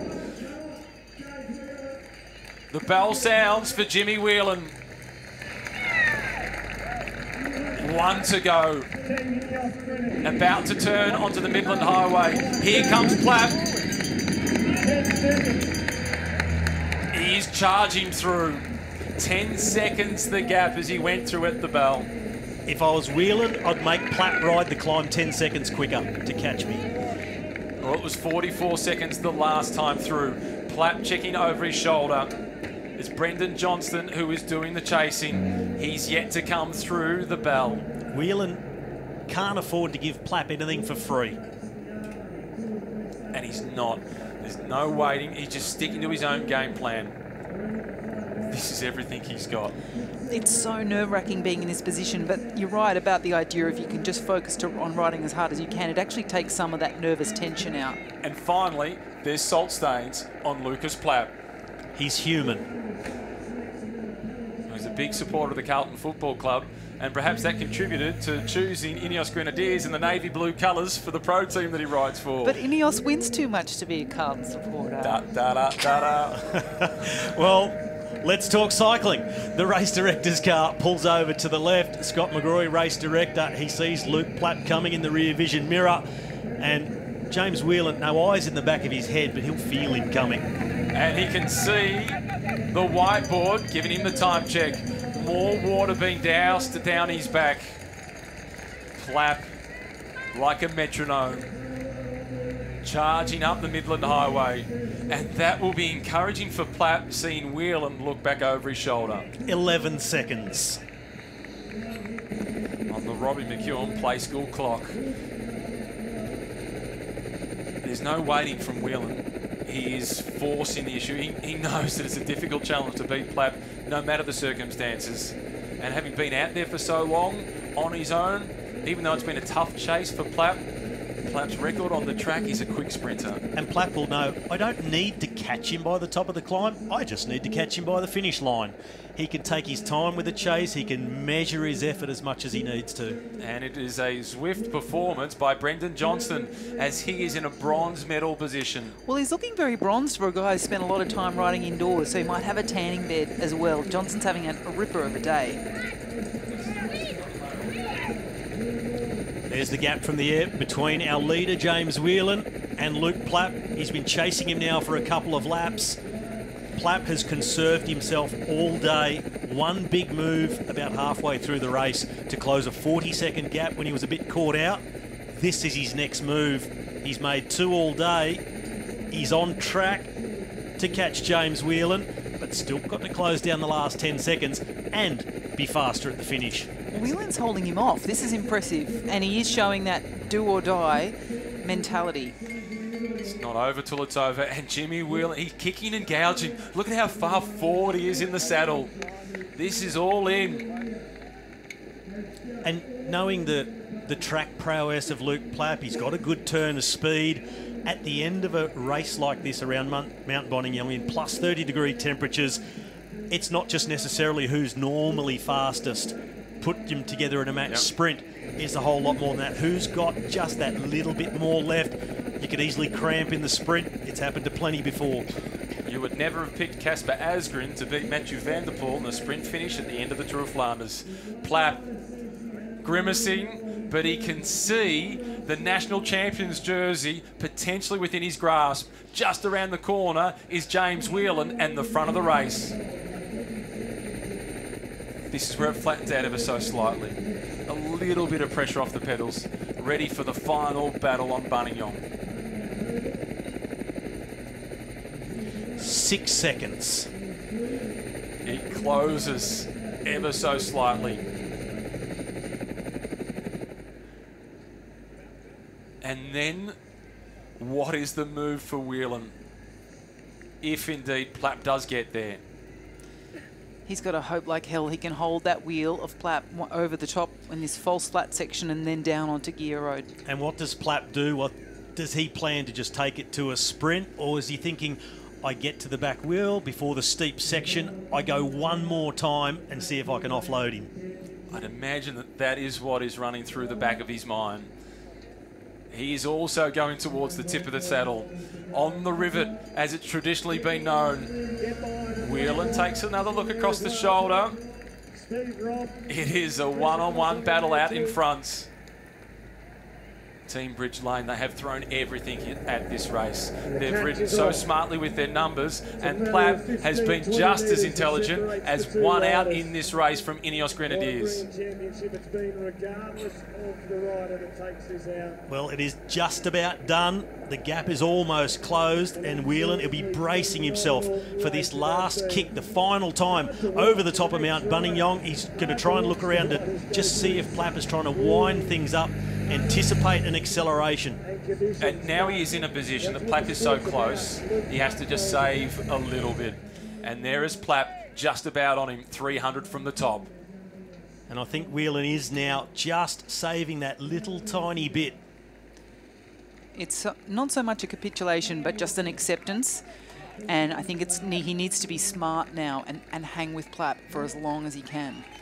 And he's into the drops. He's ready for the move from Plapp. He's anticipating the attack. Here it comes. And Plapp delivers as expected. Whelan knew it was coming, but Whelan doesn't have the answer because Plapp is pouncing. He is on his way. The young star of Australian cycling is announcing his name on Buninyong. Well, Whelan told his legs, let's offer some resistance. It just wasn't there anymore. It's everything he had.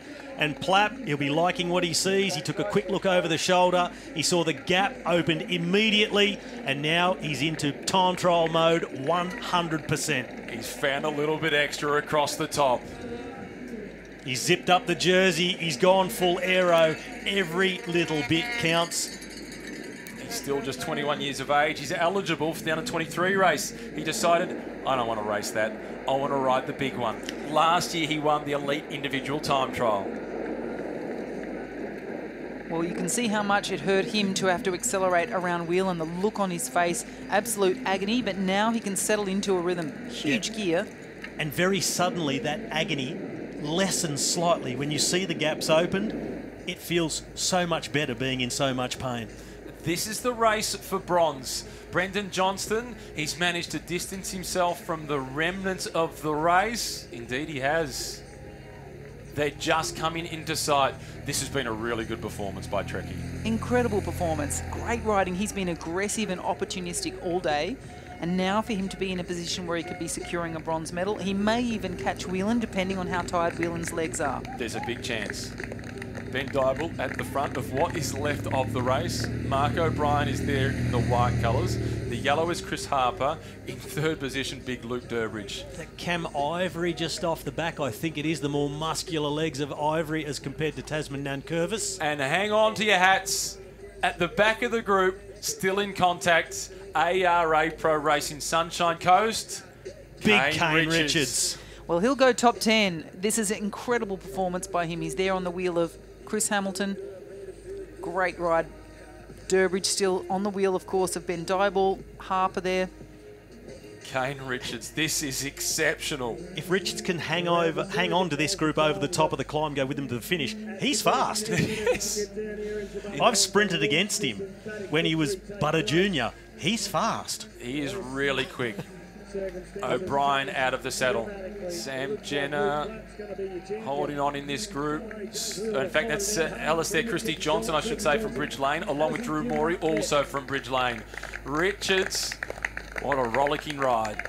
Well, Mark O'Brien, he's trying to get the maximum out of this. He had his first top 10 last year. He's up there again. He loves this course.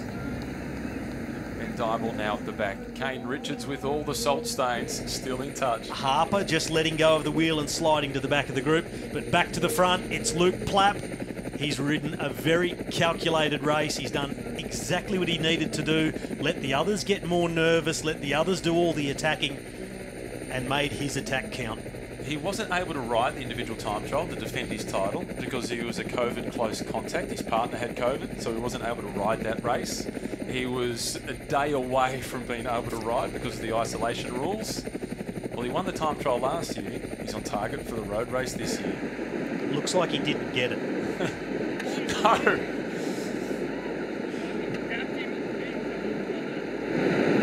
A very happy Alex Smythe out the back of the car for Inform TMX, mate. Well, Bridie, is that what they call asymptomatic? He's certainly showing some symptoms of excellence here today, isn't he? It's just a stellar performance by Plapp. controlled, calm. We talked about how he was hiding in the bunch, doing nothing. He has no teammates here and no obligation to do that work early on. Take a good look at this kit, because it's the last time you'll see Luke Plapp in it for a year. He might have some for sale. Unless he's riding a time trial. He could take it down to the Brunswick Cycling Club and give it to some of those that participate in the junior clinic where he started. Well, what a way to start your professional career. Luke Plapp, he signed with one of the biggest teams in the world and deliver on day one a national championship. And look at the gap now that he's put into Whelan, who's been just soldiering on though, pushing on with a good rhythm, but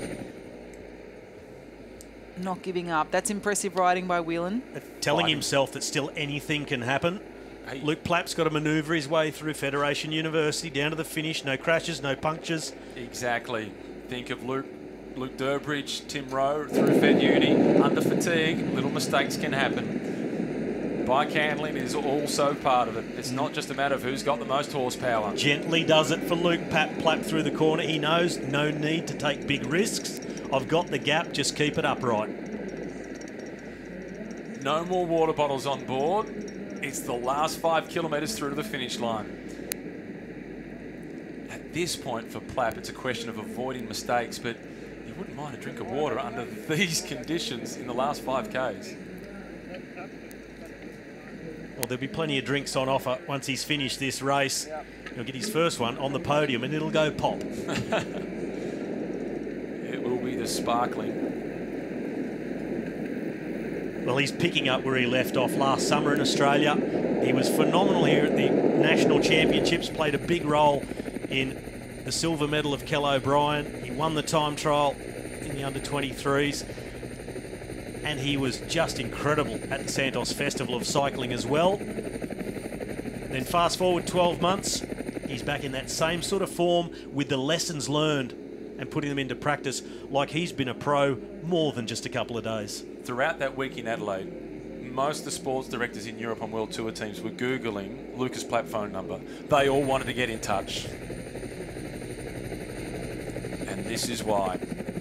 And Whelan had a point to make today, and he has made it vehemently. Like, this has been a great performance by the Bridge Lane rider and a great performance by Bridge Lane as a team. You can see how well they've been backing each other up and keeping the race fast.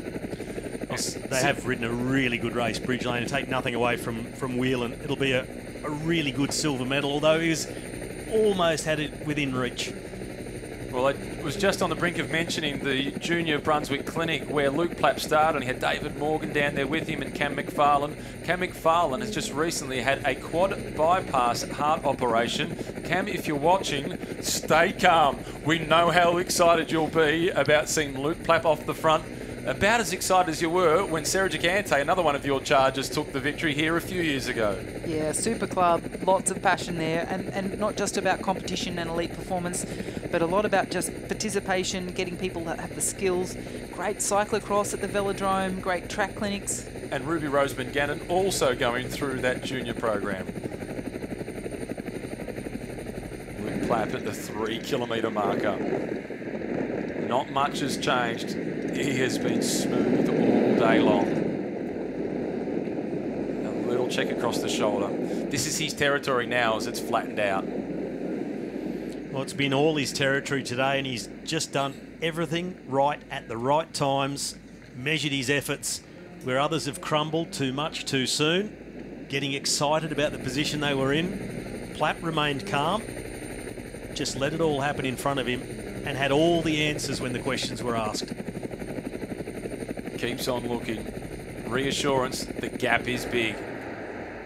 Barely breathing hard now. Such a changed facial expression from when he attacked over the top of Whelan on the KOM. Much more control now in his rhythm.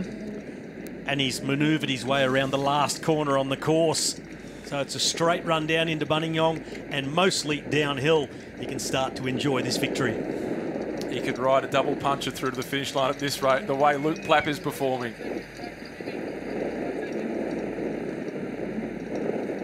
Time check from the side. I thought it was 25 that he said. Yeah, 25 seconds. Back to Jimmy was the call from the time board on the side of the road with the motorbike. Well, it's a perfect 10, isn't it, for Luke Plapp today?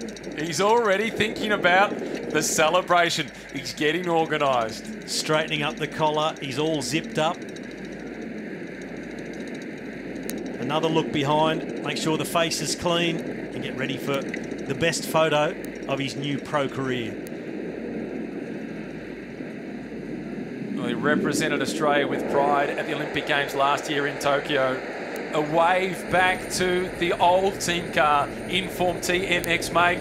He wanted to deliver it for them last year. They're a big part of this victory for Luke Plapp. He was down on the finish line yesterday as spectator number 1 for Inform TMX make, cheering Blake Quick across the line, high fives all round with all his mates that he rode with all last year, and now stepping into Ineos Grenadiers, but today still with the support of his old team. Wants to thank them, include them in this victory. And what a ride from James Whelan. This has been a really good ride. This is a quality silver medal for James Whelan. He put it all out there. He didn't make any mistakes. Plapp has just been stronger today. Absolutely. He did everything he needed to do. And he's trying to hold off a very aggressive chase by Brendan Johnston for a bronze medal. A little shake of the head there, Plapp, like you can't believe it. And a little smile just creeping its way across his face. Some time for it to sink in. He's won plenty. He's won junior titles here. He's won under 23 titles against the clock. He was elite time trial champion last year. He didn't get to defend. He's celebrating early, and so he should. His old team car is the one in second position. They are a big part of it. What a way to win. Coming in solo, it's just perfection. The only man from his team, no other support. He did what he had to do, and he did it on his own. He was tactically astute, physically brilliant.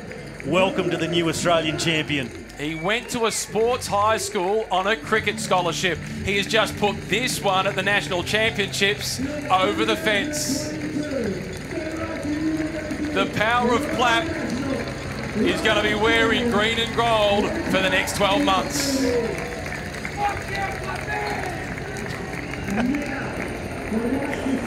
And there's plenty of people pleased for him. Indeed they are. And Jimmy Whelan, what a wonderful ride. Thumbs you can up. afford yourself a smile. Yep, thumbs up from Alistair Christie-Johnson. Back in the team car. Great ride. Fabulous team ride from Bridge Lane. They had numbers all day. They made the right moves. They had the right man off the front at the end.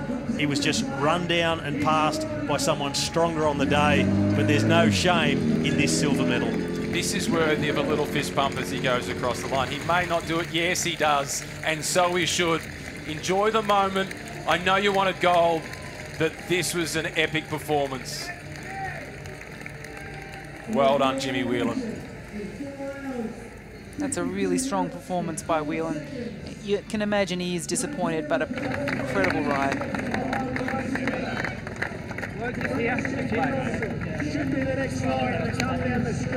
He's apologised to him. No need for that.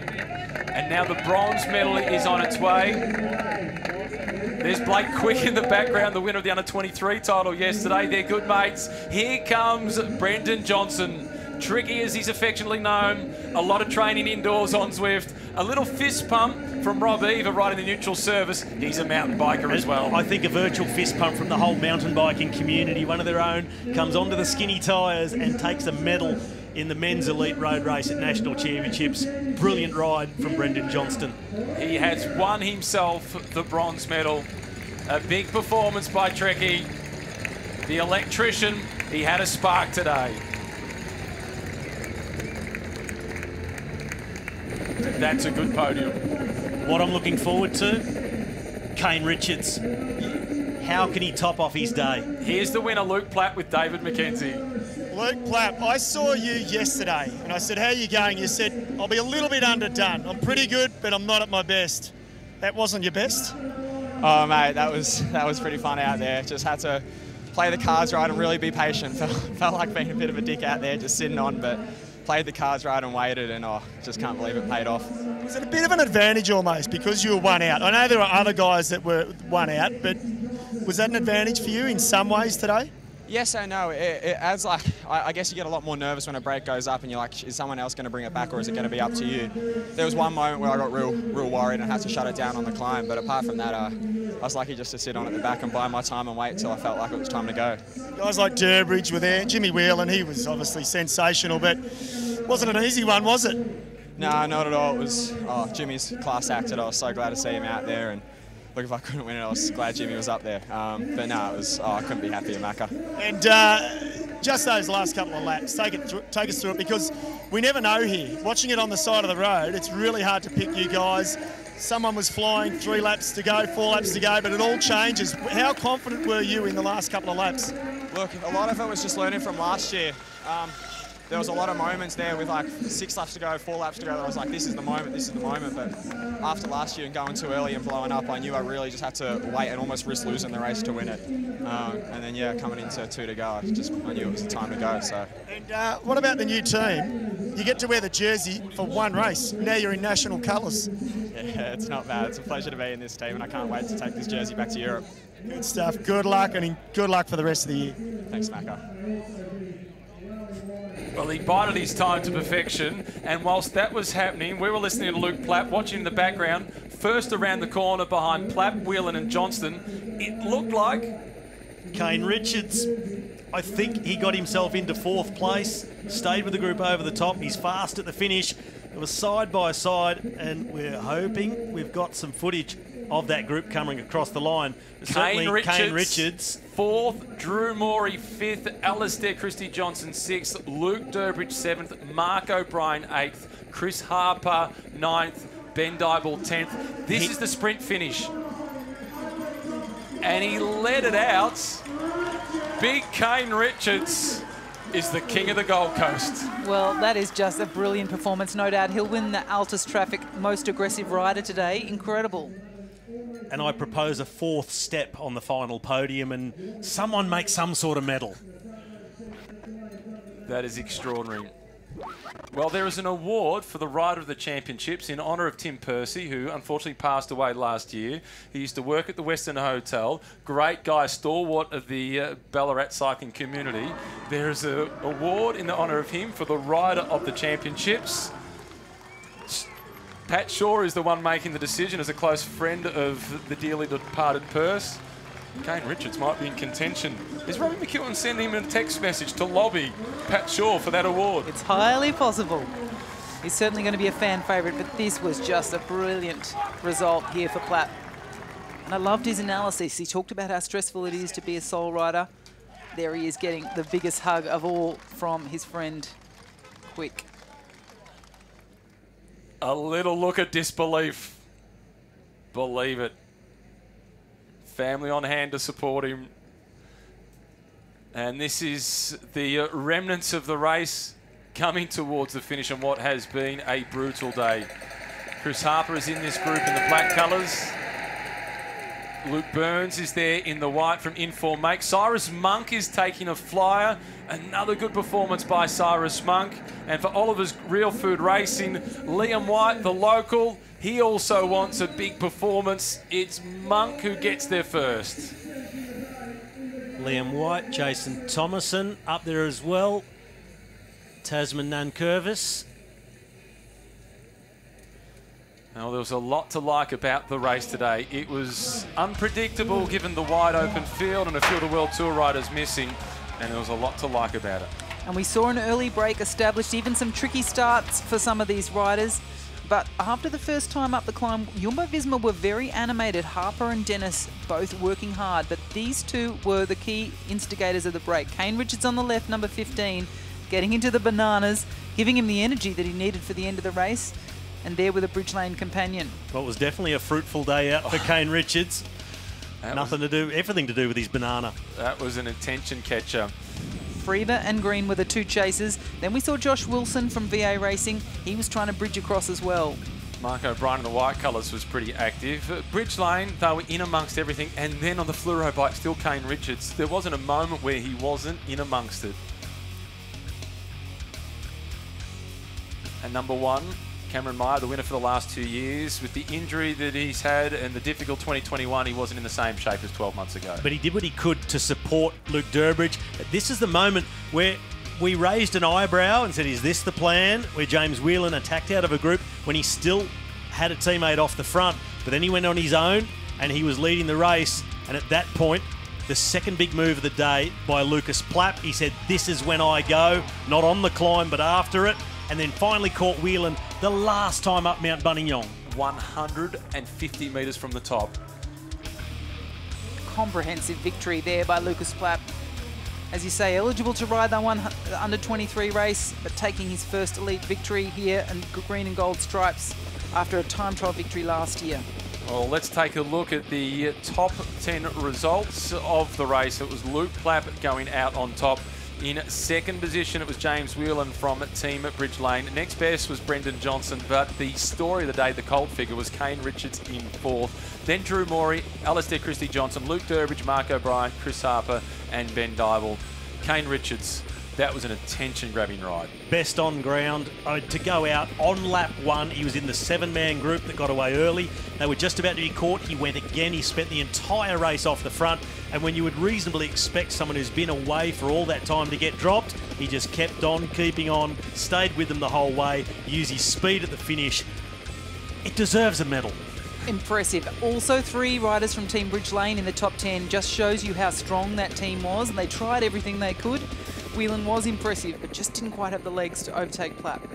And Chris Harper in 9th position. He had the support of Rowan Dennis. He looked, perhaps in contrast to Luke Plapp, over-anxious to have an impact on the race. Agreed. Mark O'Brien is improved from last year by 2 places, so not bad for a new dad who's got a lot on his plate. That cycling guy that lives down the street. The cycling guy. Brilliant result. And Ben Dybel, he'll be racing throughout Asia predominantly this year, showing that his climbing ability is not fading at all. A really solid ride by him. But as you mentioned before, Team Bridge Lane put in a big performance. This is Chris Harper, affectionately known as the Hurricane. He was pretty active throughout the race as well. A lot to like about the way he started his season. Yeah, Hamilton's been great, hasn't he? He got a bit of the salt caking on those black bibs that you could see, but he was aggressive. He was in that interesting group of 5 as they were rolling turns with O'Brien, but not quite the day for Hamilton. He had a little bit of a mechanical problem on lap 1, but a lot of fan favourite love and attention being paid to Hamilton here. Robbie, Ineos Grenadiers will be pretty happy with their new signing, Luke Plapp. And they will say, we already knew. Told you so. Jersey design was already underway. There's Cyrus Monk. It was just good performance by Cyrus Monk today. It was a good sprint finish. He's just there having a can of solo. A lot of kids watching today, which is fantastic, and a lot of opportunity for them to be inspired by these great athletes. A brilliant performance. Luke Plapp going out the winner. He won solo. He bided his time and he managed to nail it. He was gold in the time trial last year, gold in the road race this year. And earlier on today, it was Noel Cole-Frame who took out the elite women's race. Hope you've enjoyed all the coverage from the AusCycling Road National Championships.